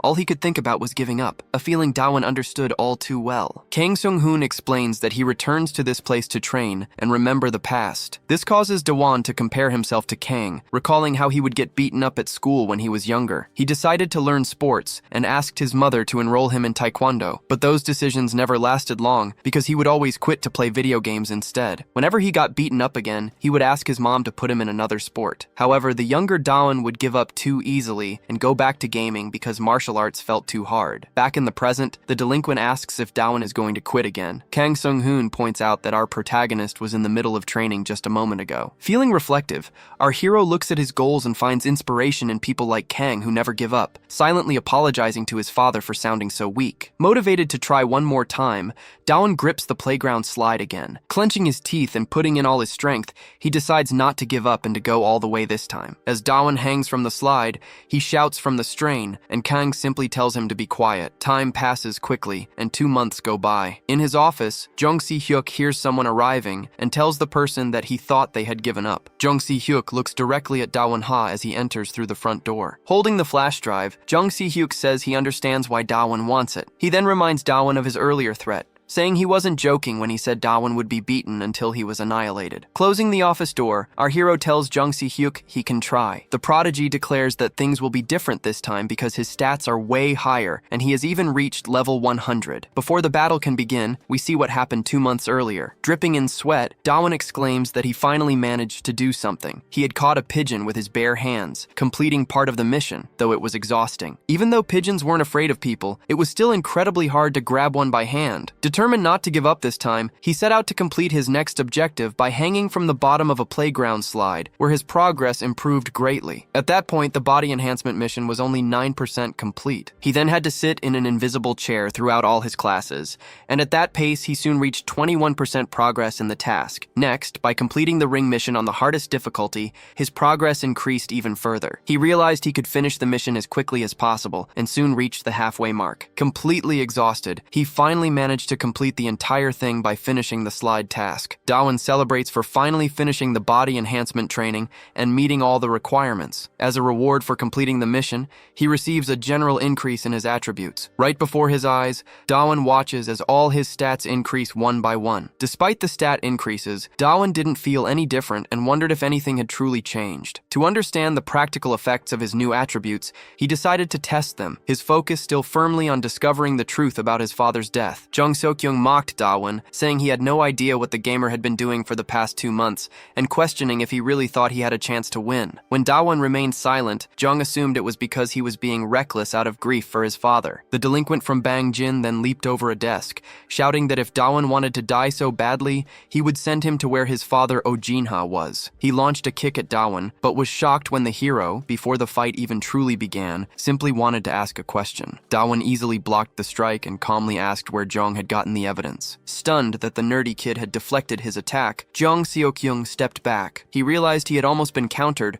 and found the sudden turn of events interesting. Charging forward, the delinquent demanded to know why he should tell Dawon anything. He then wound up and threw a fast, powerful punch directly at Dawon's face, but our hero caught the punch with his hand, telling Jung that he didn't need to answer just yet. In a threatening tone, Dawon declared that he would make Jung Seok-kyung hand over both the evidence and the answer. This sudden confidence shocked Jung, triggering a memory of a recent conversation he had with Han Yoon-sung. In the flashback, Jung showed a video to Yoon-sung and asked if the culprit was a specific person. After Han confirmed the culprit's identity, the delinquent announced his intention to make good use of the video. Han Yoon-sung, however, suggested they should just give the video to Da-won. The representative of Bangjin dismissed the idea, stating he had no connection to Jin and therefore no interest in helping. He told Yoon-sung that if he cared so much, he could tell Da-won himself that they had found the culprit. Han argued back, explaining that without seeing the video, Da-won would never be convinced. He insisted that even after hearing the truth, Da-won would become obsessed with finding the video proof. In the memory, Jung had no intention of sharing the video, preferring to wait for Da-won to come to him. He had confidently declared that Da-won would never manage to take the flash drive from him. Now, back in the present, seeing this same nerdy kid effortlessly block his punch, Jung couldn't understand what was happening. He wondered if this was still the same weakling from before, finding it impossible that anyone could change so much in just 2 months. As Da-won blocked another punch with ease and then defended against a combination of strikes, Jung could only assume that he had somehow gotten physically stronger. Jung, the representative of Bangjin, taunted Da-won, asking how long he thought he could last. He was beginning to realize just how much more resilient Da-won had become, a fact reflected by a 200-point increase in his defense stat. Following this, Seok-young tried to land a kick, but our protagonist simply dodged by ducking his torso. Growing irritated, Jung shouted to distract his target and attempted a powerful stomp. However, Da-won dodged again, causing the kick to slam into the wall instead. In that moment, Jung Seok-young realized something strange. The gamer nerd had a clear opening, but had deliberately chosen not to attack. A notification reveals that the protagonist's agility has increased by 200 points. Jung laughs nervously as he recalls a conversation he once had with Han and Seong. While they were drinking, Jung mentioned hearing that Da-won had been active recently, but scoffed at the idea, saying the gamer was only fighting weak opponents. He then asked if An-sung truly believed Da-won was a match for him, and Han had agreed that there was no real competition between them. However, Han had added that this was only true for the time being, a comment that confused the Bangshin delinquent. Han couldn't explain it, but he insisted that Da-won was somehow a special person. Back in the present, Jung Suk-kyung wonders if this strange new strength is what An Seong had been talking about. He realizes his initial impression was correct. Da-won's movements were simply unreal. With a crazed expression, Jung demands to know what is happening, questioning if this is some kind of inherited power because it makes no sense. Da-won notices that, just as before, Jung's behavior has suddenly shifted. His enemy charges forward, preparing a punch while telling Da-won to go join his father. Enraged by the comment, the protagonist snaps and lands a quick, sharp punch to Jung Seok-young's chin. The moment the punch connects, Jung feels a jolt of intense pain as strawberry jelly flies from his mouth. Da-won coldly remarks that Jung seems to be having fun and, still furious, prepares another strike. Taking advantage of his enemy's weakened state, he follows up with another quick punch that slams Jung into the ground. Looking down at his opponent with a cold gaze, Da-won says there will be no more reason to laugh. Despite the beating and the threat, Jung just laughs, claiming his expectations have been exceeded. He maniacally declares that finally, after so long, he can take a fight seriously. Meanwhile, from the top of an abandoned building, Ji Baekcheon is watching the events unfold. A subordinate approaches, calling out to his boss, the Bangshin assemblyman, to inform him that the alarms are still sending alert signals. Baekcheon asks if Seok-young is in his office, and the subordinate confirms the alarm won't stop. When Ji Baekcheon asks what the alarm from Jung's office is reporting, his man checks and replies that the system is detecting loud impacts. At that very moment, back in the office, Jung Seok-young kicks a wall, triggering the alarm. He then tries to kick Da-won, who easily dodges by ducking. Jung can't believe how much his opponent has changed in just 2 months. He unleashes a relentless flurry of high-speed attacks, but to his disbelief, the protagonist blocks every single one. As Jung tries to say something about what he did during that time, Da-won's back hits a couch, causing him to stumble. As Da-won falls, Jung prepares a strike, taunting that his opponent didn't gain any real experience. However, Da-won uses the momentum of his fall to land a powerful kick to Jung's face, canceling the attack. He then quickly jumps onto the other couch to recover his balance and regain the upper hand. Relieved that the risky maneuver worked, Da-won knows just how dangerous that last exchange was. Jung rushed toward Da-won while charging a punch, commenting that his last attack was not bad at all. This time, his powerful strike connected, sending sending Dawan flying into the wall. However, Dawan quickly steadied himself on the ground and asked if Jong had always been such a big talker. Jong Seop-kyung replied that finally being able to fight seriously was getting him excited. Dawan found it odd, remarking that it was the first time he had heard something like that from a man who was about to punch him. Immediately after, Dawan landed a clean punch, but as Jong fell, he followed up with a kick of his own. This time, however, Dawan did not dodge and took the kick directly to his face. The pain caused him to lose focus for a moment, and Jong took advantage of the opening to land a punch to his ribs. Dawan realized that Jong was faster than he had thought, as his opponent began unleashing a flurry of successive attacks. He began to wonder if Jong had been holding back this entire time, to which Jong declared that Dawan would never get the flash drive. But it turned out Dawan had not been fighting seriously either, and he easily blocked Jong Seop-gyeong's knee strike. Then, landing a powerful punch to Jong's face, Dawan announced that he would take the flash drive by force. Even in the middle of the fight, Dawan found himself able to stay calm and think clearly. He suspected this was the effect of his spirit stat, which had jumped from 1 to 201. With this newfound clarity, he charged toward the representative and demanded he hand over the item. His analysis of the situation was complete, and he was confident he could end the fight now as he landed several blows. Jong, in turn, realized that Dawan Han had been hiding his true strength until this moment. Dawan declared that anything more would be a waste of time and unleashed another flurry of attacks. However, the leader of Bongshindong dodged the assault and asked if it was really a waste of time. He then landed a heavy, destructive punch to Dawan's face, insisting that they were just getting started. Putting all his strength into resisting the blow, Dawan denied Jong's claim. He repeated that the fight was ending now, and as he powered up his strike, his arm grew to a massive size. He then delivered a massive punch to his enemy's stomach,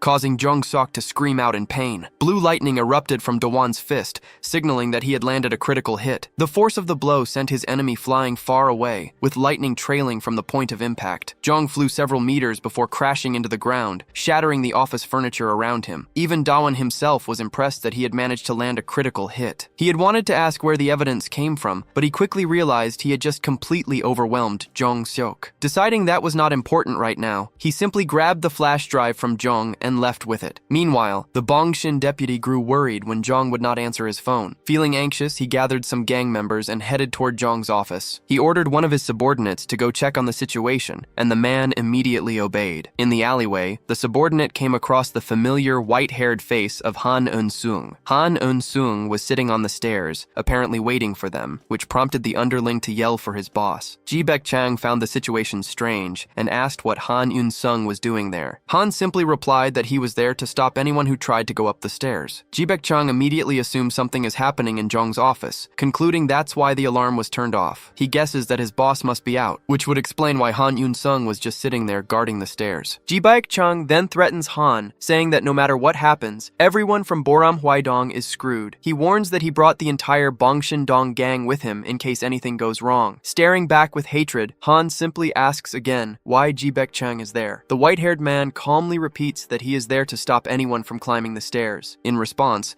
Ji Baek snaps his fingers, declaring he'll find out who the intruder is after he takes Han down. Han then rises to his feet, telling Ji Baek that it's fine if he wants to get past, but he should be absolutely sure about his decision. Standing face to face with Ji Baek-chang, Han says in a threatening tone that he will now have to stop him. A flashback reveals a past conversation where Do Won-hai expressed surprise that Han knew his father. Do Won-hai had stated his intention to recover the flash drive and defeat Jong the next time they met, believing it wouldn't take long. He wanted to see the evidence with his own eyes. Just before heading out, Do Won-hai had called Han to let him know he was on his way and to ask for the address of the Bongshin-dong headquarters. Back in the present, Han Eun-sung gives the gang two choices: retreat now or charge at him. He then corrects himself, inviting the entire Bongshin-dong gang to come at him at once, stating that he hates dragging things out. At this, Ji Baek-chang begins to sweat nervously. He knows Han isn't a normal person, but he still finds his words absurd, considering there are over 40 members in the gang. It seems impossible that they could lose to a single person. Despite this, Ji Baek-chang wonders why he feels so hesitant and afraid, sensing a powerful malicious intent from Han's eyes and posture. Just then, Do Won-hai comes down the stairs and finds the strange scene unfolding before him. Before he can even ask Han why he's there, he notices the massive crowd of gang members waiting outside and is shocked by their numbers. Ji Baek-chang angrily demands to know what Do Won-hai is doing at their headquarters. As the tension mounts,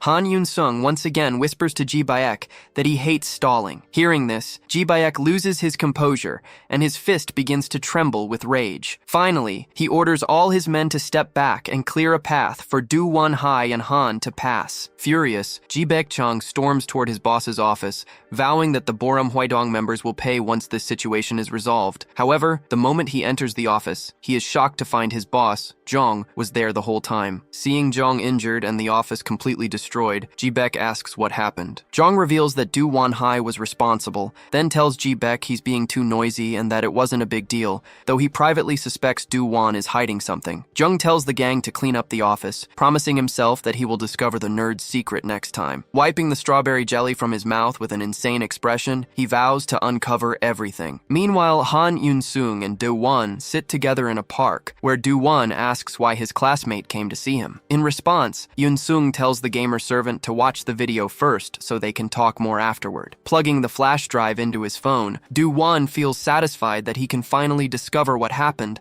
and clicks play to understand the truth behind his father's accident. As the video starts, he immediately recognizes the black car as his father's. He notices the recording is short and spots an unknown masked man lurking behind Oh Jin-hai's car. Do-won watches as this man, wearing a hat and a mask, sabotages his father's vehicle. He knows the man is doing something he shouldn't, and he quickly connects this to the brake failure that caused the accident. Although he can't tell who the person is, he realizes the brakes were deliberately tampered with, and he remembers Eun-sung saying it was someone close to him. Do-won asks Eun-sung if he knows who the person is, and Eun-sung tells him to look closely at the man's clothes. At first glance, Do-won doesn't notice anything strange about the person's outfit, but upon closer inspection, just as Eun-sung suggested, he spots a jacket from the sun shelter. This detail shocks our protagonist, and his eyes widen in disbelief. He suddenly remembers his father showing him the sun shelter uniform and asking for his opinion on the design. At the time, Do-won had thought the uniform was ugly, and his father had been disappointed by his reaction. He had argued that delinquents would never wear a uniform like that and questioned the point of giving them something for no reason. Oh Jin-ha had replied that it would make them feel welcome, explaining that there were homeless kids at the shelter. His father believed that things like the uniform could make them feel accepted, which in turn could help them begin to trust each other and inspire positive change. Despite its ugly design, he had asked if his son thought the jacket was cool anyway. This memory makes Do-won realize the person responsible for the accident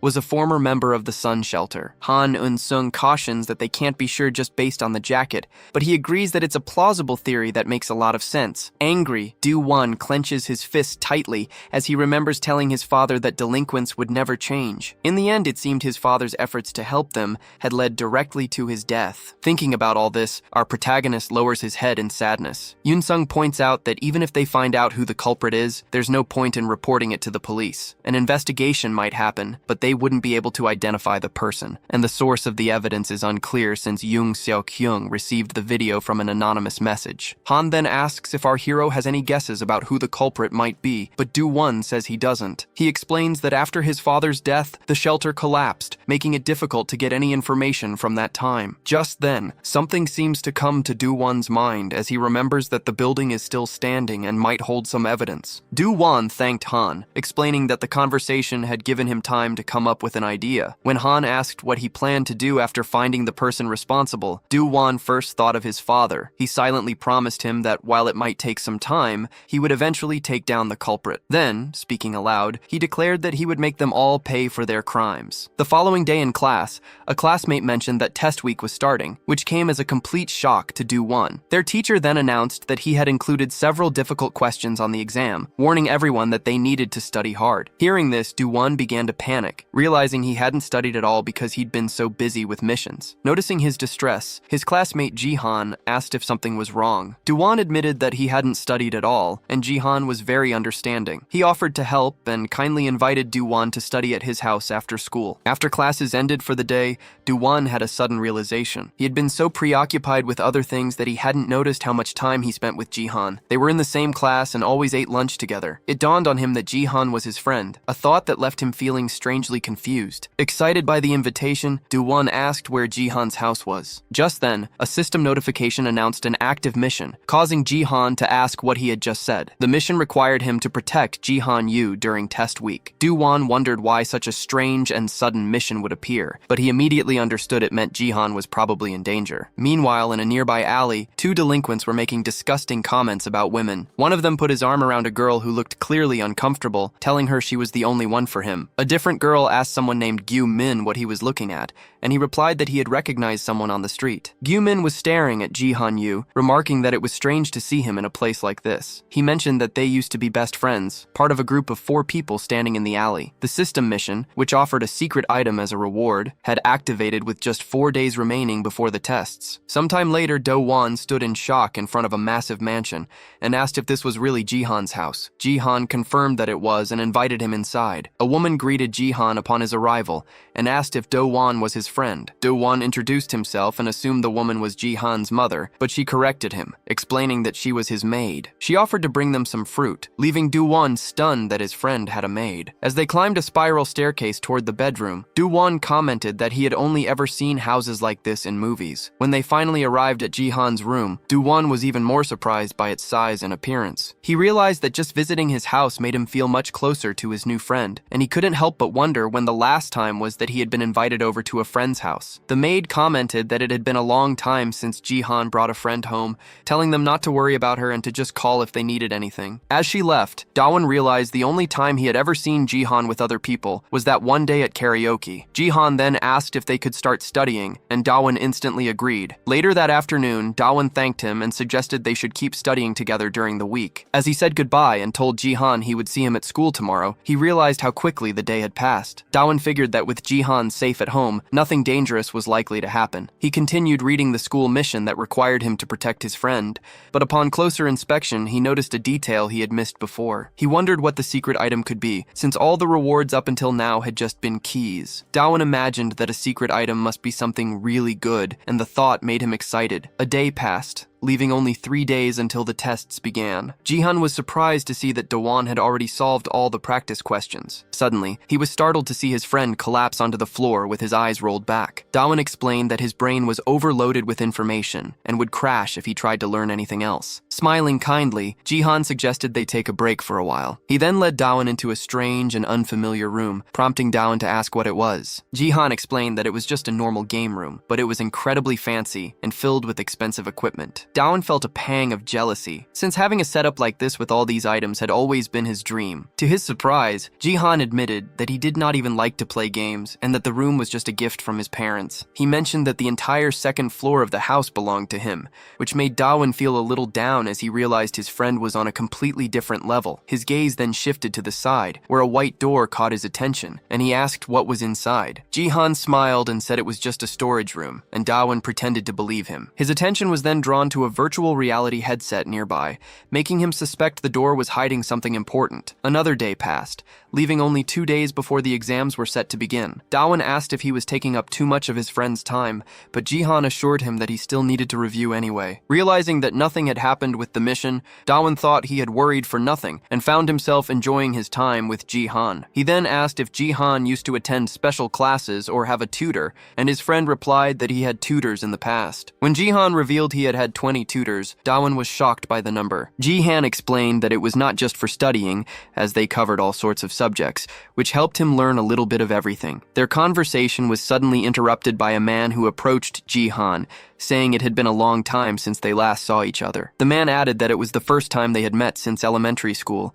and Jihan seemed to recognize him. The tattooed man sitting on a motorcycle was Lee Gyu-min. Before Jihan could even ask how he found them, Lee Gyu-min explained that he had just seen him walking down the street. Gyu-min explained that with nothing better to do, he decided to stop by, adding that it was nice to see his old classmate again. When Gyu-min mentioned that he'd found out Jihan had moved to Gwanak-gu, Do-won noticed his friend begin to tremble. Seeing Jihan shaking with fear, Gyu-min casually asked if Do-won was his friend. Do-won bravely asked who the man was, but Jihan immediately pleaded with him not to start a confrontation. Jihan then turned to the delinquent and dryly told him that he hadn't missed him and didn't want him visiting. Saddened, he turned his back and asked Do-won to follow him so they could leave the area. Gyu-min said nothing in response. As they walked away, Do-won asked who that guy was, pointing out that they clearly didn't seem like friends. Jihan simply apologized, explaining that they couldn't study together that day, to which Do-won replied that he would just study study alone. After Jihan said he would go on ahead, Dawan said goodbye and told him to be careful. Left alone, Dawan wondered what the strange encounter was all about and tried to figure out who the man really was. He questioned whether it had something to do with his mission and decided to open his system screen to check. Meanwhile, as Jihan walked home, a painful memory from his past began to surface. He remembered a time when Gyu Min had asked him if he licked yogurt lids. When a naive young Jihan said yes,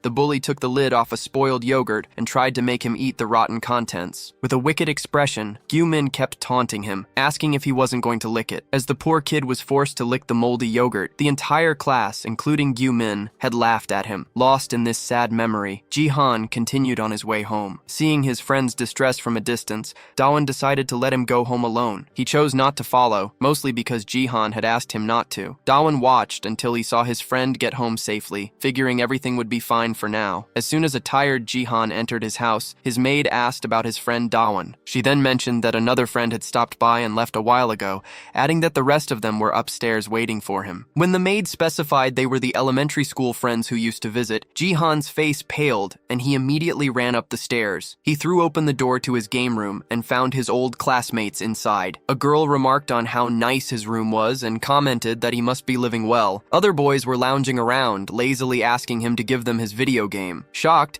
Jihan asked why they were all there, but they just asked why he took so long to get home. Another girl explained that since he wasn't there, they had sent Lee Gyu Min to go get him. Jihan broke out in a cold sweat as Gyu Min stepped forward, demanding to know how he could leave them all waiting for so long. Threatening the boy, Gyu Min said that their friends had come to visit after a long time. He declared that they were going to have a lot of fun today, just like in the old elementary school days. As the day began to fade, Dawan decided to head over to Jihan's house. Ignoring Jihan's request, Dawan decides he can't let the situation continue as it is. He rings the doorbell at Jihan's house, overcome with a bad feeling. When Jihan's maid answers the intercom and asks who it is, Dawan identifies himself. She seems surprised by his visit, and before he can explain why he's there, she tells him she has something to say. The maid informs him that Jihan isn't home, which shocks Dawan. She explains that he just left with some old elementary school classmates, but adds that she doesn't know where they went. She then offers to call Jihan for him. Dawan wonders why Jihan would leave so early, but he figures his friend must have already had plans. Accepting this, he turns to leave. Just then, however, the game system notifies him that he has lost the target he was supposed to be escorting. A red alert flashes, indicating that the mission difficulty has increased, an event that has never happened before. The objective immediately changes from escorting to rescuing his friend, Jihan Yu. Dawan is stunned by the sudden shift from protection to a rescue mission. This new objective means only one thing. Jihan didn't go out willingly with his friends. He was forced. The scene then shifts to a group of delinquents playing pool in a dimly lit hall. After a girl misses a shot and gets mocked by her friend, the focus moves to Lee Gyu Min, who is watching nearby. He remarks that it's been a long time since they've all been to this particular hideout, reminiscing about how they used to come here for fun back in elementary school. Another bully chimes in, commenting on how Jihan hasn't changed at all and that losers are always the same. Two other thugs who don't recognize Jihan ask who the naive-looking kid is. Gyu Min explains that it's been 2 years since they last came here, so it makes sense that Jihan wouldn't know the new faces. Noticing that Jihan is shaking, the new delinquents tell him to relax. They then point out that Jihan isn't drinking, which bothers them. They question why Gyu Min even brought him along if he wasn't going to participate. Finding this equally annoying, Lee Gyu Min decides to put Jihan to a test. When the confused boy asks what he means, Lee explains they're going to do a friendship test. He loudly announces to everyone present that he is going to slap Jihan across the face. If anyone steps in to take the slap for him, Jihan will pass. Lee then grabs Jihan by the collar, telling him not to worry because someone will surely help him. As he prepares to deliver a powerful blow, a loud slap echoes through the room. Afterward, a girl mockingly asks if anyone is going to step in. One of the bullies dismissively commented that it was just a slap, and Lee Gyu Min agreed. As Jihan fell to the ground in pain, Lee told him he should have treated his friends better. The girl then asked what would happen if Jihan reported them to the police, pointing out how hard they had hit him. The arrogant thug cruelly explained that nothing would happen because Jihan wouldn't dare report them. He elaborated that not only were the police already aware of how Jihan was usually treated, but his mother would find out as well. Lee Gyu Gyu-min then asked Jihan if he realized how surprised he had been after a certain day, adding that if he had known Jihan was nearby, he would have visited more often. Filled with sadness and outrage, Jihan-yu demanded to know why the delinquent was doing all this to him. Just then, another bully interrupted, telling Gyu-min they were running out of drinks. He handed Lee a credit card and told him to buy more booze and cigarettes. Lee used the interruption to taunt Jihan further, asking why he hadn't accepted the drinks his so-called friends had offered him. Standing face-to-face with the defenseless boy, Lee growled that he was starting to get angry again. Meanwhile, out on the city streets, our protagonist was running frantically, trying to find his friend. He ducked into an internet cafe and other likely spots, searching desperately for Jihan-yu but found no sign of him. Wondering where he could be, he continued his search through dark alleys and back streets. He tried calling Jihan's phone, but it went unanswered until, suddenly, someone picked up. The protagonist immediately asked where Jihan was, and the person on the other end recognized his voice as Jihan's friend. In that moment, he remembered seeing a man waiting for Jihan outside the school that afternoon, and asked if he was the same person from the school gate. Furious, the protagonist demanded to know where they were. On the other end of the line, Lee Gyu-min mockingly asked if he was coming to save Jihan. He warned that if he didn't show up, his friend would be in serious danger. Lee said he would send the address and suggested he arrive as soon as possible, adding with a wicked smile that the friendship test had just begun. He then abruptly hung up the phone. Turning his attention back to Jihan, Lee questioned whether he and Do-won were really friends. Weak and powerless, Jihan grabbed Gyu-min's arm and begged him not to touch Do-won. The other delinquents immediately started mocking their friendship and laughing at his plea. In response, Lee brutally slammed Jihan's face into the floor. He explained that he did it because Jihan's hypocritical behavior was annoying, then told him to stay quiet and watch as his friend Do-won got beaten because of him. As the scene unfolded, the other bullies reflected on how much they enjoyed having a rich friend like Gyu-min, since it meant they could buy lots of things. They wondered about the nerd who was on his way, thinking he must have been Lee's friend in the past, but clearly wasn't anymore. They couldn't understand why two people who were once so close were now enemies. The bullies mentioned that the defenseless nerd was also quite rich, and they talked about beating him up while Da-won was forced to watch. Soon after, the delinquents grew irritated by how long the twin brothers were taking to bring their drinks. As soon as the door opened,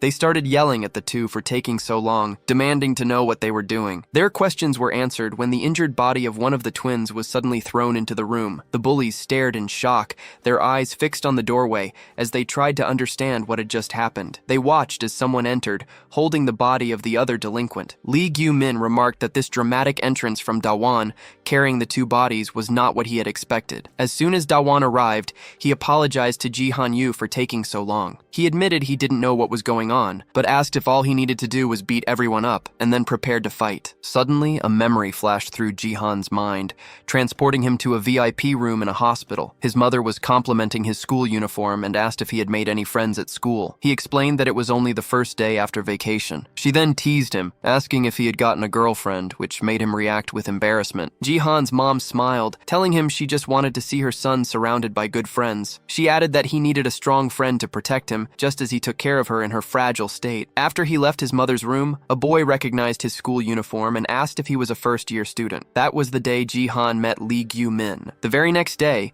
Gyu-min asked if Jihan was going to the hospital, and Jihan suggested they go together. As Jihan recalled this, he found it strange how close they had become back then. It made sense, after all, since they were in the same class and both of their mothers were in the hospital. Because they were so similar at the time, they became good friends and had a lot of fun playing together. Jihan remembered how Gyu-min had said it would be nice if both their mothers were discharged soon, a sentiment they truly connected over. Jihan had agreed, and because of that shared hope, he thought their friendship would last forever. However, their similarity faded the day a doctor revealed that Gyu-min's mother's condition was serious. Their relationship began to deteriorate when the doctor told them she wouldn't last even another month. Back in the present, Da-won asked if he should just beat up all the delinquents in the room. The bullies, planning to take him down, thought his attitude was incredibly arrogant. A surprised Lee Gyu-min pointed out that Da-won had come all this way just to save him, sarcastically calling it very touching. At that moment, Jihan-yu started yelling for Da-won-ha to run away, but the delinquents declared it was too late and charged at him. In response, Da-won landed a fast punch on the angry blonde guy, hitting hitting him with a massive strike right in his blind spot. The bully immediately fell to the floor, and Da-won realized he was facing more enemies than usual. The other delinquents were shocked to see their friend knocked out with just a single punch. Realizing this, Da-won knew he couldn't afford to be reckless. He had to conserve his energy and use the fewest strikes possible to win. Wasting no time, Da-won rushed toward another thug, startling the rest of the group. A chubby guy tried to throw a punch, but he was too slow, and our hero reached him first. Da-won landed another blind spot strike, this time on the chin, dropping a second enemy to the floor. As that one fell, he realized hitting the chin was the key and began searching for his next target. Behind him, a very angry delinquent charged forward, screaming that he was going to smash a glass bottle on Da-won-ha's skull. Da-won countered with a perfectly timed blind spot strike, again aimed at the chin. He shattered the bottle and dropped the thug with a single blow. As the man collapsed, Da-won remarked that the situation had been dangerous because of the glass. A nearby girl asked how he knocked the man down so easily, and the chubby guy noticed Da-won was targeting the chin. He jumped off the couch and charged at Da-won-ha, demanding to know where he planned to hit someone so big. Our protagonist simply replied that it would be on the face before landing a blind spot punch right on the man's cheek. However, the quick strike didn't work on the chubby guy, who was far more resistant. He grabbed Da-won by the collar, boasting that this resilience was why he never lost weight, and then threw him. Our hero managed to stop his momentum and avoid falling. The chubby guy complained that all the movement was making him dizzy, and asked Lee for food. When Lee asked what he wanted, the man said he would think about it while beating up Da-won. At that moment, Da-won grabbed the big guy by the shirt. The thug clenched his fist and asked if Da-won was trying to imitate him. In response, Da-won asked if he really thought he could be thrown around so easily. He then landed 3 consecutive blind spot punches, unleashing a massive combo of strikes. The powerful blows knocked out some of his opponent's teeth and left him badly injured before he collapsed to the ground, completely unconscious. While everyone watched in shock, Da-won commented that he would order a big bowl of rice for the guy. Gyu-min remained quiet, but his underlings remarked that this is why you can't leave important jobs to others. They got up, saying they should have attacked from the beginning since the others were so weak. The one with a bowl cut told Da-won that the real fight was starting now. Da-won faced them head-on, and just a moment later, both of them were on the ground, defeated. The nearby girls, frightened by the display, told Da-won not to come near them, but Da-won ignored all the defeated delinquents, which seemed to confuse and frustrate Lee Gyu-min. Instead, our protagonist walked over to Jae-han-yu, helped him up, and checked to see if he was okay. He then turned to face Gyu-min directly and asked if he was the one who had hurt Jae-han. Lee replied that Jae-han was lucky to have a good friend like Da-won-ha. Smiling, he added that he also had a friend like that by his side, a really good one. As he spoke, a strange, hairy man stood up from behind Da-won. Da-won turned around suddenly, wondering if there was yet another enemy to fight. The man threw a cloak into the air, complaining loudly about all the noise. Using the cloak as a distraction, he lunged forward and started punching Da-won, yelling that he just wanted to sleep in peace. Da-won also takes advantage of the distraction, aiming for a blind spot. However, his powerful punch is blocked by the man, who finds the counterattack interesting. Da-won is shocked not only that his punch was blocked, but also by the sheer force of the man's own blow. He concludes that Kim Gang-jae is on a whole other level, ranking number 1 in fighting. Declaring that he will annihilate the man, Da-won decides it's fine to use a specific technique against him. In response, Kim says that Da-won will be the one annihilated, prompting Da-won to prepare his strongest skills. Meanwhile, at Ji-han-yu's house, his maid notices the vaporizer. She decides to put it in the storage room for now and heads toward the white door. Seeing the room is dark, she assumes Ji-han went out to eat. She feels happy that he is going out with friends during exam week and knows his mom will be pleased too. This makes her wonder what they are all doing at that exact moment. Back at the fight, Kim complains about everyone sleeping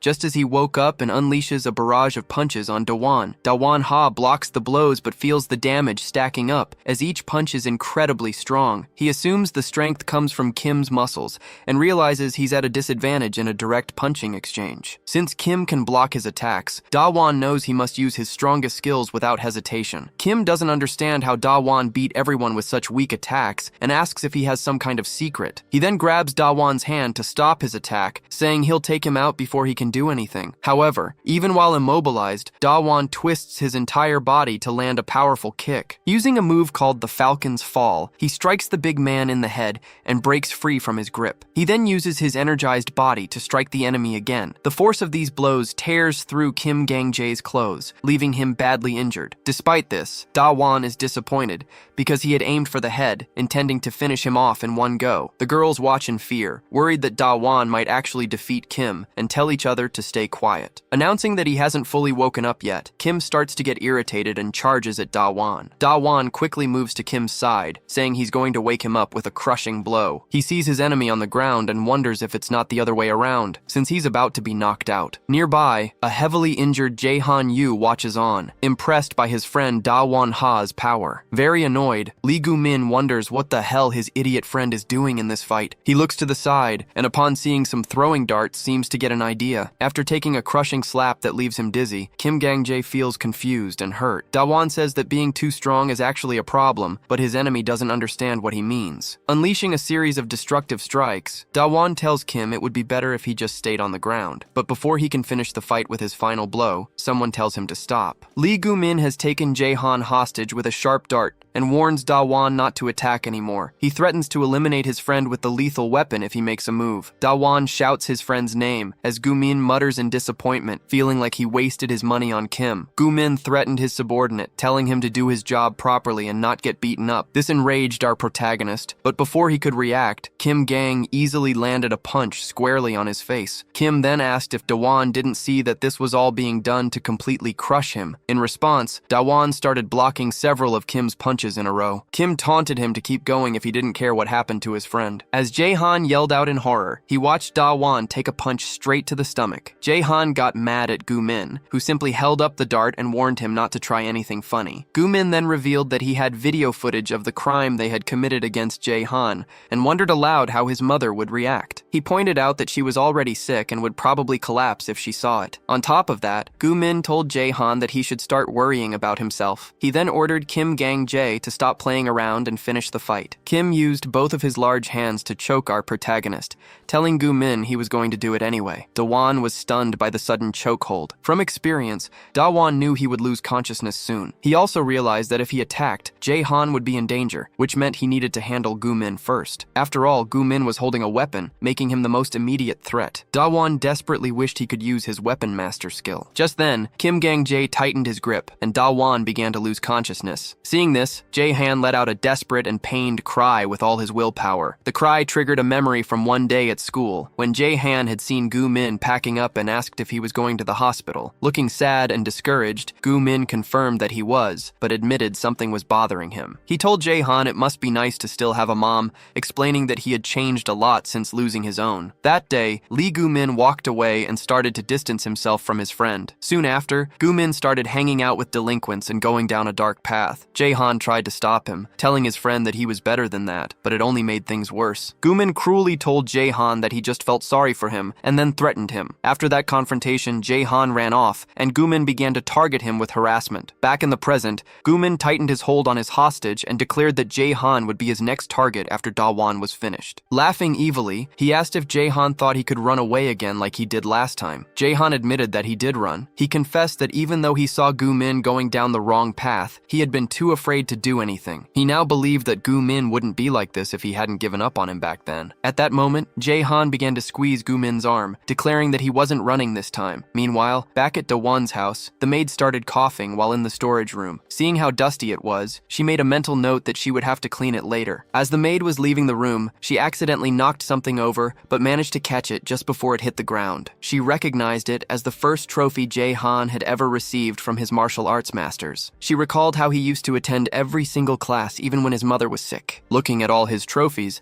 the maid couldn't help but wonder what he would be like today if he had kept up with his training. Meanwhile, back at Lee's hideout, the girls and Kim Gang-jae stared in shock at the scene unfolding before them. They watched as Jae-han-yu expertly used a martial arts technique to take down Lee Gu-min. Despite the bully being taller and stronger, Jae-han slammed him to the ground using pure skill. Seeing this, Da-won-hai was completely surprised by his friend's ability. Jae-han had completely flipped the situation and was now pointing the sharp dart directly at Lee's throat. He then apologized to the delinquent, which only seemed to irritate Gu-min further. After breaking free, Jae-han assured our protagonist that he was okay, causing Kim to get angry at his boss. Immediately after, a very bright light flashed, stunning Kim Gang-jae. Jae-han then told Da-won that he could attack the enemy now, prompting Da-won to prepare his multi-punch technique. This moment triggered a memory from the past. A worried Jae-han had wanted to know if Lee would return to school and if the funeral had gone well. His thoughts were interrupted when when a classmate asked if he used to box, which Jae-han confirmed. The other boys thought it was amazing that he practiced both jujitsu and boxing. As they praised him, Lee Gu-min watched from outside the classroom. Jae-han humbly said it was just a hobby,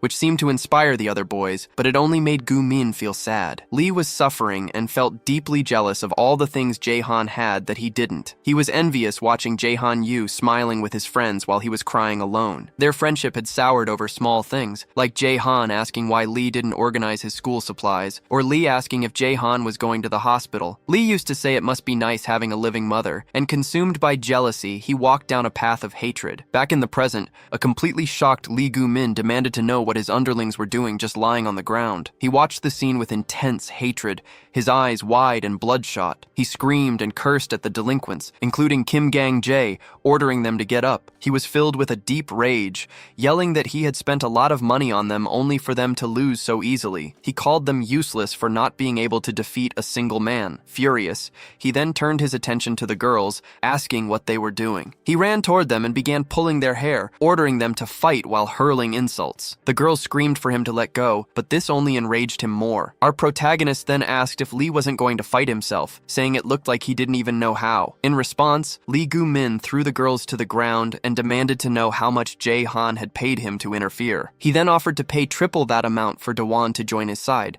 but Dawon just looked disappointed. He asked why he would ever want or accept money from a bully like Lee. Frustrated by how Jae-han Yu was treating him, Lee threatened to send videos to his mother, asking the boy if he was really okay with reliving what had happened that day. At that moment, Jae-han's mind flashed back to the day they parted ways, a day that became the biggest regret of his life. He remembered telling Lee Gu-min that he hadn't always been a delinquent, but Gu-min had angrily asked if Jae-han was pitying him. Trying to calm his friend down, Jae-han insisted he wasn't. He attempted to warn Gu-min that the people he was hanging out with were only after his money and weren't real friends. Jae-han then mentioned that he understood what had happened to Gu-min's mother, but the bully shot back that he didn't understand at all. Gu-min argued that Jae-han hadn't lived through it and told him to leave, saying he didn't want empty words of comfort. It was then that Gu-min decided to make Jae-han truly understand his anger. He said horrible things about Jae-han's mother, words so vile that Jae-han still hates to remember them. Hearing this, Jae-han completely lost control and beat Gu-min nearly to death. Later, in the principal's office, Lee Gu-min's furious father demanded to know how Jae-han could hit his son and think a simple apology was enough. The principal tried to explain that Jae-han's parents were busy and couldn't come, adding that his mother was sick. The news that her son had hurt someone was a massive shock to Jae-han's mother, and despite being ill, she rushed to the principal's office, apologizing for her delay. The principal tried to mention her poor physical condition, but she insisted on being there. She began to tell Lee Gu-min's father that her son had made a terrible mistake, but just as she was about to apologize, she lost her strength and collapsed, leaving everyone in the room shocked. Jae-han later found out that his mother had been in terrible condition that day,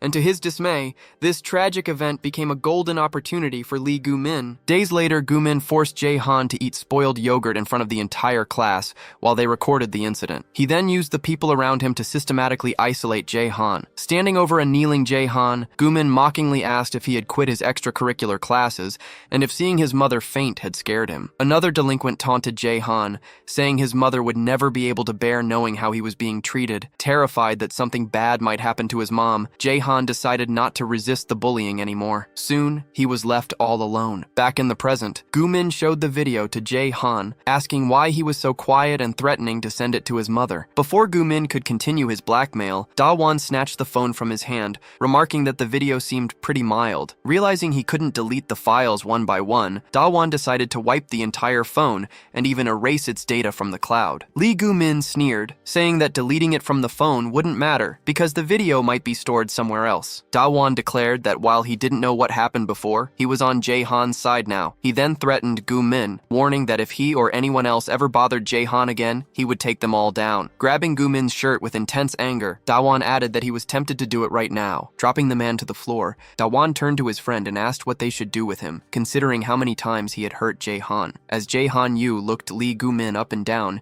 he suddenly realized that his former former friend had been completely alone during all the time they were apart. Thinking it over, Jae-han noticed that Lee was also alone. Lee offered to delete the videos, and while Jae-han blamed himself for abandoning a friend, Gu-min simply promised to never show up in his life again. He apologized one last time, but as he did, he secretly grabbed a piece of a broken glass bottle. Suddenly, he yelled at them both, cursing them for getting in his way as he pointed the jagged weapon at Da-won. Believing this was all his fault, Yoo Jae-han took matters into his own hands and kicked Lee right in the face. Da-won Ha had been getting ready to fight, but Gu-min hit the floor before he could even make a move. Jae-han asked if Da-won was hurt, but he said no. Instead, Da-won asked how Jae-han got so good at fighting. With Lee unconscious on the ground, the situation was finally resolved. On the way home, Da-won heard the whole story about how Lee had changed after his mother passed away. Da-won then understood why Jae-han had remained quiet during the bullying at the karaoke bar. Even though he wanted to escape, he was too traumatized to stand up to anyone. Realizing he had been powerless, Jae-han turned to Da-won and asked if he was not just pathetic. He felt that Da-won had almost gotten into serious trouble because of him. But Da-won disagreed, saying that Jae-han was reliable, especially when Lee came at him with the bottle. He admitted that if it were not for Jae-han, he would have been screwed. At that moment, Jae-han remembered his mother saying she just wanted to see him have a good friend, someone to look after him just like he had looked after her. Jae-han used to tell her that he was not strong, but his mother told him he could become a reliable friend to someone else. Opening the window to look at the sun, she explained that friends can support each other, and that is a good thing. She said that no matter how hard things got, he could find the courage not to run away. Jae-han had found that a little strange coming from his mom,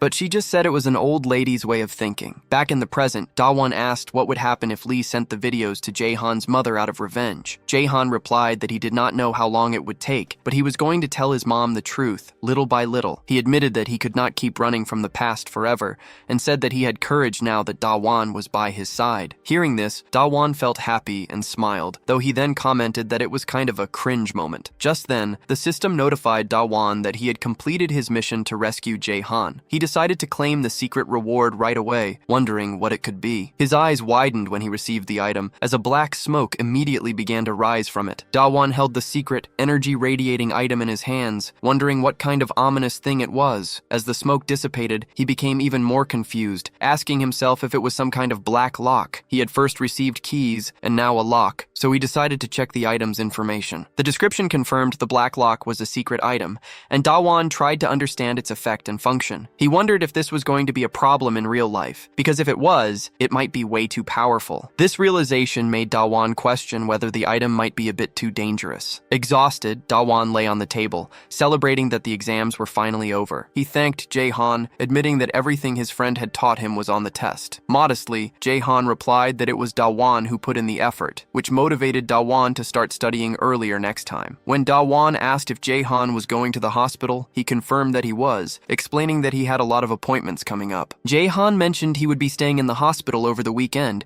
and asked what Da-won was going to do. Da-won replied that he also had somewhere to go. He recalled his conversation with Yoon-sung, where he had said he didn't suspect anyone. He then remembered that evidence from the Sunshine Shelter had been left there, but the place was now in ruins. Knowing the shelter building was still standing, he decided to search for useful clues, considering it would be difficult to research online after so much time had passed. With a city map open, Da-won navigated the streets, noting that the Sunshine Shelter had been shut down 3 years ago. The building itself remained intact, so he hoped to find some useful clues there. He decided to use the weekend to scout the area, but as he arrived, something strange caught his attention. He was confused to see a construction site where the building should have been, and realized with a shock that it was about to be demolished. An old man on the street overheard him and asked why he was talking about demolition, saying it was bad luck. Annoyed, the man clarified that it was just a renovation, not a demolition. The old man explained that no one had wanted the building for 3 years, and the owner had suffered a lot because of it. Da-won then asked if this was the former headquarters of the Sunshine Shelter, but the man had no idea. In response, Da-won introduced himself as the son of the shelter's owner, Oh Jin-ha, and the old man took a moment to process the information. When the man asked why he was visiting, Da-won explained that he wanted to find any items from the shelter before they were gone for good. The man told him that after the shelter closed, everything had been cleared out. Da-won couldn't believe there were no clues left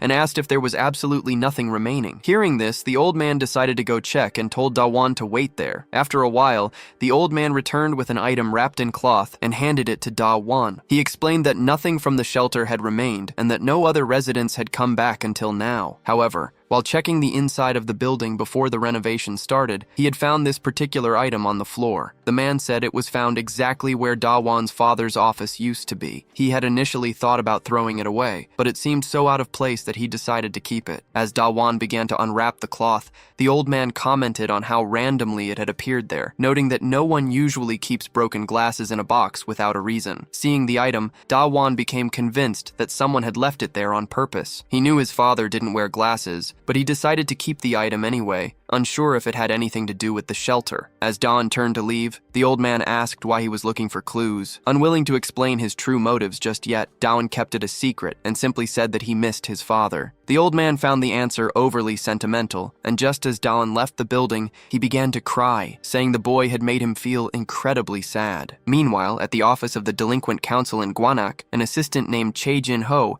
asked what brought his client in. In response, an enraged Lee Gyu-min slammed his hand on the table and demanded that they crush Yu Ji-han and Dawon. Chae calmly reminded Lee that just 2 days ago, he had come to them for help getting his own subordinates under control. Ignoring this, Lee threw a large sum of money onto the table, promising a very nice bonus and demanding that the assistant simply take the money and do as he was told. Chae Jin-ho appeared to consider the offer for a moment. Looking around the bar, he asked Lee if he really thought money could solve everything. Then, scooping up the cash, Chae answered his own question, confirming that yes, it does, and agreed to take care of the matter. He asked Lee to repeat the names of the school and the target, and Lee confirmed they were Ji-han and Dawon from Shounen. Upon hearing Dawon's name, the assistant seemed to recognize it instantly. He said there was no problem, but noted that their system had a specific warning attached to Dawon. The additional note specified that he had defeated the former representative of Boram. Lee Gyu-min quickly clarified that both of his targets were strong and couldn't be beaten by just anyone, prompting Chae to thank him for the heads up and tell him not to worry so much. Chae explained that they had the perfect professionals for this kind of job, a pair whose strength needed no explanation. They had just gotten out of juvenile detention and were full of energy, which was clearly demonstrated as they were shown taking down an entire crowd of people. One of the brothers, Oh Hyo-seop, asked his twin Oh Tae-seop how things were going with the leader. Tae-seop replied that he had already dealt with a small fry and demanded his younger brother show some respect. Hyo-seop scoffed, asking whoever shows respect between twins, which prompted Tae-seop to threaten to eliminate him. Back in the bar, Chae confidently told Lee Gyu-min that he no longer needed to worry, as they would handle the situation. Elsewhere, Dawon reflected on how quickly time was flying, as the second-year school trip had already arrived. Seeing all his classmates buzzing with excitement, he found he couldn't share their happiness. He had never really enjoyed school trips and would much rather stay home gaming. His gloomy mood persisted until Ah-rin and Ju appeared and greeted him. The moment he saw Ah-rin, the girl he liked, he immediately perked up and greeted her back enthusiastically. When she mentioned how excited she was for the trip, Dawon instantly declared it was going to be the best trip of their lives. His spirits lifted even further when Jae-han showed up, happy that he would have both of them to keep him company. With his friends around, Dawon suddenly started seeing the trip in a much more positive light. At that very moment, Chae's voice came through an earpiece,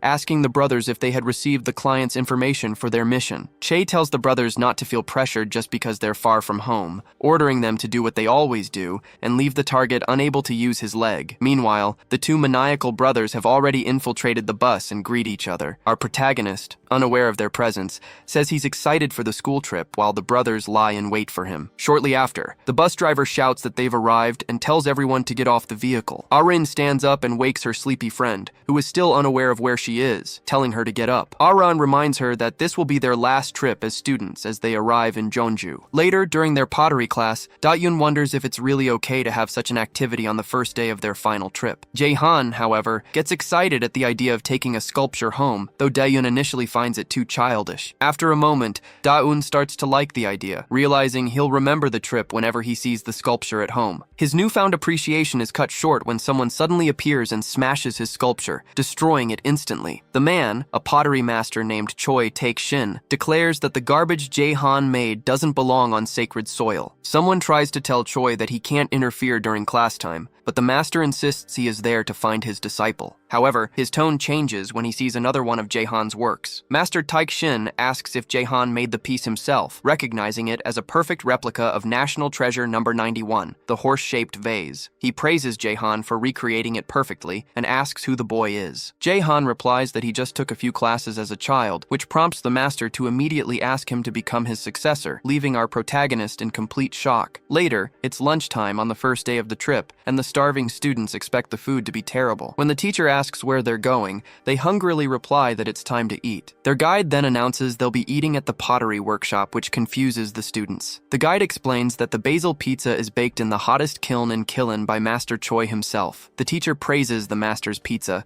saying he's as good at it as he is at pottery. Da-yoon gets mad, complaining that the pizza looks like his sculpture melted into the dough, but Jae-han-yu praises it as delicious. Seizing the opportunity, Choi says that if Jae-han becomes his successor, he'll teach him all the pizza recipes he learned in Italy. Still on the first day, the students go to visit a museum after their meal. Jae-han and Da-eun agree that the visit right after lunch has made them sleepy and bored. Ignoring his friend who is talking about the schedule, Jae-han overhears some girls saying that Ah-rin is beautiful. As soon as he looks over at her, he sees she's wearing a very beautiful but flashy crown. Ah-rin asks her friend how it looks, but the friend finds it embarrassing and avoids her. Even though it's just an accessory, the friend wonders who would buy a crown like that, but Ah-rin clearly thought it was pretty. Ah-rin playfully chased her friend, trying to force the crown onto her head. Nearby, Da-eun was completely mesmerized, thinking she looked gorgeous wearing the Chiama-chion crown. Their moment was interrupted when the teacher asked if everyone was enjoying the museum, to which the students answered with an enthusiastic yes. The teacher then announced they had free time to explore on their own until dinner, but warned that anyone caught doing anything suspicious would be sent straight back to school. Taking advantage of the break, Da-eun invited his friend to take a walk, and Ji-han readily agreed. As the two walked around the streets during their free time, they were unknowingly being followed. The Maniac brothers were tailing them, wondering if this was their chance to eliminate Da-eun and Ji-han. The younger one, Oh Hyo-seop, ate ice cream while staring intensely at Da-eun, clearly eager for a fight. His older brother, Oh Tae-seop, told him to wait a bit, insisting that now was not the right time. He remarked that among his brother's many flaws, impatience was one of the worst. Just as Tae-seop was about to say his brother ruins everything, a nearby attendant accidentally spilled ice cream all over his clothes. The attendant apologized profusely and offered to clean it up right away, but Hyo-seop warned the man that the shirt was his brother's favorite. A moment later, the attendant was knocked out on the ground. As the older brother brushed off his clothes, the younger one mockingly asked if he was the one lacking patience. Meanwhile, far from the incident, Da-eun tried a local sweet and was amazed by its flavor. Ji-han commented that he still had room in his stomach after the pizza, and Da-eun happily agreed, thoroughly enjoying the trip. This was a huge change for him, as past trips had been awful. He used to have to sit next to the teacher on the bus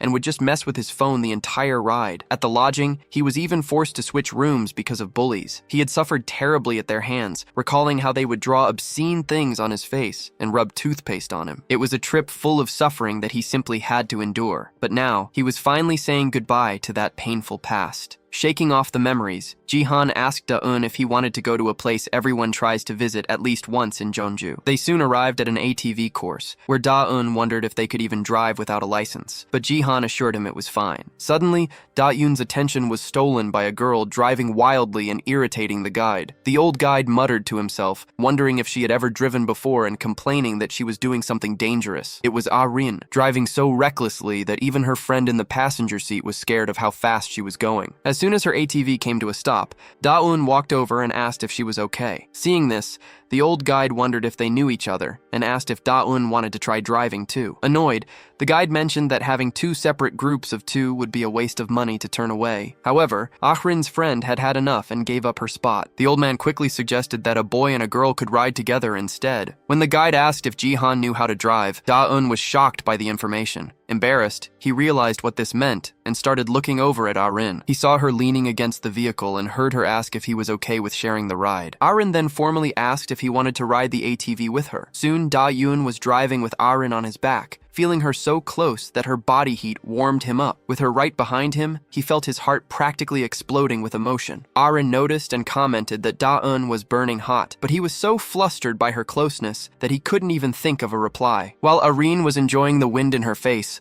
a group of thugs from the city school spotted her from the street. One of them remarked on how attractive she was, and they all agreed they wanted her for themselves, even though she was from a different school. Seeing Da-eun with her, they jealously assumed he was her boyfriend and decided they would would take her from him anyway. Meanwhile, Arin mentioned that, just like at the internet cafe, they had met again by coincidence. Da-eun cringed, remembering how he'd hit her on the head with a toy hammer and completely failed to make a good impression. Despite that embarrassing moment, they were now riding an ATV together. Just then, he spotted a candy truck on the street and decided this was his chance to impress her. He approached the truck and delivered what he thought was a super romantic pickup line. However, he immediately realized he had failed when he saw her reaction, as she looked absolutely terrified. Da-eun quickly apologized, but Arin explained that she just hates loudspeaker trucks, prompting him to drive away. After stopping at another spot, he asked if she was feeling better, and she confirmed that she was. He then wondered how she managed during school breaks with all the loudspeakers around, but she simply said she was leaving. She announced she was going for a walk near the observatory, and mentioned it was a shame they were all leaving the next day. Arin suggested they could go with her friend, but before anyone could object, Jae-han suddenly appeared, carrying Arin's friend in his arms. When they asked what happened, he explained that there had been an accident. The injured girl seemed completely smitten with Jae-han, looking up at him in awe. The story began earlier on the ATV, when she had commented that besides being handsome, he was also a great driver. Jae-han explained that he learned in his leisure and sports class. As they were riding through the water, some drops splashed on her, and Jae-han tried to pull the vehicle out, worried it might be dangerous. However, the ATV's wheel began to sink because the water was deeper than it looked. When Jae-han accelerated to get out, the sudden movement caused the girl to fall off and land on the rocky ground. She was injured, and Jae-han immediately rushed to her side to ask if she was okay. He apologized for not paying more attention and quickly saw that her injuries weren't too serious. He gently held her in his arms and asked if it hurt, and she just looked back at him with love in her eyes. With the ATV still tilted in the water, she assured him she wasn't badly hurt. After Jae-han finished telling the story to their friends, the group returned to the lodge as night began to fall. He added that he had to help her walk afterward because her legs were unsteady. Da-eun remarked that he was brave for carrying her like a princess, to which Jae-han admitted it was his first time ever doing something like that. Da-eun then jokingly said he had learned a new skill and called Jae-han his master, which made him embarrassed. Da-eun commented that even though they didn't go to Jeju Island, they still managed to find a great guest house. Both he and Jae-han agreed that the room was spacious and tidy. Exhausted from everything that had happened, Da-eun threw himself onto the bed, while Jae-han remarked that the day had been fun. Our protagonist agreed and wondered if the next day would be just as enjoyable. The second day of the trip began with the students visiting the city's historical sites, where their guide explained that the tombs of the Silla kings were scattered throughout the area. Afterwards, the class visited the Bulbuksa temple to take photos, where Da-eun and Jae-han had some fun. Their next stop was the Hanok village, and Arin even dressed up in traditional clothes for the occasion. While taking pictures with her friend, something seemed to bother Arin, and she mentioned feeling like she was being watched. Her friend simply asked if she realized how many guys were checking her out, which made Arin understand. Later that day, the class visited the Silla History Museum, but Da-eun-ha and Jae-han-yu quickly grew bored and tired. Meanwhile, Oh-tae-seop told his younger brother that their plan would happen soon and urged him to be patient. The younger brother complained that he had been holding back for a long time and asked how much longer they had to wait. The older brother confirmed they would act that very night. During the midday break, a dance club performance was about to begin in the auditorium. A host was on stage, hyping up the crowd and promising boxes of chocolates to those who screamed the loudest. Pointing to some seats on stage, he then asked who the lucky ones would be to get a close-up view of the show. Several nerds and other sleazy guys eagerly raised their hands, but their excitement turned to frustration as soon as the host announced the seats were reserved for couples. As he began calling up the couples, Da-eun found the angry single guys pathetic. When he turned to ask Jae-han-yu if he agreed, he discovered his friend was no longer in his seat. Confused, Da-eun wondered where Jae-han had gone. We then see Jae-han with Arin's friend, Choi Min-hee. She was apologizing for asking him for a favor, explaining that she needed him to go up on stage with her since she didn't have a boyfriend. A little embarrassed, Jae-han simply asked if all he had to do was sit in the chair. Seeing his friend enjoying the trip and seemingly betraying him, Da-eun-ha felt a surge of jealousy. He decided to make his own special memory of the trip by himself. He then remembered Arin saying she dislikes loudspeakers, and that she usually walks around the observatory when things get too noisy. Da-eun realized she must be heading alone to Chimcheongdae in Jeonju. While walking there at night, he found the path creepy because of all the tombs and started to worry if Arin was safe. Suddenly, he stepped on a blue wire, and a system message announced that he had entered the king's tomb. Frightened, our protagonist immediately assumes this is a dungeon mission. The objective is to defeat enemies, but he wonders where they could be in such an empty place. Just as he looks to the side, the older brother, Tai Seop, attacks with a punch that Daon manages to block. Tai Seop comments that it was good of Daon to come there alone, saving them the trouble of having to lure him out. Daon Ha asks who he is, but before he gets an answer, the younger brother appears from behind and lands a massive surprise punch to his ribs, noting that Daon seems to have studied the area well. Laughing, Ohio Seop says he picked a good place to die, since they are surrounded by tombs. Our hero is left wondering who these guys are and why they're attacking him out of nowhere. Tai Seop tells his brother that they'll rip off Daon's limbs in just a moment. Instead of reacting, Daon ignores them and starts looking around, which confuses the brothers. He then says he's relieved, explaining that he thought zombies were going to crawl out of the tombs and he's glad it's just the two of them. As he finishes speaking, the younger brother appears behind him again to land another punch. This time, however, our protagonist strikes first, landing a perfect blind spot punch right to Hyo Seop's face before he can land his surprise blow. Daon wonders if the mission will give him bonus points for the clean hit, and decides to finish these guys off quickly to get his event reward. With one enemy down, he asks if there's only one left, and plans to go find Rin. These two are known as the Maniac Brothers, who take on missions from an agency and complete them with extreme violence. They were named by those who witnessed their brutal and bloody side. The brothers feel no guilt no matter who the target is, not even for women or mothers. They never lose when they are together, even when facing a huge man who, after losing his family, tried to annihilate them. With the younger brother down, Daon casually notes that the dungeon has a fancy name. His brother, Tai Seop, is shocked to see his sibling fall from a single blow. Daon, however, knows that was nothing yet. He finally notices their resemblance and asks if they're twins before running toward Tai Seop, who doesn't understand why brothers would fight like this. Daon says he's busy looking for someone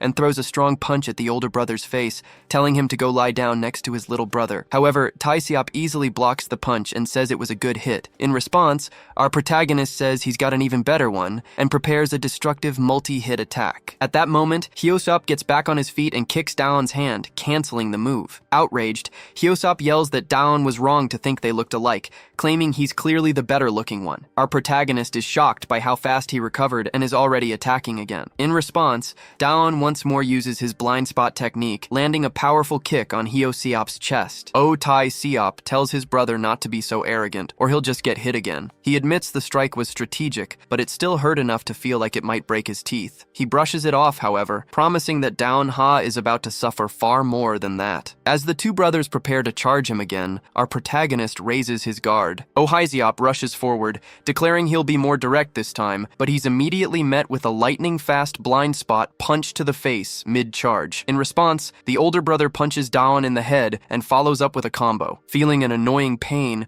Daon realizes he was hit from behind once more. Hyseop mockingly compliments Daon's great punches and asks for more. Daon thinks to himself that this is different. It's nothing like fighting a disorganized group of crazies, because these two are attacking with perfect synchronization. It's clear they're used to fighting together. Whenever he's about to hit the one in front, he's struck by the other from behind. Even though it's a simple tactic, their movements are incredibly fast, and Daon can't land a clean attack because he's always being interrupted. Seop boasts about saving his brother, which Hyseop dismisses as nothing. The older brother then says he's disappointed in Daon Ha and expected more from him. Daon retorts that the feeling is mutual. Compared to a monster like Jongse Hyuk Jung, their techniques aren't all that great. He concludes that what will matter in this fight is who can land the strongest blows. When Daon asks if they're feeling ashamed, they dismiss it as the excuse of a loser. Our protagonist decides his first target will be the annoying little brother, Hyseop. He knows that as soon as he attacks the one in front, the other will come from behind,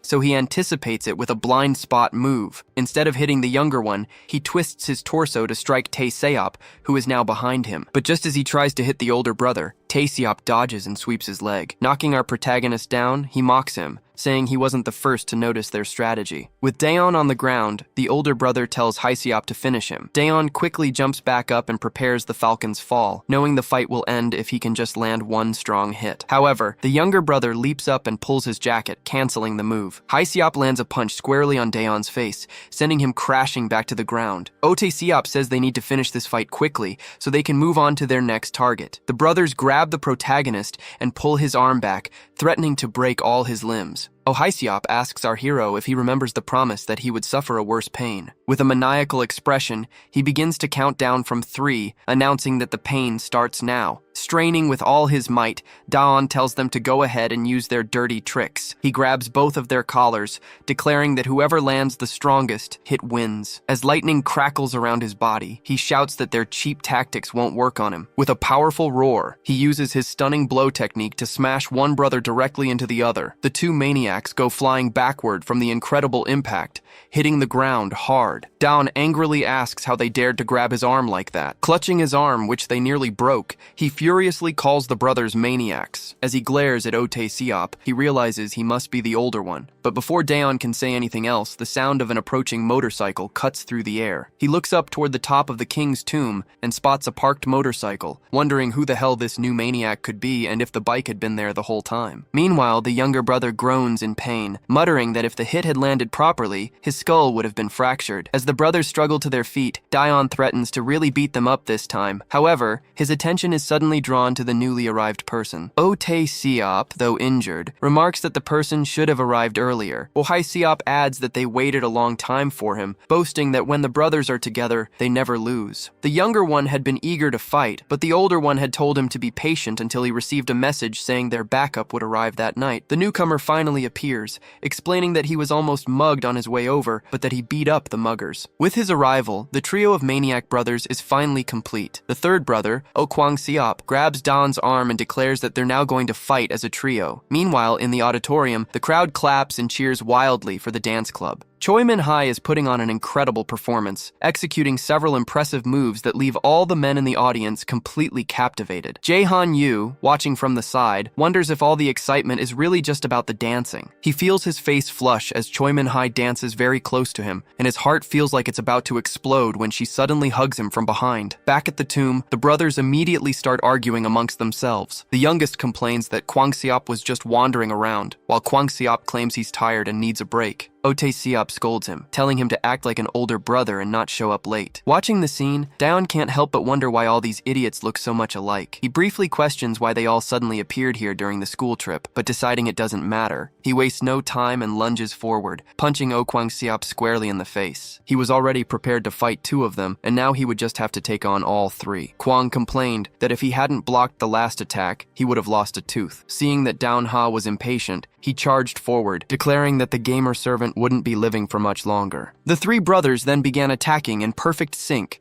with the younger ones flanking from behind. In response, Daon Ha turned and ran, sprinting straight ahead to get away from the 3 maniacs. The brothers immediately noticed him fleeing, and the youngest remarked that he had good instincts. To surround Daon Ha, Ohaisiop went left, while Otaesiop went right. Taesiop muttered to himself that while Daon Ha might escape one of them, getting away from all 3 was impossible. Just then, our protagonist appeared directly in front of him, asking why he was talking to himself. He landed a powerful punch on Taesiop, and mockingly asked if he was feeling lonely being separated from the others. The blue-haired brother suddenly realized that Daon hadn't been running away at all, but had instead forced them to split up. Seeing that Ohaisiop was right behind him and about to strike, Daon Ha declared their efforts pointless. He then surprised Haisiop with a blind spot attack, landing a kick right to his face. Caught completely off guard, the youngest brother was injured and spat out a mouthful of blackberry jelly. The protagonist commented that he had fairly used the attacks that came from behind. In response, the older brother asked what he would do about an attack from above, suddenly landing a massive kick on Daon Ha. Even though our hero managed to block the blow, the force of the impact sent him flying far away. Our hero managed to stop his body in midair, wondering if Kwang had jumped from the top of the nearby tomb to launch such an attack. Meanwhile, Haisiop bit his tongue in frustration. Kwang thought his own ambush was amazing, especially since Daon Ha was fighting all 3 of them at once. Taesiop warned Kwang to be careful not to get grabbed,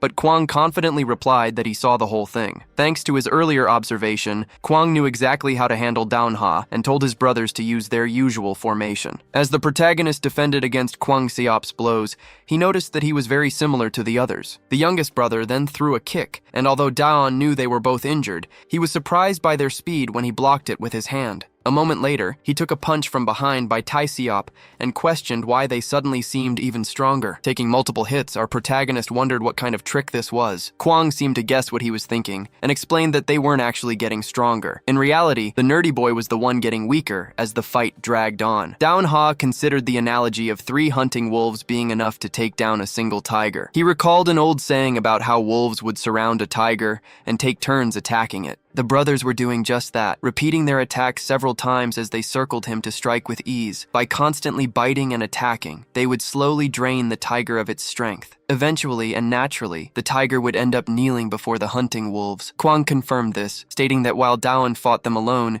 he was burning through his energy. Kwang concludes that while the brothers are individually weaker than Daon, their teamwork will ensure his defeat because he is alone. Daon, however, retorts that such a statement is strange coming from a villain's mouth. The youngest brother bristles at being called a villain, prompting Tae-seop to suggest they move on to their next target. As Kwang-seop prepares to finish the fight, Daon suddenly declares that he is not alone, leaving Kwang completely confused. Just as Kwang asks who else is there, an unseen person executes a perfect judo sweep, taking him down hard. The attacker grabs his head and foot, twisting his body and slamming his face directly into the ground. The 2 remaining brothers are left in shock, wondering about the identity of this mysterious newcomer. At that moment, the attacker is revealed to be Jihan Yu, who comments that he hit the guy really hard and hopes he was actually a bad person. Hai-seop and Tae-seop immediately recognize him as their next target. This triggers a memory of the moment the 3 brothers first got into formation and Daon ran. At the time, they had assumed he was fleeing the fight. In reality, he had realized he couldn't handle them alone, so he quickly pulled out his phone. He sent his location to Jihan, telling him he was about to be eliminated and that he needed to come fast. Back in the present, Daon thanks his friend for coming, and Jihan asks why he was fighting them in the first place. Instead of explaining, Jihan simply asks if he needs to take them on,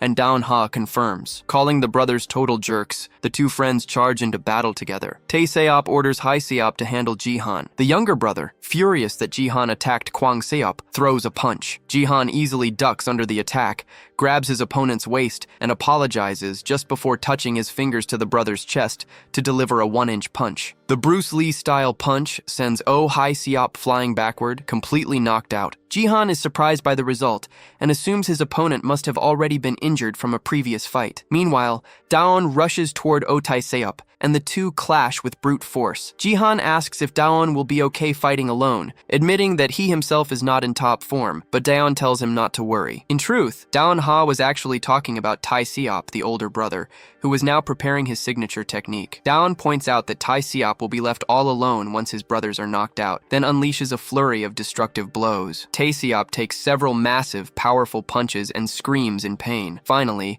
a last heavy punch to the chin sends him flying off the ground. Seeing the damage to his opponent's face, Daon thinks he might have hit him a bit too hard. Feeling re-energized after his victory, Daon turns his attention to the waking Kwang. He states that it is time for them to answer some questions. Recalling their earlier conversation about targets, Daon-ha demands to know who sent them. Far away, another group spots the turned-on motorbike and realizes someone is dealing with their rookies. One of the delinquents recognizes the bike as belonging to the guide who recently caused a mess in the city. Suspecting a trick, they worry that they might be walking into an ambush. The delinquents say it doesn't matter, since they're itching to beat someone up anyway. They mention having guests in their group who came from afar just for a fight. Deciding to welcome them properly, they advance, revealing a massive horde of monsters from Silagile High. Meanwhile, the 2 brothers are lying defeated on the ground. Kwang-seop, who didn't see what happened, feels sad about the outcome. Daon-ha tells them that all they need to do now is answer his questions. He explains that he overheard them saying they came to take out a target. He quickly realizes the first target was him, and the second was Jihan Yu. Our protagonist points out that there's no reason for them to do this since they don't even know each other. In a threatening tone, he demands that the older brother reveal who sent them. The scene then shifts to a past conversation between Lee Gyu-min and Chio, where Chio had assured Lee that he could count on the brothers. Lee had asked what would happen if the people he sent were defeated. Chio dismissed the possibility, calling them specialists in group fighting. However, he added that if they were somehow beaten, they wouldn't open their mouths. Although Lee doubted this, Chio confirmed that the brothers had been warned not to talk. What do you guys think about this manhwa? I honestly don't know what score to give it, from 0 to 10. Drop your rating in the comments, I'm really curious. And I'm actually excited to keep reading this one.